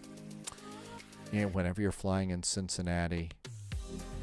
Ghost in the chat is back on Thursday. Welcome on in. Thank you for coming by today. Okay, we need a Boeing 77200ER. And then we're going to go default, and I'm going to fly my Battleship Gray. A turkey would destroy an engine. That's why it was so dangerous there. All right, so runway 23 and 18 left. That's what it shows us. I'm gonna go and do 30 minutes. Let's see, this is a Boeing for United. That airplane is gonna be in pounds. And let's go and generate this flight plan. Speedbird, hey, happy Thursday. Almost the weekend, thanks for coming in. Expected touchdown should be between the three lines. That's called landing threshold. Anything before or after is considered a bad landing or a go-around. Well, I'm really practiced up at my bad landings, that's for sure. I mean, I actually excel at that. I excel at those bad landings.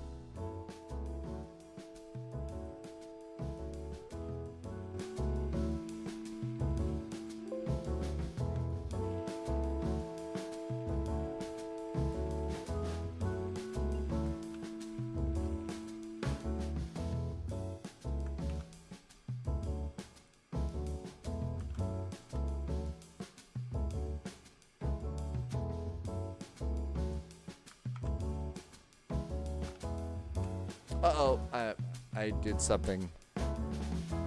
Let's pre-file on VATSIM.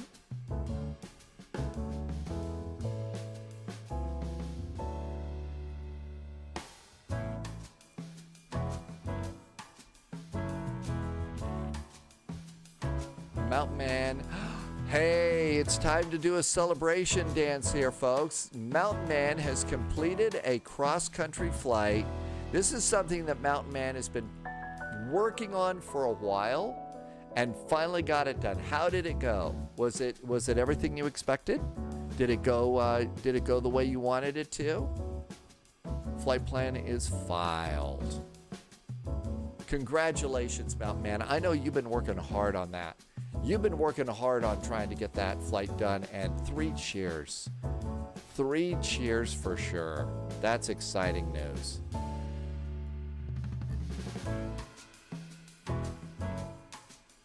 Let's see, I think we're going to be over here in the Hammerhead. Yeah, 3 cheers for completing that.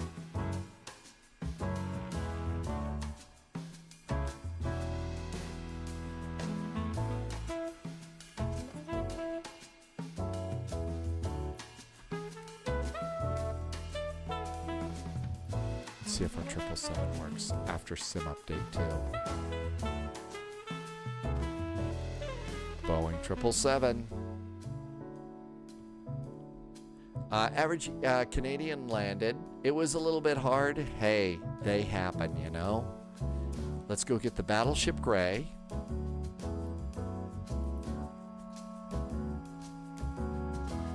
I haven't gotten too many liveries for my 777 yet.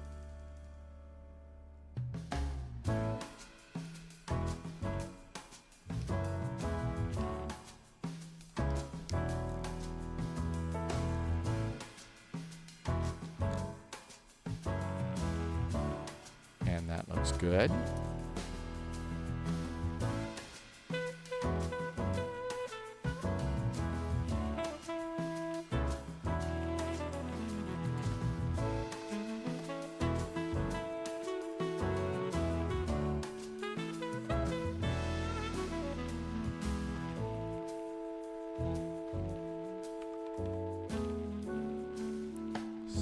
CYYZ, Toronto Pearson, right? Yeah, Toronto, good. I should get one for the other Canada flight that we've got. Okay, 777 livery for. I'm sure it's got to be over in. I'm sure it's got to be over in the PMDG livery manager. Okay, and we're gonna come down here to the end of the Hammerhead. I mistakenly used to call this the boat anchor.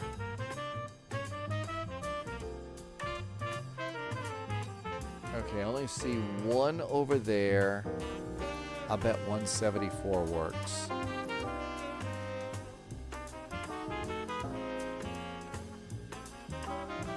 Let's go to Toronto. Okay. Eclipse, I will look and see. Average Canadian, where are we headed? We are doing Toronto to Cincinnati. Watch out for flying turkeys. Just saying. Okay, I did the title. I did the updated flight plan data. I need to do Volanta. We need Volanta. And that might do it.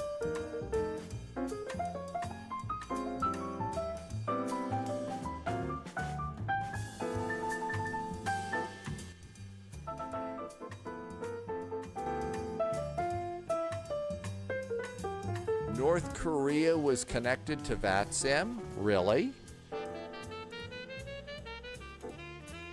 Hemel lives 15 minutes from the airport. So Hemel 44, this is a really nice airport that we all have. It's been really nicely done.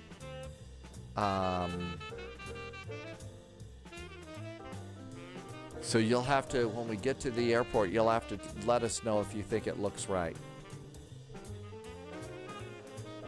Oh, I bet it's going to take a little bit of time for some WASM stuff here, maybe? I don't know. Everything's good to go there. Everything's good to go there. First flight tomorrow is, I don't know if I have the guts to do the Fokker F-28. Maybe I'll do a commuter flight in the CRJ. Brest to Charles de Gaulle. So that would be a commuter flight into Charles de Gaulle. I just don't know. Now, low-vis could take the F-28 on that flight with eyes closed, and it would be no problem at all. Me, I don't think I'm ready to do that into Paris by night. Jazz Hands, this was home base for the longest time after moving from YYC. So that means that Jazz Hands knows where all the places to get Timbits are. There is an Air France F-28 livery. The goal is to successfully land in Paris, not have pixels scattered all over the ground. You can do a hold hop flight in the, oh yeah, see, that's just it. I know I can do a hold. I know I can do a hold, and I know I can stay ahead of my CRJ. I don't think I can stay ahead of the F-28, and so I'm going to be a problem to controllers, and I can't do a hold. Not in the Universal. Oh, that thing. Wait a minute, it's the Universal in that too? Yeah, I think it is. Okay, come on, Microsoft Flight Simulator. You can do an old. My tech review saw a Tim Hortons in New Jersey a few months ago.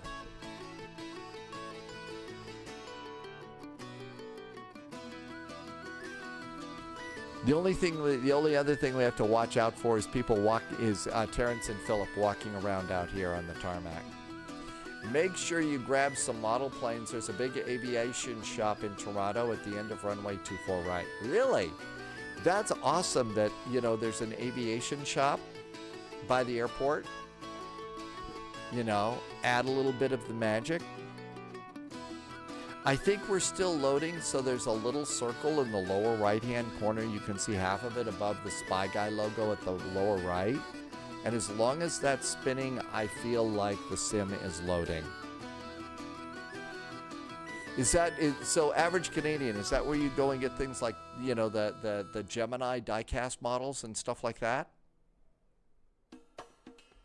There's pilot stuff, hats and shirts, and see, I think having an airplane geek store like that near the airport is a cool thing to have. It really is.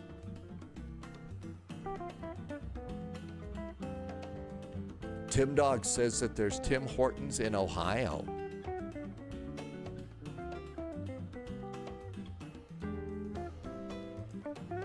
Okay, come on, Microsoft Flight Simulator. The event's going to be over soon. I mean, seriously, the event's going to be over soon. Ah, see, whining about it helps. Whining helps, doesn't it? Now, we still may have to do a second load because the first two planes have had WASM crashes.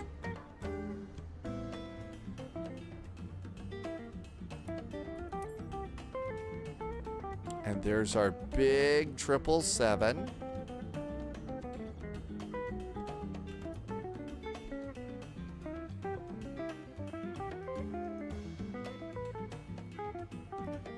Jazz Hands says that the place that they're talking about is called Av World, and Jazz Hands knows it and likes it. No kidding, that would be a cool thing. Is it? If you're a passenger with a long layover, is there a way to get there? Or do you really? Is that the only way to get that is to go out at the airport and let's do Volanta. Here comes Volanta.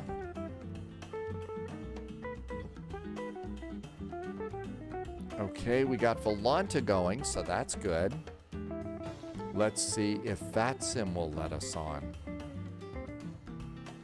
And this is a Boeing 77200. Actually, I might be wrong. I think I need to call it a Boeing. Yep, it is a 772.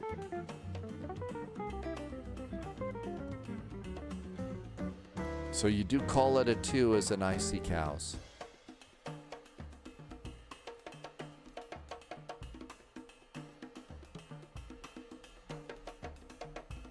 Okay, this looks good.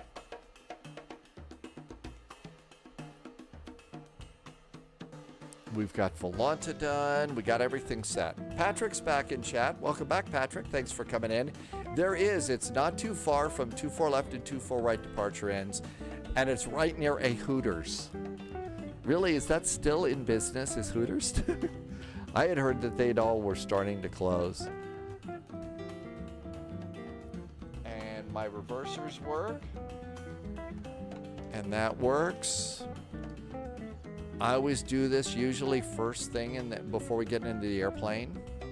772 for the ER, whiskey for the 300, L for, okay.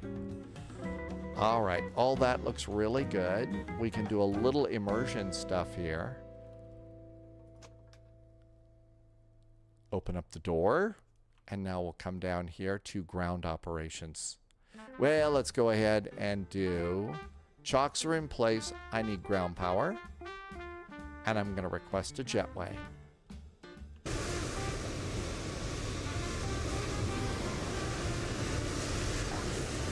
And we have Chihuahuas.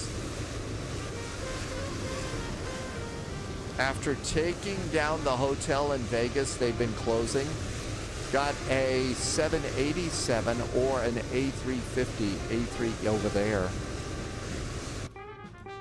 Okay, so that looks good. And then you have to open your own door.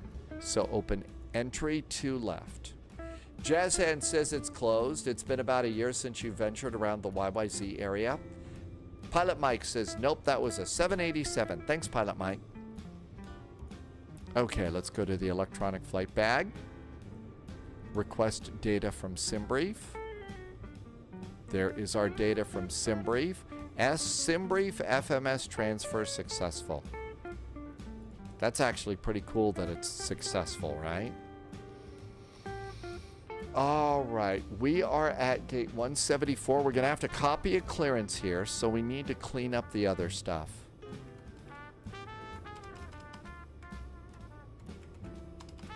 So these were my notes from our last flight. We're at gate 174. And I haven't looked at the flight plan yet. Never understood what they were hooting about.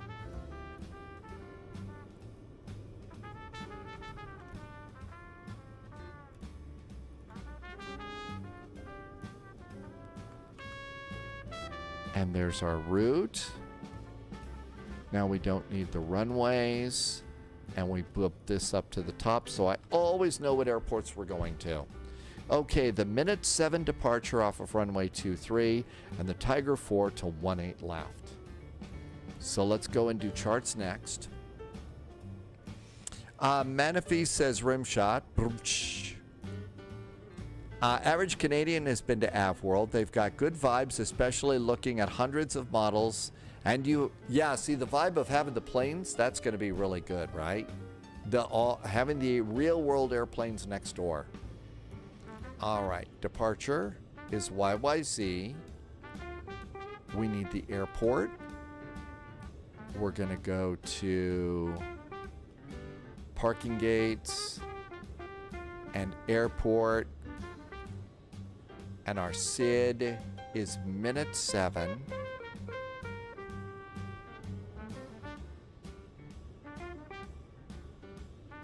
Minute 7 departure for runway 23. Be sure you get the right one. They have multiple, so minute for runway 23. Okay, there's minute 7. Now let's do the arrival. Gonna do some revision for the big day. Good luck revisioning. Oh, revisions for the big day. Got it.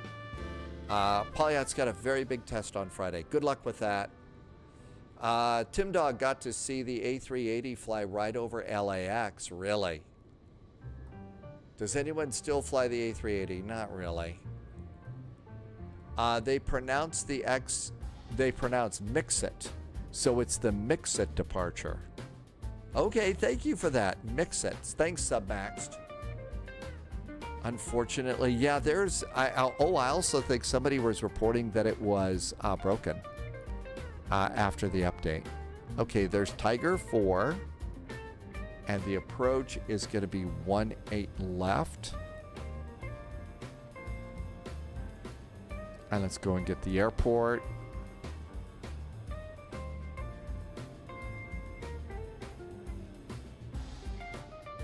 And we're going to get parking spots. And that's all we need. All right. Oh, you know what? I totally screwed up. You really want to do that first. Do the battery. do ground power, you really, because it takes so long for this airplane to get its act together.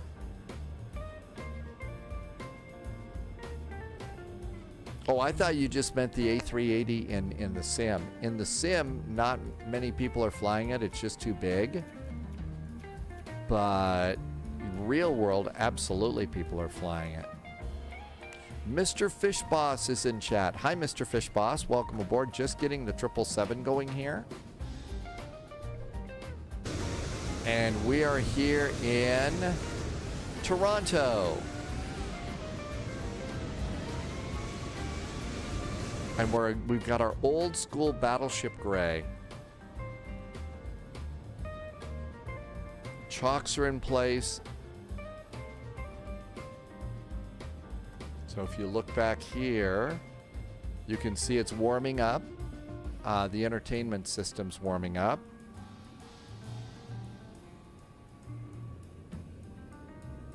And if we come over there, there's our jetway.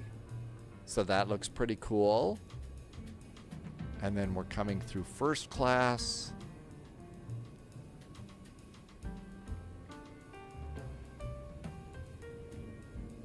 Did a nice job on the airplane. They also numbered the seat rows too, which is pretty cool. And then we come over here. There's the pilot rest area.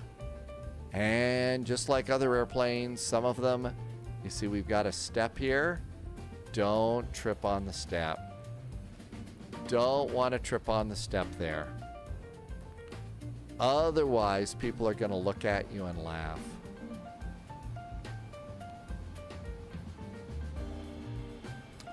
It does not work on Xbox. No. VATSIM is not working. Can you walk into the jetway, into the airport? You can, but you can't do it the way that I was doing it. I'm essentially in cockpit mode right now, okay? But you can if you decide to go and do drone cam mode. So the best thing to do is take your drone cam, position it in your airplane. Now you can see we're moving way too fast to drone around, right? Just way too fast. So what you do is come over here to your camera command and then take your drone cam and move it all the way down to like 3. So that's 3, right? And now you can see we're moving slightly better with a 3. It's not great, but you can actually kind of slowly move around the airplane. And now you absolutely can go and walk out of the airplane and down the jetway.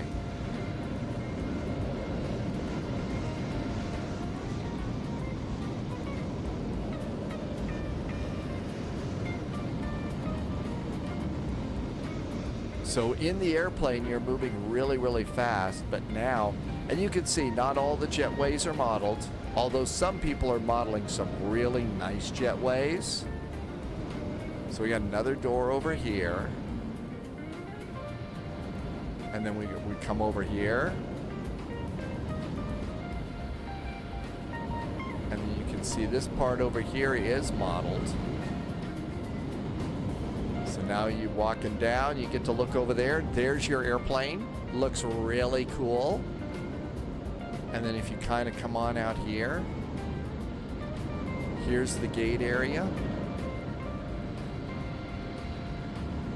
And some airports are really, really nicely modeled.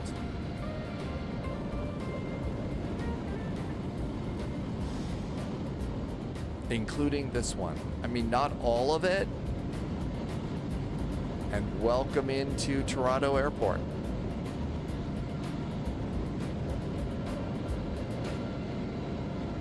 Including the food court and all sorts of gates.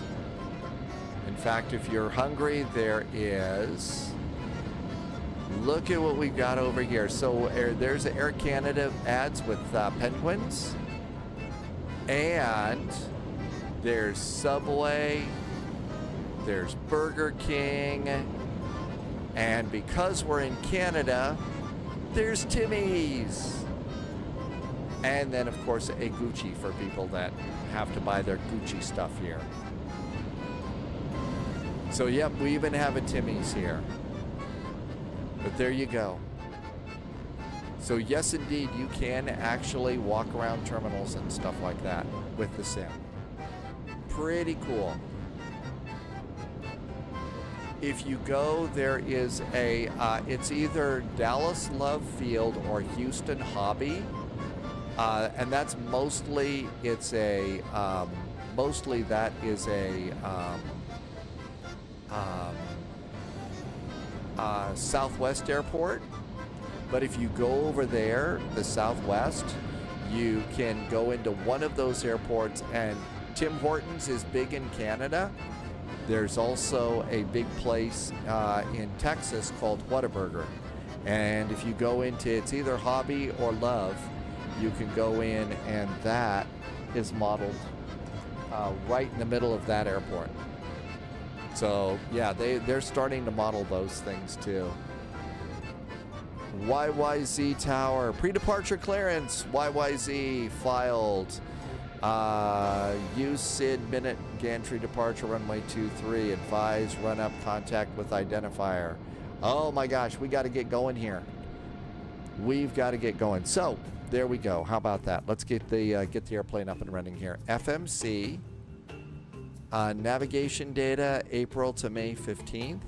Ooh, that's a little bit old, but we can come over here and we can update the nav data right now.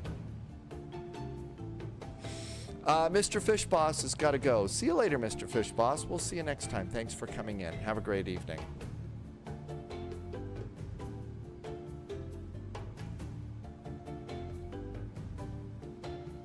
Okay, navigation data is updated, so that's good.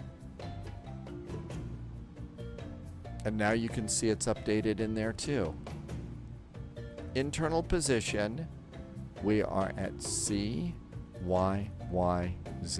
I'm just kind of holding my breath right now, waiting for this thing to crash. 174. 174 is our gate. Not in database. No problem. Clear that out. Just take the GPS position and put that in there. Original Darkwind, there was an upgrade for the sim. It's Sim Update 2. Okay. CYYZ.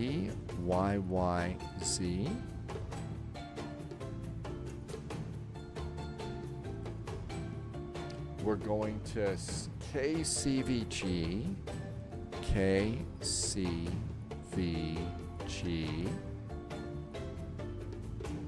And now let's see if we can route request.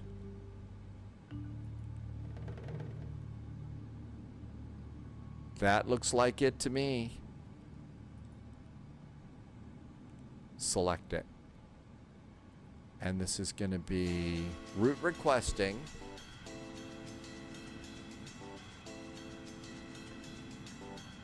Route request is sent.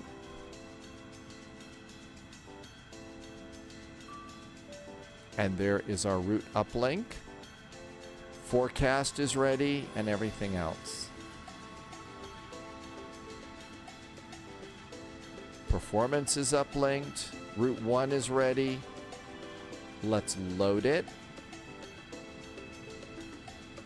And I think that, PMDG has tried to model this as best possible.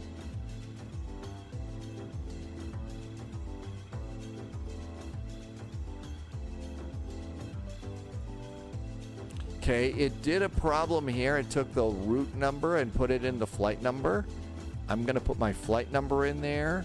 Probably doesn't matter this time, but there are times that having your flight number is important, especially if you're going to be doing like CPDLC stuff.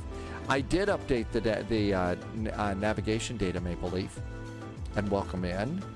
Page 2, and that looks good. Activate and execute. I'm going really slow, trying not to fire off a WASM error. Okay, departure and arrival. Our clearance.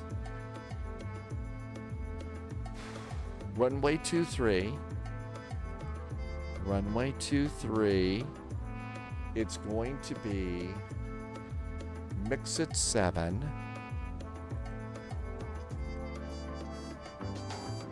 Mix it 7 via gantry, right? And execute that. Looks good. Now let's do our arrival. Right now we know that they're landing on runway 18 left. 18 left. It's going to be the Tiger arrival, Tiger 4, via UCATS and Sputter. I don't know, but that's why we go. I like to go and get my charts over here as best I can. So after Tiger,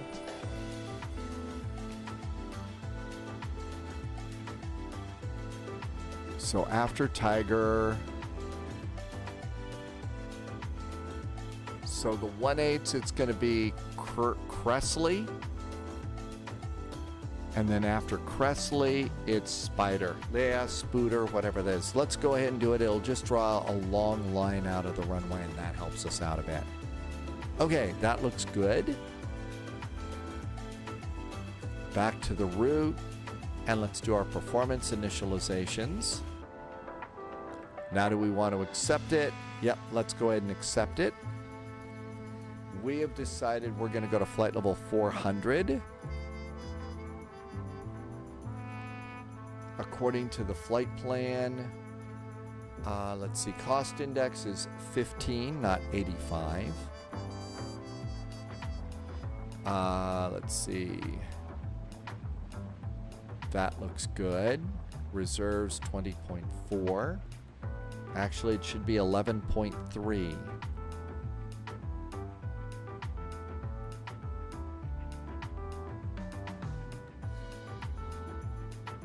Oh, I haven't loaded the airplane yet, have I? I think I need to come load the airplane. So let's go to FS Actions, Fuel. Fuel should be 35,038. 35,038 pounds of fuel. There we go. Back one page.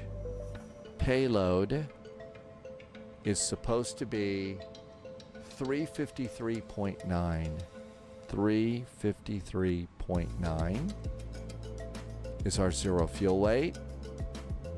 And that should be loaded, which should give us approximately 208 passengers. 234, that's close enough. Our zero fuel weight is on, so that's what we care about. Okay, so with that, ground operations. I haven't been doing anything with the weight and balance over there. I've been doing it the old-fashioned way like that. So we're expecting runway 23. And calculate. Okay, that all looks pretty good. Let's do APU. Here comes the APU. That's going to be a good thing. We did get a squawk code.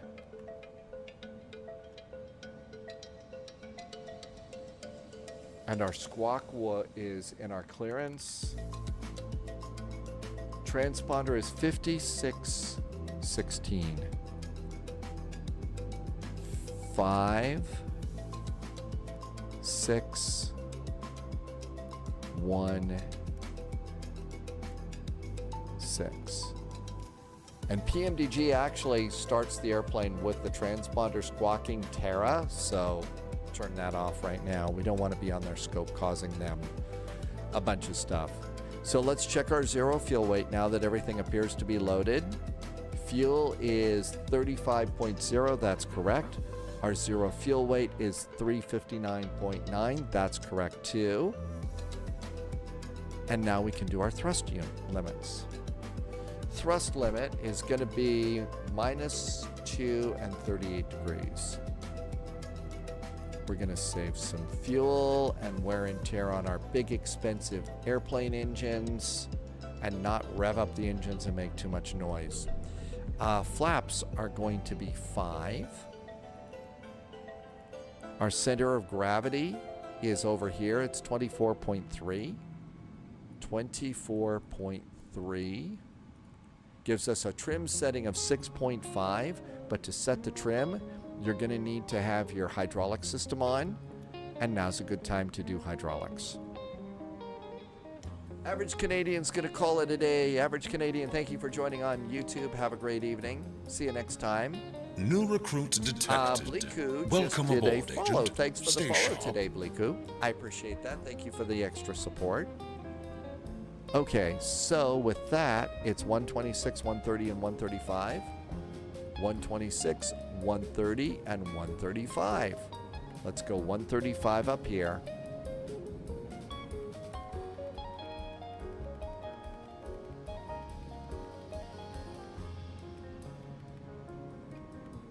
All right, our takeoff runway is over here.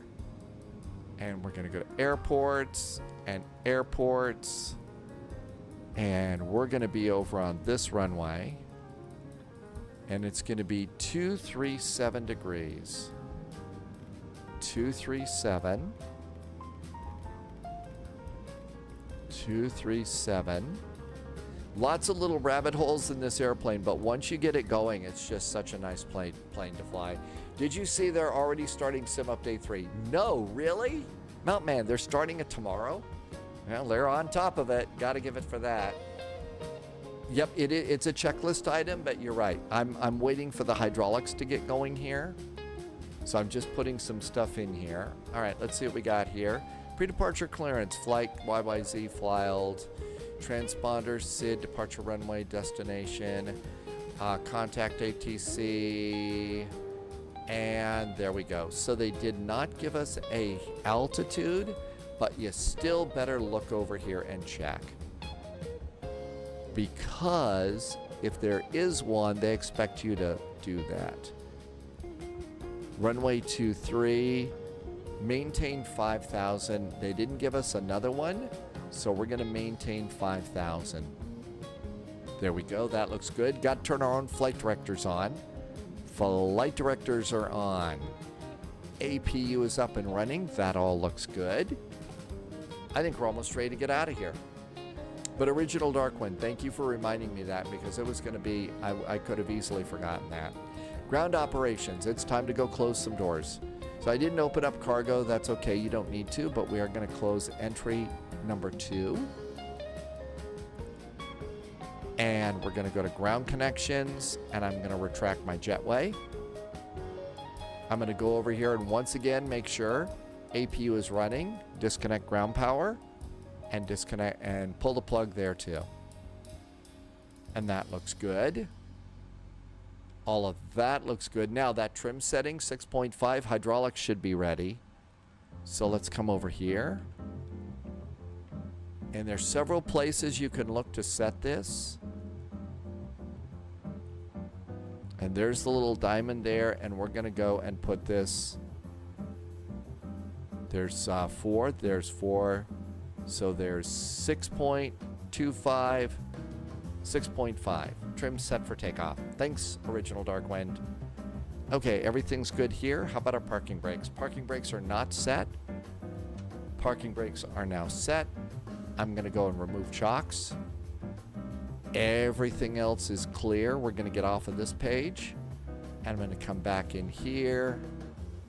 And we're going to go to the airport and pop in the airport. Okay, there's everything set for our taxi. Now then, this airplane would really like it. They'd think you're a cool pilot if you're going to use the checklists. So, oxygen, good. Flight instruments, heading and altimeter. Not set the altimeter. So let's be a good pilot and do YYZ ATIS. And altimeter is 2975. 2975.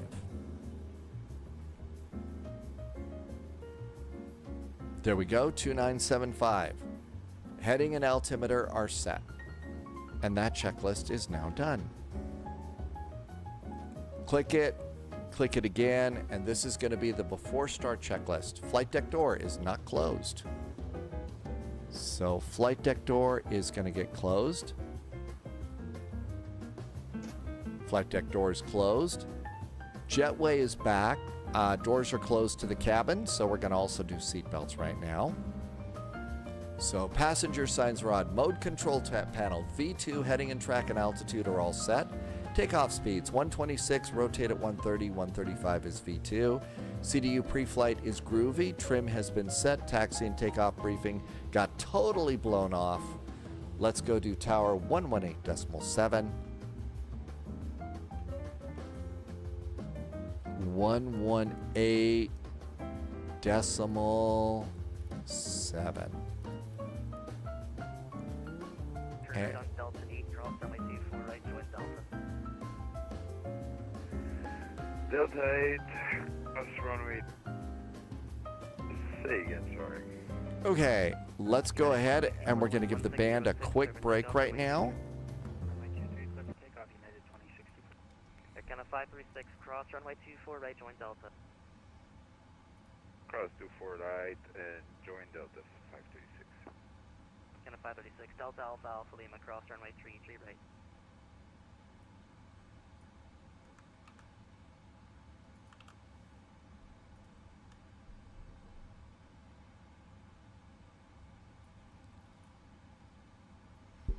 I think somebody's new. Kind of 536, taxi Delta Alpha Alpha Lima, cross runway 33 right. Delta Alpha Alpha Lima, cross 33 right, 536. Toronto, good evening from United 441, a big old 777 at stand 174. Code is 268 Sierra, requesting startup and pushback. United 441 Tower, good day, thank you for the identifier readback is correct information. Lima, call for taxi. Call for taxi, United 441. Shall we go? United 2064, contact departure. Almost time. Let's go get our tug.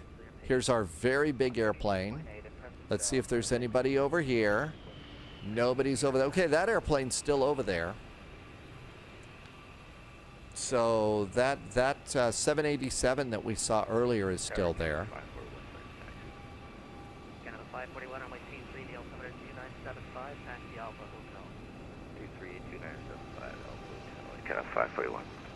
Let's see if that one starts to Canada move. 556, the wind's 16016, clear for takeoff from Got somebody landing over there. Clear for takeoff 23 Transat 5. I don't think that's it. That is Air Canada. Tower Delta 2013, ready for push That start. is Information 843, and that airplane came in from Frankfurt. That airplane came in from Frankfurt. So they're not going anywhere. So we can go and do our thing. Okay. Go for 8 Delta Charlie, Beacon. we're TRX on the 24 left by Alpha. Beacon is on. 8 Delta Charlie 8, Checklist is done the runway, the too. wind 16016, clear to land, runway 24 left. Clear land 24 left, 8 Delta Charlie. I think it's time to go. Parking brakes going off. Parking brakes are off. And out we go. 949 taxi. So yeah, that one came in from Frankfurt. My guess is the pilot was just sort of like, ah, I made it. Canada 993, line up runway 23. 1023, Tower, starting engine number 7 on a 7-mile final, ILS 24 left. 1. Canada 427 Tower, Canada the wind Start. 1616, clear to land, runway 24 left. Start. Number 2, about 5 miles behind a Challenger 750. Roger that, number 2, clear to land, ILS 24 left, Air Canada 427. New recruits Willis detected. PR just followed Welcome the aboard, channel. Agent. Hey, Will. Stay sharp. Willis. WIS. WIIS. Thank you for the follow. Welcome on in. We're just pushing back, heading down to Cincinnati, the home of WKRP. New recruit detected. And Welcome aboard, Agent. let's Stay do parking sharp. brakes. Tugs released. Canada 993, the wind's 1606. And engine number 1 is coming up nicely. Tower Delta 2013. Let's also get the additional engine monitoring. Delta 2013 tower. Oil quantity is holding too. We don't have a big old oil leak. Arthur, did I see your name right? Thank you for the follow. Welcome on in. Appreciate you coming by. Not on this one. So original Darkwind, apparently the new 777 engines, you don't have to do that.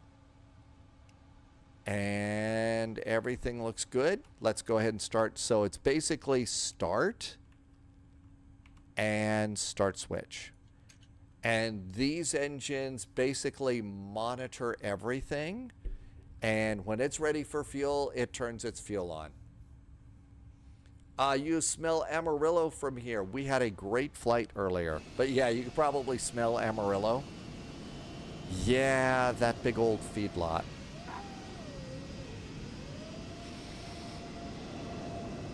Actually, Loviz says you could, that's right, we could start them both at the same time. Wow, that's pretty amazing to me. It really is. Cross 248, join Charlie, 8 Delta Charlie. Canada 993 departures 132.8, see ya. 3280, 993, see ya. 132.8 is departure. Stat the 1872 tower. 132.8, that's good to pop in there. And we're getting a good start on engine number 2. Number 2, equivalent for last, Cathay 1872. 8 Delta Charlie, Charlie, Echo, and We're not running out of fuel. That's a good thing. Let's go put legs over on this side. FMC and legs on that side. Vectors off the runway, so we're going to just do VNAV and heading hold off the runway for this. I understand most airlines don't start most doing pushback because the engines are so powerful. They could stress the pushback cart. Ha! That's hilarious. Okay, APU can go off. APU is going to go off. Canada 427 tower. Welcome to Toronto, right when able. Cross Flaps. right. 5. Auto brakes to RTO. Exiting on Delta 4, cross 24 right, or Canada 427.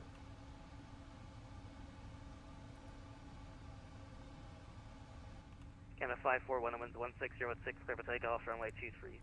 Clear 23, Canada 541. After, before taxi, anti-ice, maybe, recall, flight controls, ground gear. Let's also just do, because we're checking everything, Canada 427, Charlie Alpha, Alpha flight Lima. controls. Charlie Alpha, Alpha Lima, Air Canada 427, thank you very much, good night. Good night. And flight controls are good. Trim is set, so that looks good too. Mike Echo Tango Tower, good day, winds 1606, cleared line runway Before 24 takeoff left. checklist is done as well, we're ready to go. Heavy 747 over the numbers. If you haven't already set sterile cockpit, you got to get busy. I do. Thank you for the reminder, Jazz Hands. Absolutely, thank you for that. Toronto, hello again. United 441 pushed and started from stand 174. Lima still aboard, requesting taxi. United 441, runway 23, taxi via Alpha Hotel. Runway 23, Alpha and Hotel for United 441. Shall we depart scene of the crime? Parking brakes going off, tow brakes are on, taxi light is on as well. Ring the bell back in the cabin, let them know that we're going to start rolling the airplane around over here. And before we go, for luck, a little PMDG ASMR there. Releasing the parking brake. And out we go. Tim J's going to call it a night. Good night, Tim J.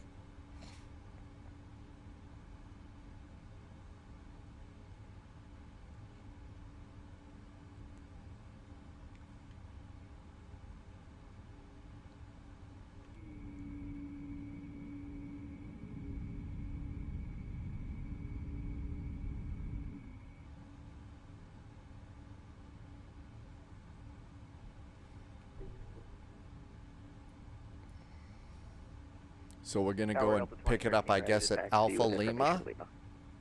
And out we go 2013 there. Tower, the wind's, oh, wrong one. Information limited altimeter 2975, runway 23, taxi. Replying to Tim Dog. Tim Dog just landed at LAX and I missed that. Oh, you're going to go hop on ground? Really? Thank you for doing that, Tim J. Yeah, I never know with you guys. Taxi, Cat 1872. We never know with you guys. Charlie Echo, Echo We're always so much trouble. And now thrust idle taxi.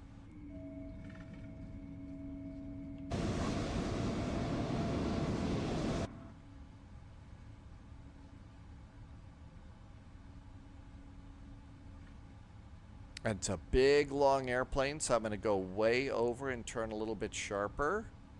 Mike Echo Tango, welcome to Toronto, cross runway 24, right, join Echo. And making sure there's no airplane coming there. Oh, and then come on over here. Even though, you know, ATC cleared us to taxi and stuff, we still need to go and look and make sure that we're not in their way. We'll give way to the A400. We'll short our position for Cat 1872. Roger. What an amazing big airplane. Echo Echo Bravo, comment. I saw an airplane going in over there. Looked like that was a United or a Scandi. Not sure. Aloha. Manaphy Game says aloha from ZJX. Okay, now we got to make a little turn over here. And really with this scenery, there's been some scenery errors. I don't know that they've been fixed yet. So kind of hug the left side of this taxiway. For those that don't know, when Dave's... Oh, thank you for explaining that, Jazz Hands. It looks like they fixed this. There were some really, really bad bumps and you could fall into a hole over there. But that's one of those places that cars can drive down and then taxi under the...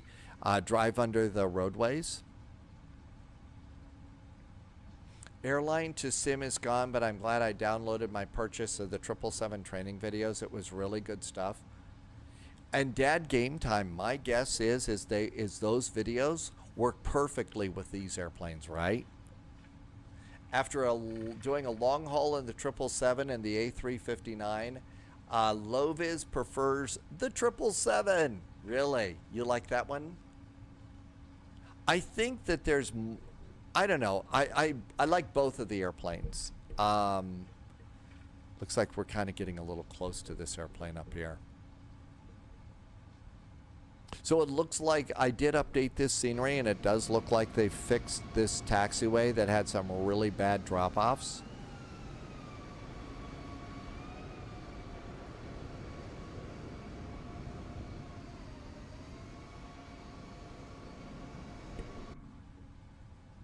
I don't know. I think I would be hard pressed. Loviz, I'd be hard pressed to. I would be hard pressed to pick a favorite for this airplane. Roger that. Yeah, thank you very much. Dad Game Time bought the Doha scenery. Oh. Mike Echo Tango, monitor ground 12165. Are you going to take your 777, what, 800 or something like that in there? 12165, you can monitor in. 777's like flying a plane, whereas the 359, which is cool, is computer management. Also, the performance is better in the 777. Really? Okay. And, you know, can't argue with you there. It is, you know, the thing about Airbus, it's a flying computer. I did use the A330. I did use the A330 for across the pond, and it worked great. I actually really enjoyed it, partially because I got to fly as Air Berlin on across the pond, so it's like, okay, this because Air Berlin flew the A330s. 2013, the wind's 16006, clear for takeoff, runway 23. Okay, look over there, nobody's coming at us that way. There's our turn.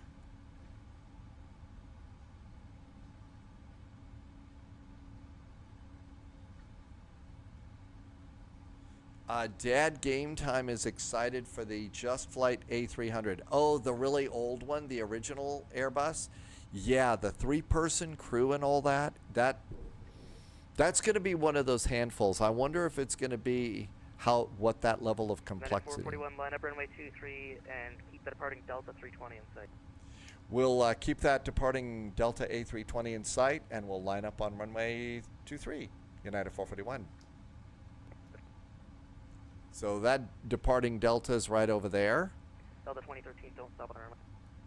There we go. Full stop for 2013. Negative, don't stop on the runway. Don't stop till you get Do not enough. stop on the runway. Sorry. Continue takeoff. The hour is getting late. Takeoff, Delta 2013. I have not really done a video on migrating from one to the other. Dad Game Time, yeah, you could do the hustle too. 747 Classic from PMDG and Just Flight are going to need shared cockpit. You know, I'll bet you're right about that. I'll bet you're right about that. Okay, before takeoff checklist is good. Landing lights. United 441, maintain visual separation with the 320. The wind's 16016. Clear for takeoff. Runway 23. Runway 23, clear for takeoff. We'll avoid bumping into the A320, United 441. Shall we depart? 2013, contact departures. Throttle's going up about halfway. Over to departure. El Clocko is running. Auto thrust. 132.8. VNAV and heading hold.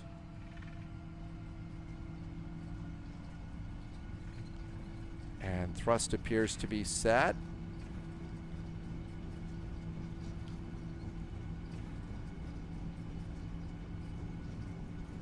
V1. Rotate.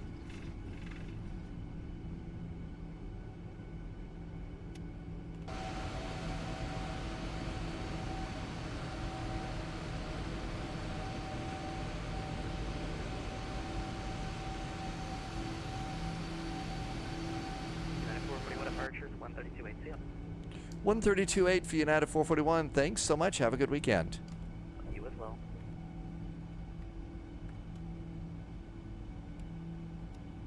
Forgot Terra.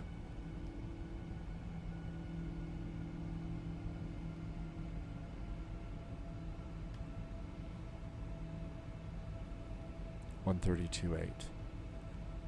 Traffic. Traffic.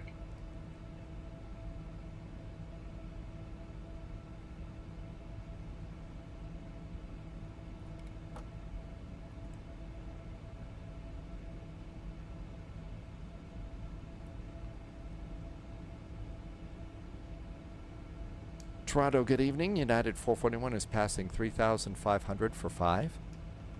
Air 441, heavy car departure. Identified time 7,000. Now 7,000 for United 441. Delta 2013, proceed direct also on course.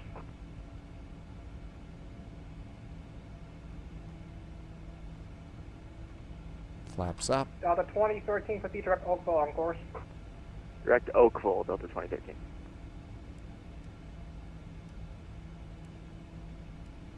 Okay, looking pretty good. Flaps are going up. Autopilot's working great. After takeoff checklist. United 441, proceed direct mix it on course. United 441 is now direct to mix it. FedEx 46, Tower 118.7. 18.7, thank you for help. Have a good evening, FedEx 46. And generally, like I said, I like to turn in a Boeing, and then I'll do my direct to. Mix it. And LNAV. There we go. Going to 7,000 feet. JBS. That's right. Happy Sim Update 2 Day. It's also Navigraph Day. Hope you got some pizza or something like that to celebrate. Vinyl Rabbit. I am not going to forget that one today. 585, descend 4,000. Thank you for the reminder on that. 4,000 Air Canada 5. Let's see. 6 minutes ago, Mustache came into chat. Good evening, Mustache. Welcome aboard. Thank you for reminding me to stretch. Come on in. We're on our way down to Air 441, climb 15,000. 15,000 for United 441. There we go. Data 2013, contact center 12577. 12577, Delta 2013. United 441, contact center 12577. 12577 now for United 441. Thanks. Have a good weekend. 12577. Toronto approach Prime Air 4211. We got the numbers for Hello, climb flight level 230. climb flight level 230, Delta 2013. Stevens 301, leaving my airspace. JBS, I've got allergies too. I've got them. Yeah, they're all over the place. Very annoying. Sydney Command, thanks for ADC for Stevens 301. Have a good night. You too. Toronto, very good evening. United 441 is passing 9,000 for 15,000. We are direct to mix it. Delta 440, excuse me, United 441 Heavy, Toronto Center, good evening. Proceed direct to Temba, climb flight level 400. Flight level 400 direct to Temba for United 441. So continue the climb and direct to Temba.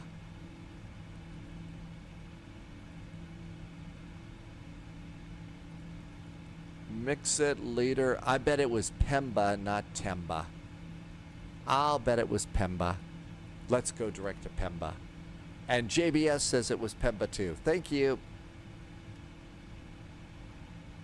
And out we go there. Got airports and data up. And there's 11,000 feet. Landing lights. Nose light. And 10,000 foot cabin call. And reset the heading bug straight up in case the autopilot fails. And then come on down here to progress. That looks good. 370 miles to Cincinnati. And Tim Dog says that Cincinnati ground is up. JBS wants to do a delivery flight for Chewy's Virtual Airlines. Well, that'll be a nice flight to chew on. Couldn't resist that one. And on the Mix-It departure, we're doing really good. 2013 for hire, contact Cleveland Center 11987. Good night. There's Mix-It. Over to Cleveland Center, Delta 2013. Have a good night. It's not the least fear, Toronto. Oh, come on. Okay, let's see. What else do we need to do? Okay, we're gonna go to comms now.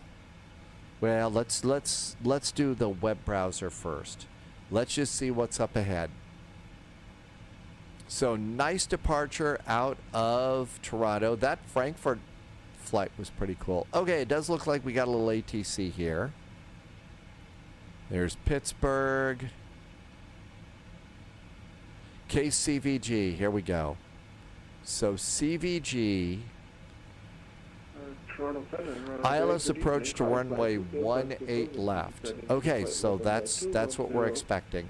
Since there is an ATIS though, what we're gonna do is we're gonna go to the comms menu now. Hi, flight 205 Super, Toronto Center, good evening. It is indeed Lima, flying 24 left. Now we're gonna do flight information. 2975. ATIS request, and we want KCVG, KCVG. I'm going to put that up in that box there. I want VATSIM ATIS, auto updates, and send it. It's been sent. And we're good. Now we'll just exit out of this. And when they give us a new ATIS, it'll pop in there automatically, and it's just like right there. Altimeter, standard. And I have all three of the altimeters tied together. There's just too much to do at times with this airplane. So there you go. Now we're going to come over here. I'm going to delete that, and now we're going to push this in. And now we got a nice little chart. We have a new message. Cincinnati, Northern Kentucky information. India is now updated. Winds are 210 at 212, gusting to 18, 10 miles visibility. Overcast at 4,300. It's 27 degrees, 2975. Expect the ILS approach to runway 18 left. Read back runway hold short instructions. One runway is closed, and the good news is there is no bird activity in the vicinity of the airport. So we got the latest ATIS in the airplane. That is something that's really nice to have. Let's see, I'm going to ring the bell one more time. Let the flight attendants know that they can get up now. I usually do that at about 18,000 feet or so, 18 to 20. So a little bit late on that, but we want to let them get up before we let the passengers get up so that they can start getting the carts ready to go.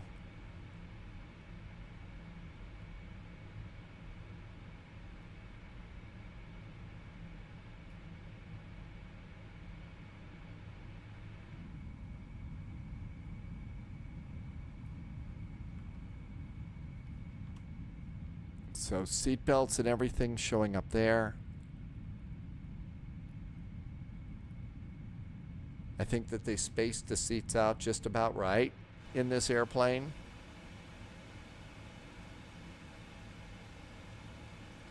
And over here, we are 343 miles from Cincinnati. Looks like we're going to be landing. If you've been with us since the beginning of the flight, we're going to be landing at 0114 Zulu. That's an estimated time. And if we look over here, you look and see that it's 0022. That's the real time. So you can see that if we're landing at about 15, we've got about, so the live stream is going to be going on about another 50 minutes so that you can decide whether or not you can stay up late if you've got tests tomorrow or one more day of class or something like that. That way you know if you have to stay up too late. Flight 205, you're supposed to maintain 17,000 until you're past distance. Keep that in mind for next time, please. Contact arrivals 132 decimal connect. I'm very sorry. I thought we were supposed to extend to 11,000 after it's... And here we are right there Sorry about that. We'll as we kind of come on down. Looks like they've fixed some of these maps. The en route maps are starting to work a lot better, which is really nice. It's kind of helpful. Menifee got 5s on your state exams. I still have a Spanish final, and that's going to be going. You know, if you wanted to, at the beginning of the test, you could just walk into the class and say, no se habla español, and say, you might not get a good grade, but maybe people will laugh. I don't know. 441, contact Cleveland, 11987. Have a good one. 119.87 for United 441. Thanks. Have a good weekend. 119.87. Congratulations, Menifee, on getting all 5s on all the other tests. That's out. That's great news. I'm in awe of that because I'm not one of those people that was really good at taking tests. I loved learning, loved class, but hated the tests. Absolutely hated the tests. Oh, you're still with me. But if you want, you can contact Toronto Center 125.77, but you're still in my airspace. Okay, Roger. Sorry, I saw you had told me. Sorry, I missed it. Yep. You can call them now. All right. Thanks for your help. Cleveland, good evening. United 441 is direct Pemba, passing flight level 320 for flight level 400. United 441, Cleveland Center. Hello, climb maintain flight level 400. Flight level 400, United 441. JBS has an absurd number of United 777 liveries. There are actually more than a few. I mean, this airplane's been around for a while, so you could do the, I think you could do the battleship livery, you could do the Tulip maybe, you could do the merger livery, and then I guess the Wave livery. Yino Mogusta, which is commonly said the incorrect version of the Legion correct flight. 11, Oh, really? South and Washington's offline for CVG CTAF is 118.3. Thanks, Shoot. Tim Dog. Shoot. 118.300. Thank you. JBS is waiting for a Continental, and then you'll have the whole ancestry. See, I think it would be also kind of cool if they would do, I mean, the really old United livery. Remember the old Art Deco that they had on the DC-6s? I think that the DC-6s would be really, that old blue Art Deco thing would be a great vintage livery. That goes back so far, and that would be good. Don't forget the Peter Max livery. 35,000 feet. I'll do seatbelts to auto.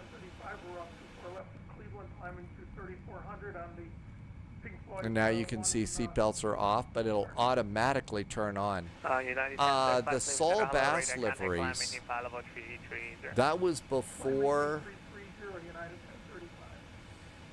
Yeah, that was after, that was between Friendship and Battleship, if I remember. They actually had quite the livery schedule, didn't they? History. Okay, everything else is good. Let's just go and make sure. There might be one route discontinuity in here. Yeah, there's vectors, but there's no discontinuity, so that's great. There was the meatball was the one that I thought.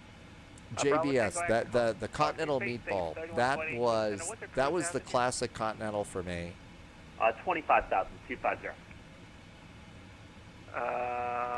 Base day 3140, expect PDC. Wigbill says it's hot outside. Yeah, Wigbill has been at a Texas football field all day long today. All day long. And 'tis the season for things to start getting really hot. J-Dubs, they did have one livery. This was long before Pride. Pride types of liveries and stuff came out. And it was called the Rainbow livery. That might actually be something that United could do if they wanted to do something like that. That would be a historic thing. And in fact, the first airplane ride that I remember taking as a child was a United DC-8, and I think it was either the Friendship or the Rainbow livery. It was one of those two. Was the first airplane I remember as a kid. And United 2064, descent maintain file level 320. 320, United 2064.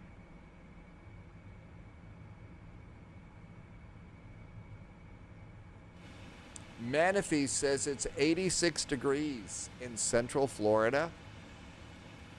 Yeah, Wigbill's probably got you beat on that one in Texas. Plus, they do make the bugs a little bit bigger there because everything's bigger in Texas. So, some of those mosquitoes.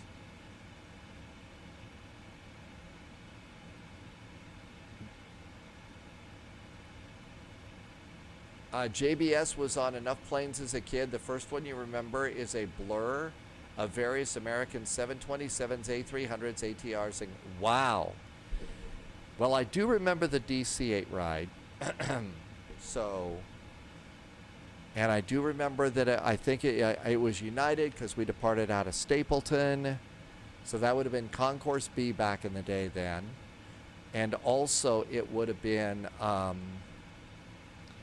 it would have also been the Rainbow livery at the time. Average Canadian can't fall asleep. JBS remembers the 747-100 as TWA. Dad game time. I'm not sure, but if you start it. 125.7 Air Canada 129. Have a good night. 125.7. Yeah, if you start it, Dad game time. 77 Air Canada 129. It will update if there's one for you. That's one of the things about Flight Sim. It basically, you know, you have no choice. It will update when you have to update. Of the Echo Lima Zulu VOR. American 1813, Cleveland Center, hello, radar contact position as reported, welcome.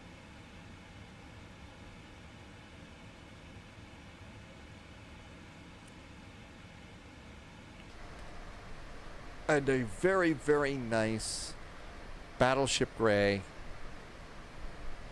So this airplane did not give me a WASM crash or anything. I had one in the A300 and in the CRJ. Now maybe I was just pushing the airplane a little bit too fast. I don't know, to start it up. But this one seemed to go pretty good. Tim Dog says it was 86 degrees. And in Ohio, you get some of that really nasty humidity too, don't you? Dad Game Time says airport and airline videos from Just Planes. Let's see. A string of 747 takeoffs is going to knock you out. Caribbean 800, maintain Mark 176.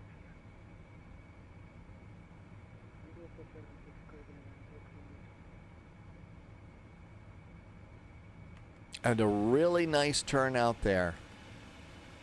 This airplane, again, just solid. JBS remembers an A380 from Glasgow to New York, and there were a whole 95 people on board the airplane. Man, that had to have felt really, really empty. Nobody found themselves jammed in the middle seat, did they? Oh, that was with Global?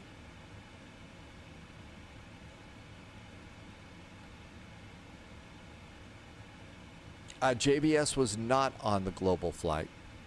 See, when I hear about Global Airlines, I think of one of two things. I think of the original set of Microsoft Flight Simulator airlines that came with the sim because they didn't want to have, you know, United and Delta and British Airways. They didn't want to have real airlines in there.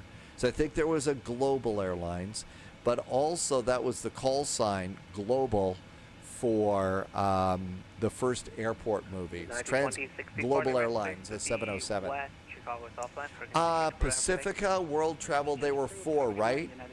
There was Global, Pacifica, World Travel, so they had four of them, JBS. So Manaphy, one of the things that I did is there are a series of quick views in Emerald, that was it, Emerald Airlines. Dead Game Time got it. So there's 10 quick views. And if you look in, you'll see in the views settings. What I went and did is instead of having control things and all that, I went and deleted all of those. I also cleared out all the controls for the keypad. You know, the number pad that we have on the right side of all of our keyboards. And so then what I did is to get to quick view 0, I made that number pad 0, which is that view. And then for, you know, quick view 1, it's number 1 on the keyboard. And then that way I can set those. So the way you set them is I went and I cleared out the set a quick view. And that is control. I changed all of that so it is control and 0 to set my main view. And control and 7 to set that wing view. The other thing that I went and did is, you know how on a keyboard we've got page up and page down? I cleared all the things out for page up and page down, and now page up and page down is translate up and translate down. That's up and down for me. You know, below those there's the arrow keys. Right, left, up and down. There's right, there's left, there's forward, and there's backward. And that's how I move around the cabin. That's how I move around the cabin with those four. And so when it's time to go and set a view like this, I'll just go walk back into the cabin and say, okay, there's my seat 10A. And so I can come over here and move this around. Yeah, that's a nice engine view. And then I would do control 7 And you can see the sim actually froze a little there. It set the view. And now I can just go and move around. And so that's the fast way that I do views. And I try and make my views always the same. So 0 is always main captain, looking out the window, take off, land, and fly the airplane view. That's the big 0 button. Number 1 is always a combination of the autopilot and the primary flight display. Number 2, it's the flight management computer. Number 3 is my radio. Number 4 is the big primary instruments. Number 5 is the upper panel. And number 6 is a big kind of a cockpit view like this. And I try and make them all the same. Now, it's going to be different with each airplane, but when I need to see the FMC, I hit 2, and whichever airplane I'm in, there's the FMC. It makes life so much easier. Jazz Hands is calling it a night. Good night, Jazz Hands. Thank you for being here. Have a wonderful evening. See you next time. Thanks for being here. I appreciate you stopping by. Thank you for the reminders. Thanks for keeping an eye on stuff while you're here. I will keep the sheep off the runway until you get back. And, you know, be well behaved at all times. I know you don't believe that last one, but there you go. Air Transat 550, Air Transat 556, clearance space to the south, Washington Southline, frequency change approved, have a good day. Frequency change approved on Transat 556, and frequency goodbye.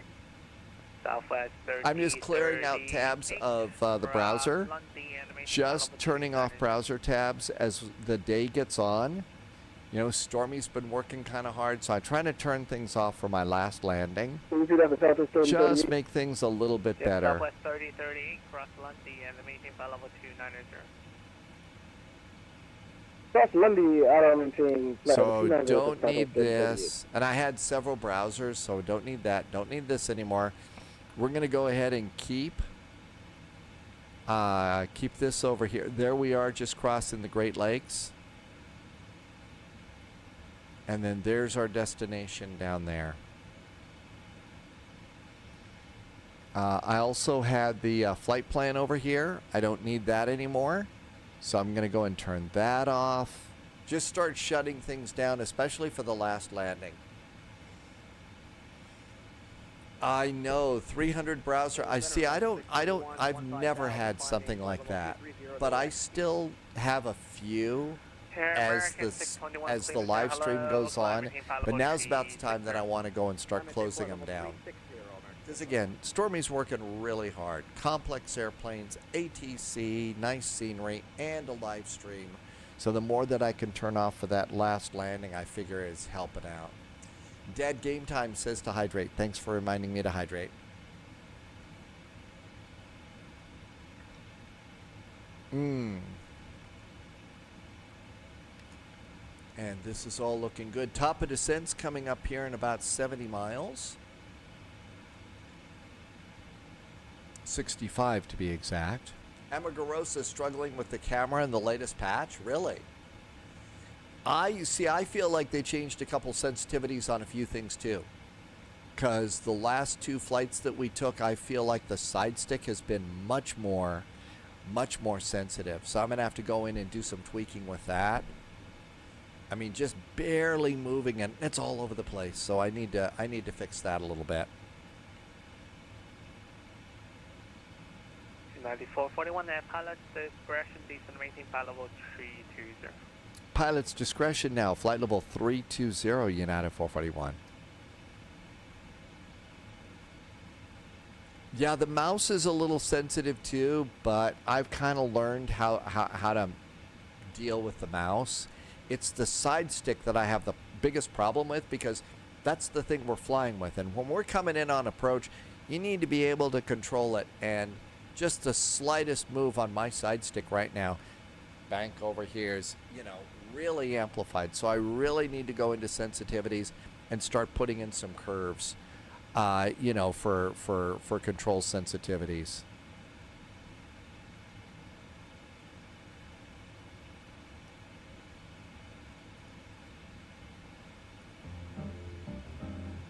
And it's getting kind of calm here, so we can do some jazz. Not Waffle is here. We got your spy hat all covered. I had the Boeing and the Airbus hat over on the other desk today. I was cleaning stuff off. So got you covered on that one. Thanks, Not Waffle. And tomorrow's first flight is out of the French town of Brest. We're going to Charles de Gaulle in the Paris by night. I'm probably taking a CRJ on that one because it is Paris by night, and that's going to be busy. We've also got Sealy to Panama City and Charlottesville to LaGuardia. That's the center stage FNO and Paris by night. Those are two big ones for Friday. LaGuardia. Waffle, Not Waffle does like Charles de Gaulle. There are times that it's a lot of fun to fly into de Gaulle. It really is. Average Canadian's going to try and go back to sleep. Good night, Average Canadian. Have a great night. See you next time.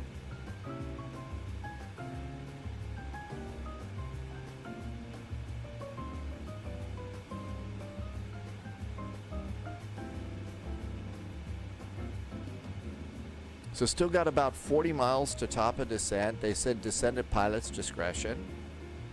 So we'll just go with it and let it descend, but we may need to descend it sooner. Air Canada 965, descend maintain flight level 280.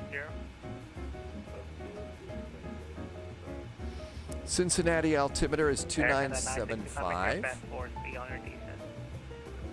So 2975, you can preset these things in a Boeing, which is really cool. Caribbean 600, traffic off at 12 o'clock, flying at 6. There we go, that looks good. Let's also come over here. And on the approach that we're expecting, I don't know if they're going to simulate the other things. And minimums are 1,089 feet. 3148, Cleveland ready to taxi. And base state 3140. 1,089 feet. Lap taxi via Lima. Julia 6 Lima. 24 lap Julia 6 Lima for base state 3148. 1,000, it's small down here, so 1089, and we're setting this down. There's 1040, and now we'll just dial it slowly here. Actually, I hear that Denver had a problem too recently. There's 102.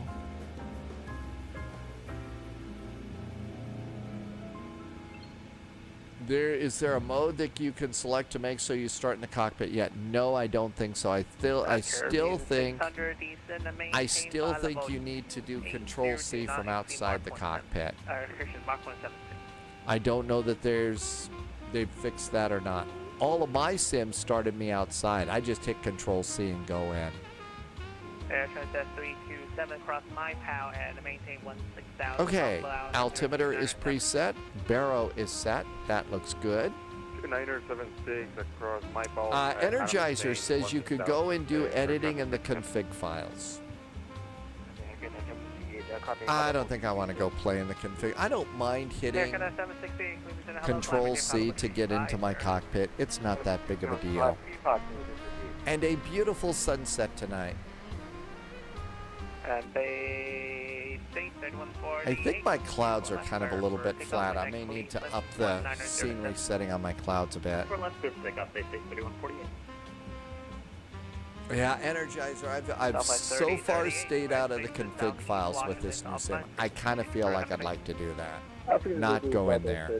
Some people are confident about that, and I used to edit config files in older sims all the time, but right now it's become Cambo, same way. I'd be afraid that would be a thing. Caribbean 600, decent maintain flight level 280. And 16 miles, we've got flight level 320. We're all set for our descent. I don't want to break something. I really don't want to, because it's gotten to the point now with the live stream and all, I don't have time to sit and spend a day and fix stuff. I just don't.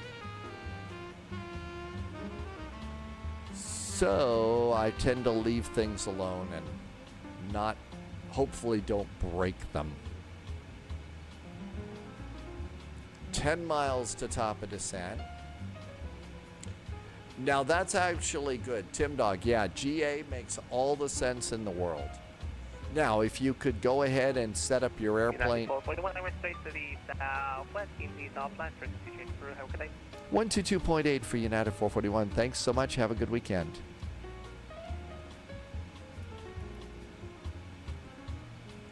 Okay, that's really pretty good. So now that we're on our own, I'm going to go over to the Tigger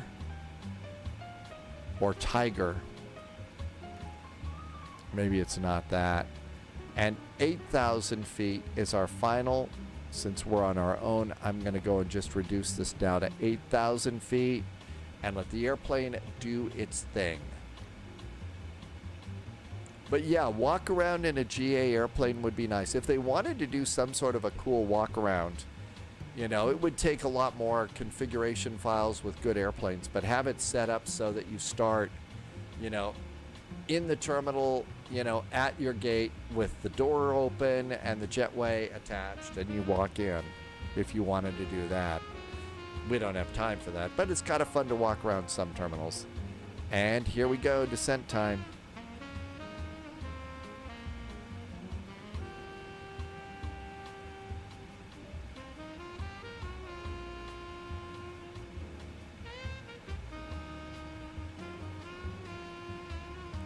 $8,000. LNAV is set. VNAV is set. That's right. You could also walk around the, you know, walk down the stairs of your jetway to do your walk around. And some of these airplanes, this one included, you could do a fairly substantial walk around. You could do a fairly substantial walk around with this airplane and check all the things that you need to check. And down we go.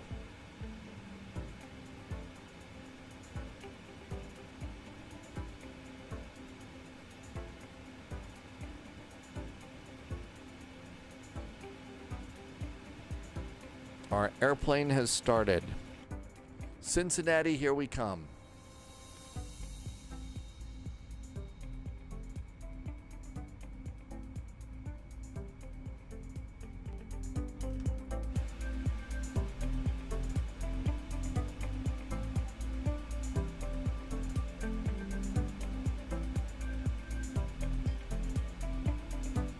And Volanta got set up, so that's good. There's no problem there.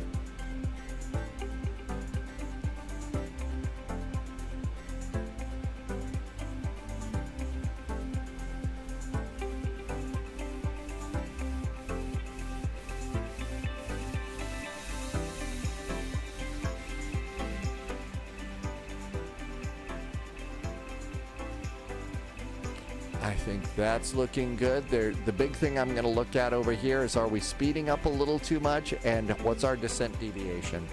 If the diamond is in the middle, then that's right on the best descent path you could have. And then if we're relatively close to our speed, to the little bugged speed there, then I figure that's as good as it gets for our descent.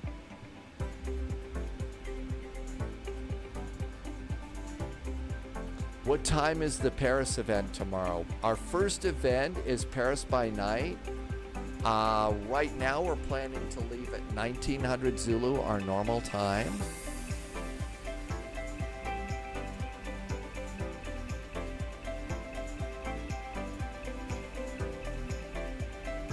Reinforcements incoming. I think More we just agents got a really joining the nice spy raid. flight. It is Be the Gamer. Be the Gamer, welcome in. Thanks for bringing some of your friends. We are on our way into Cincinnati. We're going to fly close to CMH. That's Tim Dog's usual airport. Mike Let's see, it's Mike Bigger Gaming. Welcome aboard, Mike. Thank you for coming in today. We've got our big New recruit United detected. 777. Welcome aboard, And it's a Agent. beautiful Stay sunset evening. We took off from Toronto. We're on our way into Cincinnati.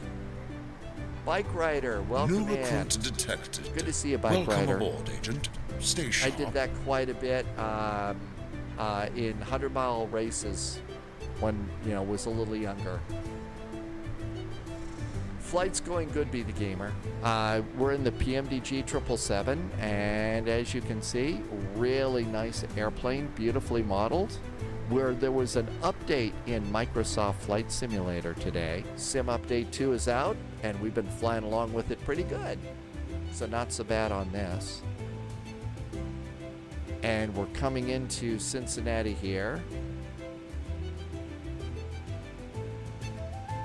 And that looks good. Let's go ahead and reset our heading bugs. Okay, we're going to have to talk to CTAF here. That's 118.3. Nope. We don't want that. 118.3.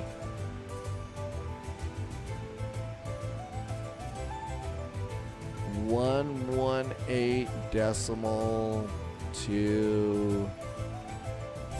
Also, we're going to have Cincinnati ground. So that's going to be CVG ground is 121.7. But we'll have to reset. We'll set that in a bit. Let's see. Jerry is in chat. Welcome aboard. And something about rum ham. As long as it's not red rum. Wouldn't want red rum. Tim Dog says keep an eye out for the Columbus Airport. That's just off to the left. And Tim Dog does several business trips a year and blasts off from there.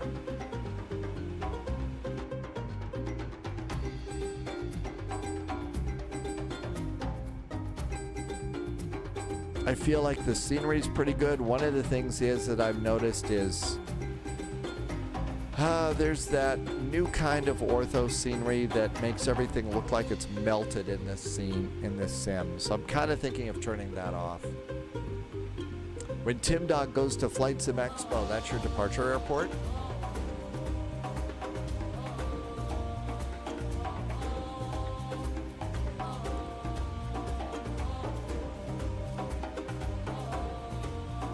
Right on our descent path still.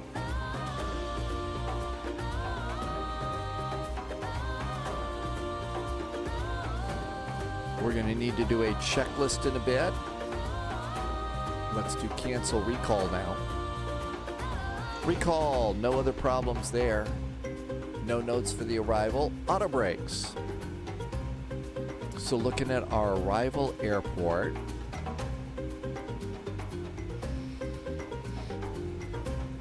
We are coming in on runway 18 left. So probably auto brakes 3 because we do have to taxi back a little bit here into the terminal, but not bad. So my guess is we'd like to get Tango 5.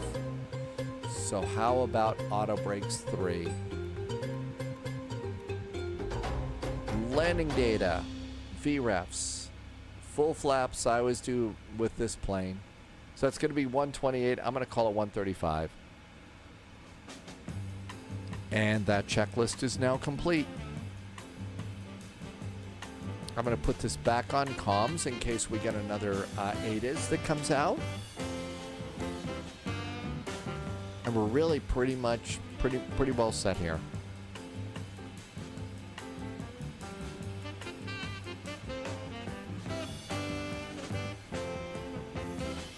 Coming up on 29,000. And a nice gentle descent on the arrival.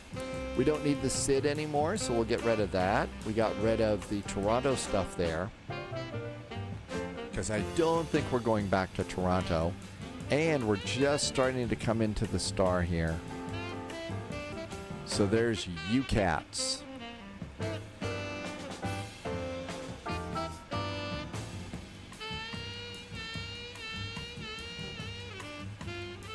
Now, since we're on our own, being on VATSIM like this, it's kind of a good idea to go ahead and just take a look at the big picture here and then go and highlight your airplane and say, okay, not a lot there. There's some Air Canada. Nobody's really kind of coming in, it looks like, to Cincinnati. So we're just good. Actually, yeah, Tim Dog, we just buzzed right over you. Jerry says the turbulence is better.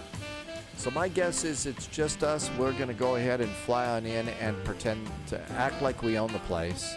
Right now there's 2 arrivals, no departures, and nobody sitting on the ground. We've got AAY 416. They're not going to be here. They've got 500 miles to go. That's not a factor. So when you come into an airport where you're not expecting tower and stuff like that, if you do a little look at it like this, like we just did, that gives you 30 seconds of being able to say, you know what? We can just fly like we own the place. And that kind of works out really pretty good.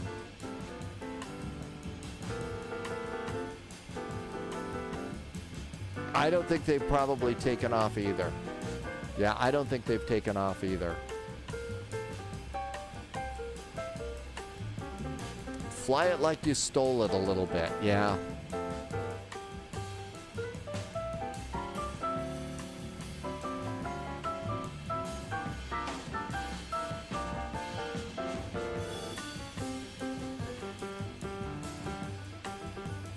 See, we had some rain and thunderstorms coming in here tonight. Yeah, it looks like most of that's dried up. No thunderstorms to dodge today. Oh, it looks like the rain's going to probably kick into gear. At least outside here about the time we land. Probably seeing some slightly darker clouds. Let's see. Yeah, a little bit to the north. Not much. It's been, this is kind of our soggy season right now, so. Irvy's going to call it a night. Night, Irvy. Thanks for being here. Have a wonderful evening. We'll see you next time. It should be a very happy landing. 24,000 feet. I'm going to go and do seatbelts. So right now, if we look, you can see seatbelts are off. It's on auto. I'm going to go in usually about 25,000 feet. That's when I want to make sure passengers are seated, and now we got both signs on. Really amazing what it is that they have modeled in Flight Simulator. That we can go back into the cabin and look at that and have it look as good as it does. Totally amazing to me. USMC Vet just arrived. Perfect timing for landing. Cheers, USMC Vet. Thank you for coming by. Coming into Cincinnati, Ohio.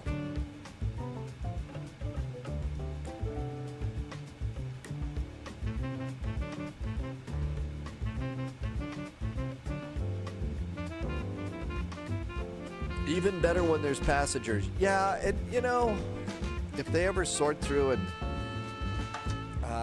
I don't know. I've always had a bit of a problem with GSX passengers.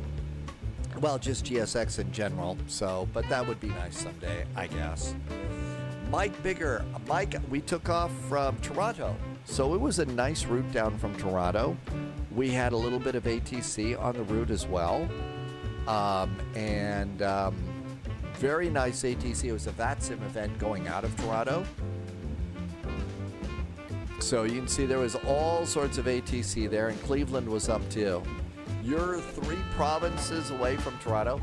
USMC Vet, there are several people that have come into chat and said that they got their wind wing. So that's a good step closer. And I'll tell you what, as soon as it gets paid, I mean, it takes almost no time. That's right. It makes it slower to land, and the little background engine, CODL, whatever it's called, that thing is a gigantic pain in the butt. It regularly likes to take control You know, my focus is the Microsoft Flight Simulator window. That's what I've always got as the active window. Everything else is the standby. But it will actually take control and keep it. And I have to go and click back in to punch buttons and stuff in my airplane. And it's sort of like, no. We're on VATSIM. We're in Frankfurt Friday. We don't have time to do this. So I've kind of disconnected that, and afraid it's going to probably stay that way. I may put, you know, Houston back in and Charlotte, but... And the pushback engine for that is really good. The pushback engine from GSX is a really good pushback engine. I mean, you can plan a really great pushback and just sit and watch it, and it will do it pro. All you have to do is look out the window. But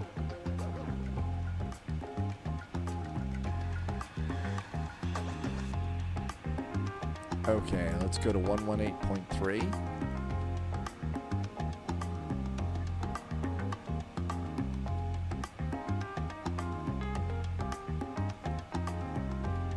Well, we're 70 miles out from Cleveland. That's probably a little too soon.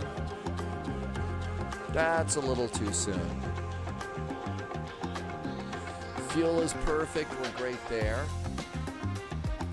EFIS and mode control panel you got ordered on a Friday and you got it 3 days later. Really? Yeah, that's when I'm flying, you know, one of the second generation Airbus cockpits, the A319, 20, 21, the A330. The mode control panel and the EFIS for the Airbus really is great.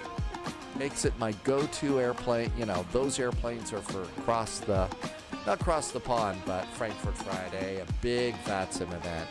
I mean, if I was smart, I would do an Air France A319 from Brest to Charles de Gaulle tomorrow. That would probably be the best thing that I can do.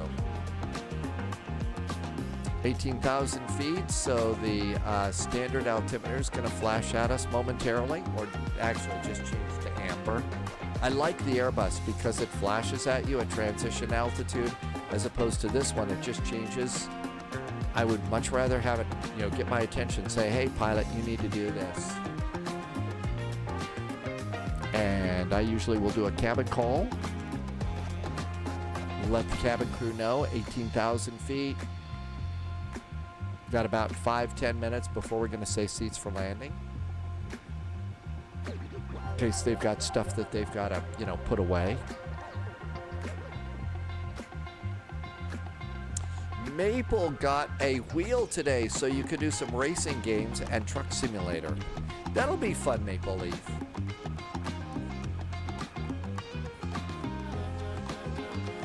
We may start doing a few other games.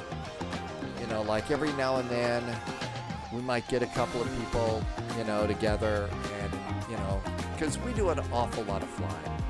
And so maybe what we'll do is we'll do, you know, like on Sunday, a couple of a flight or two, shorter flights, and then maybe play Phasmophobia, you know, together or something like that. Because, you know, it's a multiplayer. People can come in and play and enjoy and do stuff like that.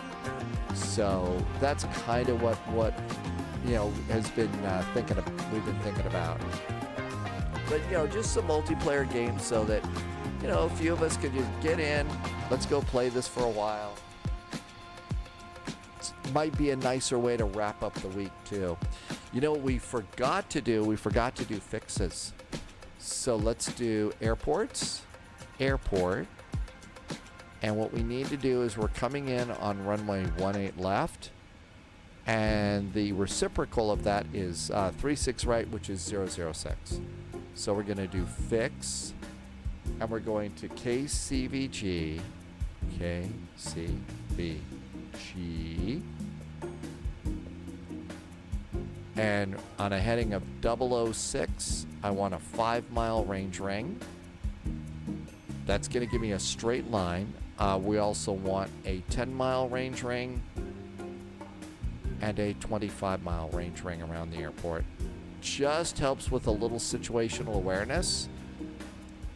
And so now you can see there, there's my 25-mile range ring right there. There's 10 and 5, and here's my center line out of the runway. Really, really nice. Tim Dog just put the latest weather in there. Thank you. Yep, that's the last one that I got too. Information Juliet. Yep, that's the one I've got in there too.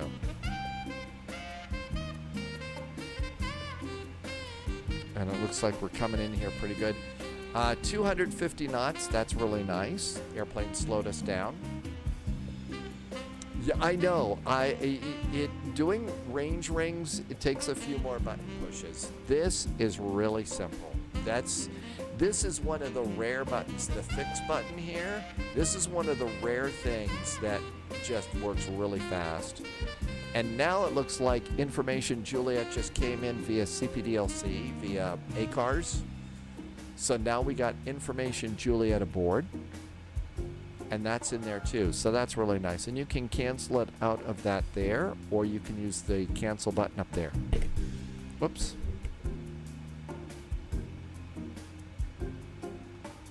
And let's go to checklists. Our next checklist, approach, altimeters are checked and set, and that checklist is complete.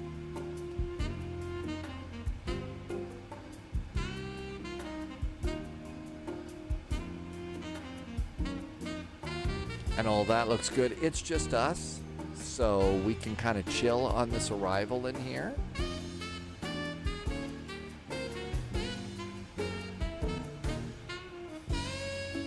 And over here on progress, we're 43 miles out. I'm going to leave it on a nit ref right now. That's going to be speeds for landing.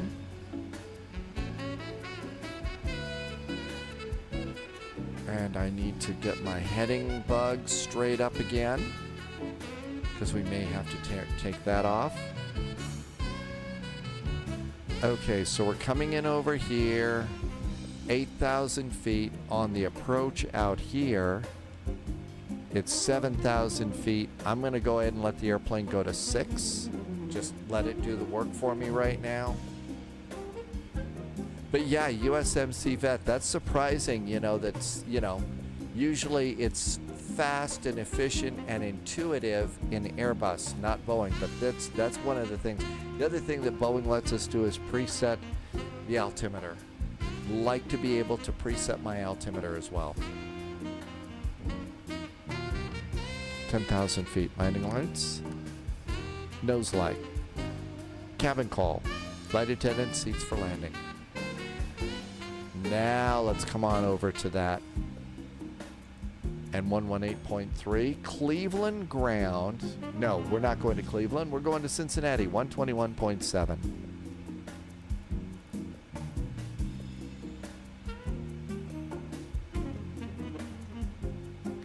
Okay, going a touch fast now for my taste. I'm going to go ahead and reduce my speed now to 210. And it's time for flaps 1. Oh, I don't know how much we actually really do fly in there. I mean, maybe eventually someday. I think we may have one of those, Tim Dog. AZ. I think we've got one. I just don't know what it is. Now all of a sudden the airplane's put us into a bit of a massive dive here.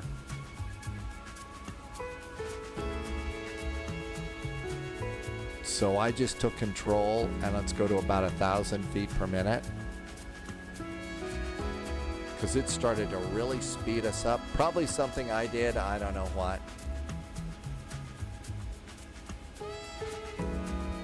Might need some speed brake on this one to get down to 210 knots.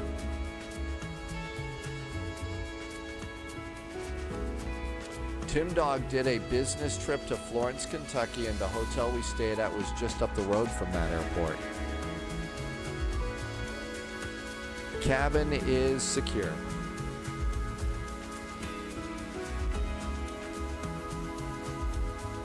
All right, I think we're good to go there.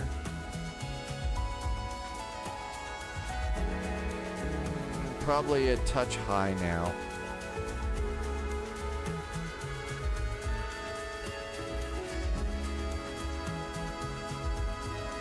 There we go. I'm trying to put the little banana line right over here for our turn. Speed's coming down. I'm going to go to 180 now.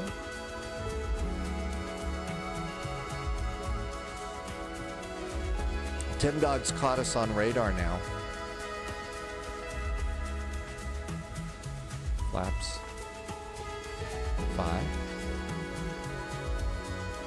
Cincinnati traffic, there is United 777 just finishing up the Tiger arrival, setting up for the ILS, runway 18 left on a base leg, Cincinnati. Make it pleasant, think of nothing but the present, for the past we leave behind and the future may not find us. That is a very nice sentiment. Thanks, Dad Game Time. It is, and it's important to learn those lessons.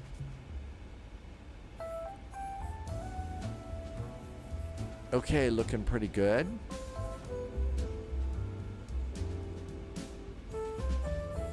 VAP is 128. Let's call it 130, 135.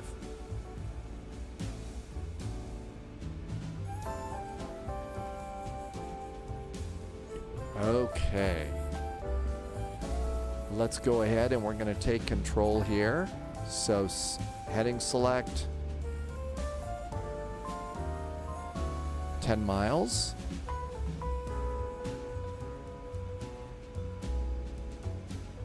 Continuing to let us go down to 4,000 feet.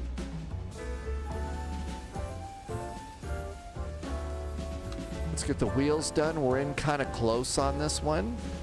So it's a big airplane, a lot of landing gear to get it up and down there. Kind of feel like let's get that taken care of. Now let's go ahead and make it a little easier on the airplane to go and capture the approach. Cincinnati traffic, that United 777's making the turn to final for runway 18 left, Cincinnati. Yeah, I've got speed brakes out. That's why it's upset with me. Now we do have to arm them. So speed brakes are armed. And checklist time. All we got to do is flaps. Looking for an airport. Airport's going to be off to the side over here. Hey, look at that. There's our airport. There's our runway. We've got approach already armed. So we're in good shape.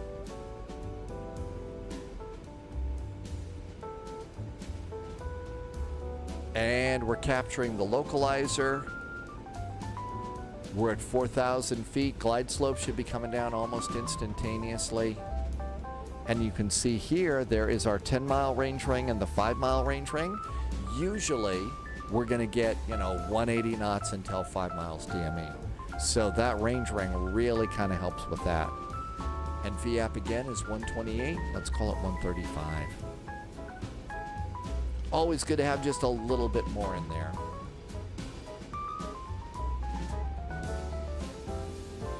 Nothing to worry about up there.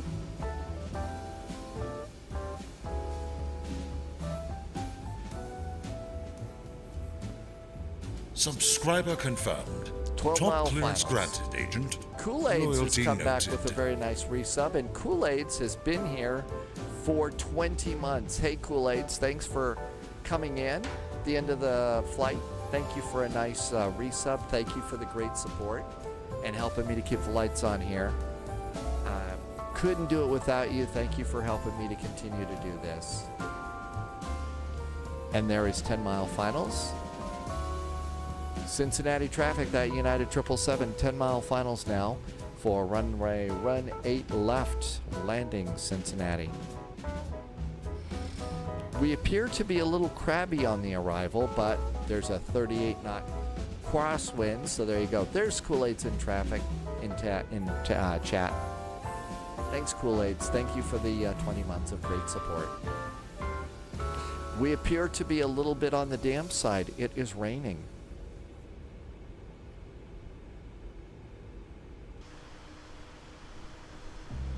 And there is our big 777.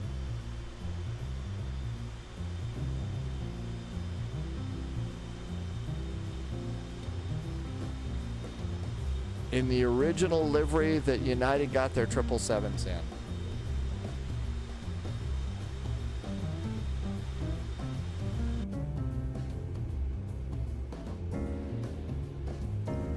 Okay, we preset ground. This is all looking good. Back to the airport and airport there. Have this all nicely set up.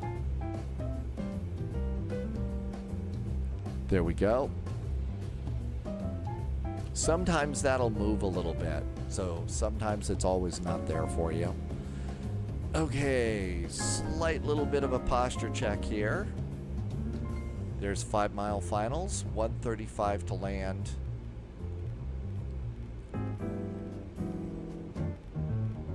$135. And time for some flaps. How about some more flaps? How about our final flaps? We're just gonna take care of that right now, because it's time to fly the airplane. Let's see how sensitive this is after the sim update. Autopilot's off.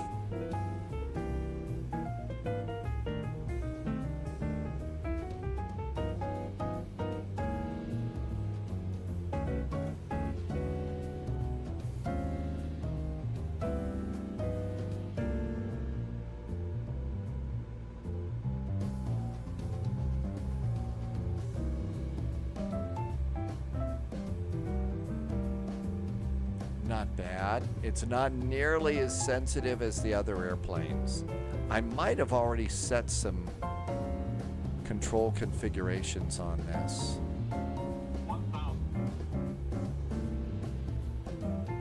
You know, sensitivities, which really makes it a lot easier. Remember, we were kind of all over the sky in the CRJ and the A300 today. So maybe I just need to go in and see if I can desensitize it just a little bit. And checklist is complete. We're all set to land.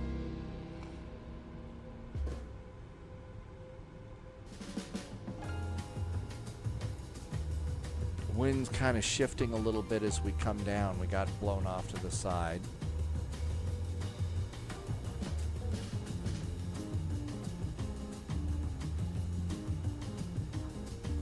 Touch high.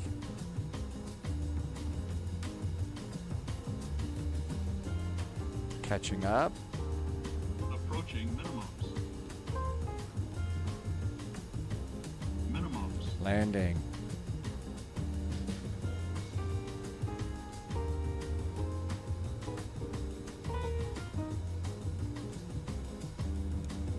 Auto throttle's off.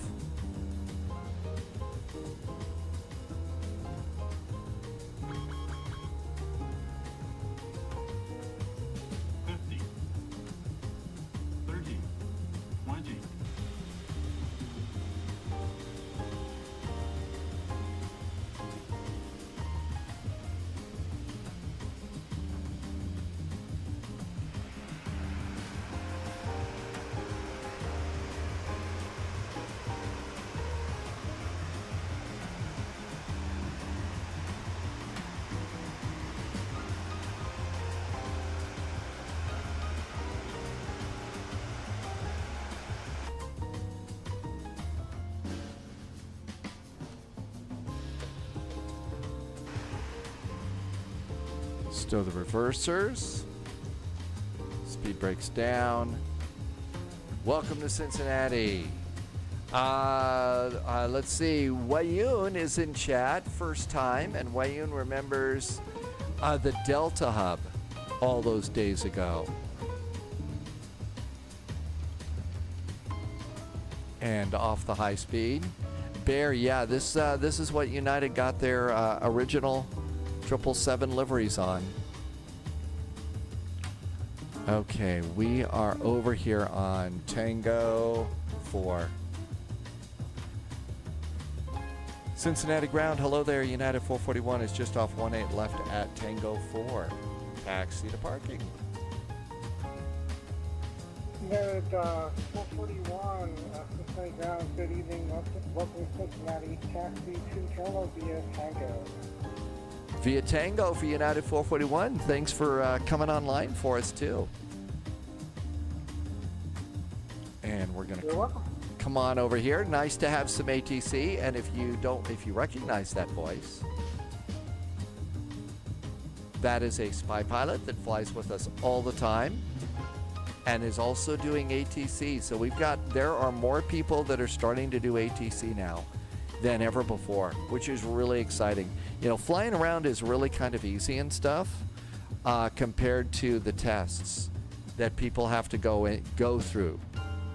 So, and auto throttle disconnect, we can clear that. We should turn off lights, and we should turn that off, and APU can go on. And we need to probably do flaps up.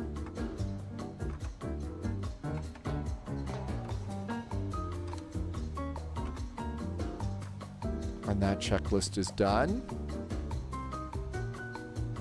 Did I miss the right light? I probably did. Oh, not just the yeah. I also hit some of your Tim Dog. I'm sorry. I also hit some of your lights, your taxi lights. Big flaps coming up right now. So it takes a little bit of time. So here we are coming on in here. We'll come on over and grab a place to park.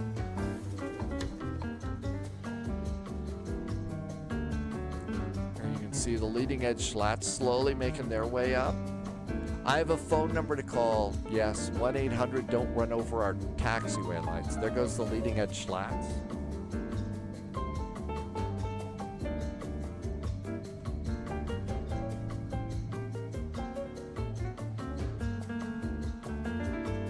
Yes, I should. I'm guessing because I ran over your lights when I called that number, I should have my credit card standing by, right?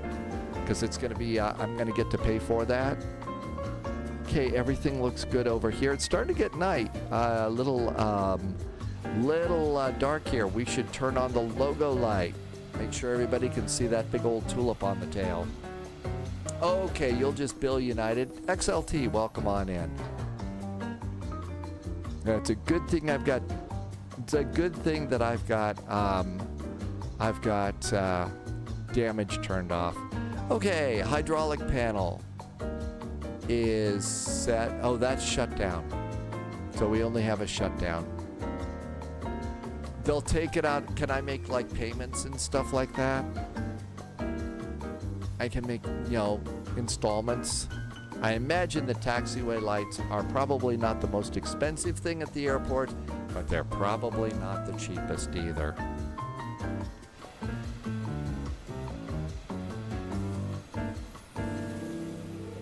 I've got to get a better Cincinnati. I thought I had something like that, because this is just a default airport, but the lights look a little different. Some of my settings got changed. They look a little bit weird off in the horizon.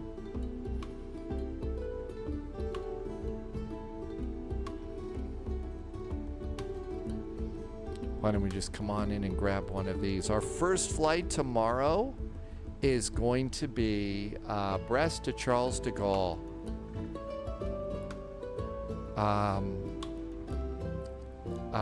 It's in the Paris by Night event. I will tell you, Paris by Night is not Frankfurt Friday, but it is also just as busy.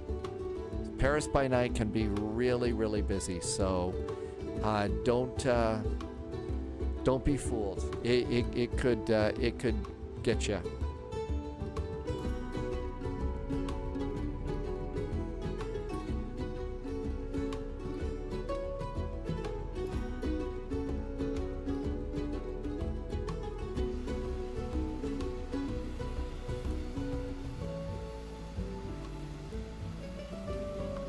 That's right, there's 2 FNOs tomorrow.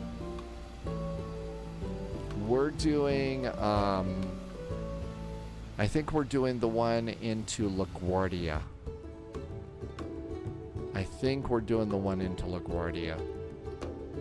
Nose light goes off.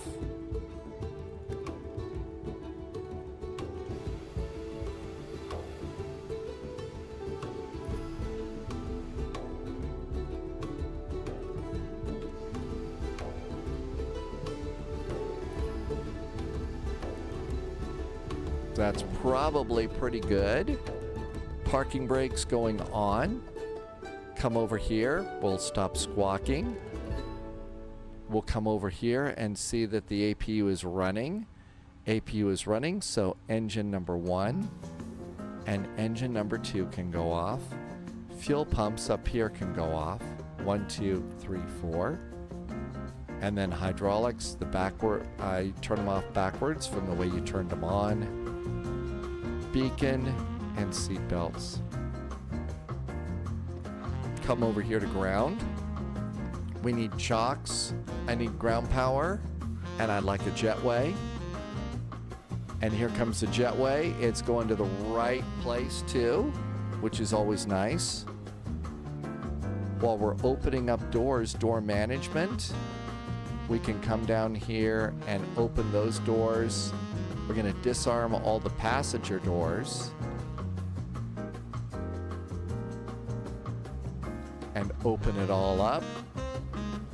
And here comes our cargo, and we made it. What an amazing airplane that PMDG made here. Okay, let's see if we got a decent landing rate today. We've had some really, really nice ones today. So here was our route. There we are coming on in. So here we come. There was a little bit of floating here. Let's see, were we in the zone? 1, 2, 3. Yep. Okay, so there's. Yep, we were in the zone here. And then over here, it was a minus 107 with a 0.99 G. Okay, a 107 in the 777. I'm going to call that massive quantities of butter all over this runway. That's amazing. Wow, wow, wow. This has been a really good day for landings. That's huge amounts of butter on the runway, and we were in the zone. Yeah, I stretched it out a little bit, looking for a little bit of butter on that one, but not that much. Not that much. So I'm going to say that that one feels really pretty good today. That one feels really, really good today. So, you know, like I said, there'll be all sorts of unsportsmanlike celebration for that for sure. But nice flights today. Yeah, yes, we don't want to bump the cholesterol, do we? Oh, thank you for being here. This has been a fun day. I really appreciate you coming in. There was some nice gift subs today. There was some nice resubs today. Also, some nice followers today, too. Thank you for the follows and coming in. I really appreciate getting to fly along with you like this. Thank you for those of you that can support and helping me to keep the lights on and stuff. I'm really grateful to be able to do all this. Tomorrow's first flight is in France. I'm still a huge chicken about taking the F-28 on that one. It's a big VATSIM event, so, you know, that's going to be, you know, all sorts of chicken noises, all that you want. Then we're doing Cali to Panama City. Charlottesville to LaGuardia is the center stage FNO. So that's kind of what we're going to be doing on that one for sure. Thank you for being secret agents and special agents and double O's. That's over on Patreon. I will get up tomorrow morning, and first things I'll do is get a weather briefing and flight briefing set up for you over there. Also, some nice gifters over here on Twitch. Thank you for doing that. We're also working on something on YouTube, which is going to be, I guess it's the channel membership thing. Probably I'm not using the right term on that one, but the channel membership thing is something that we're slowly starting to try and figure out. So we'll see how that works if you'd like to be over on YouTube to do that. And I'll let you know how all that works. But I'm just so grateful. Thank you for being here.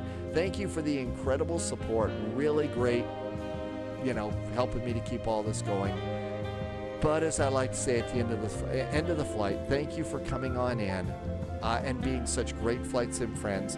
We got a great sim update today. It really, really feels good. So appreciate you being in here. Thank you for the awesome support, but thanks for being such great flight sim friends. As always, thank you for being here, but till I see you tomorrow, stay healthy, stay safe. We'll see you in the friendly sim skies. The departure time is going to be 1900 Zulu, as it always is.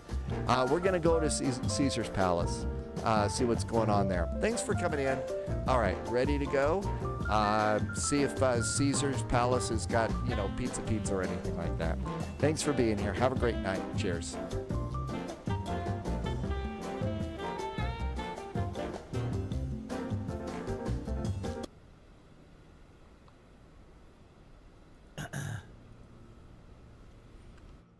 I didn't put my strobes on.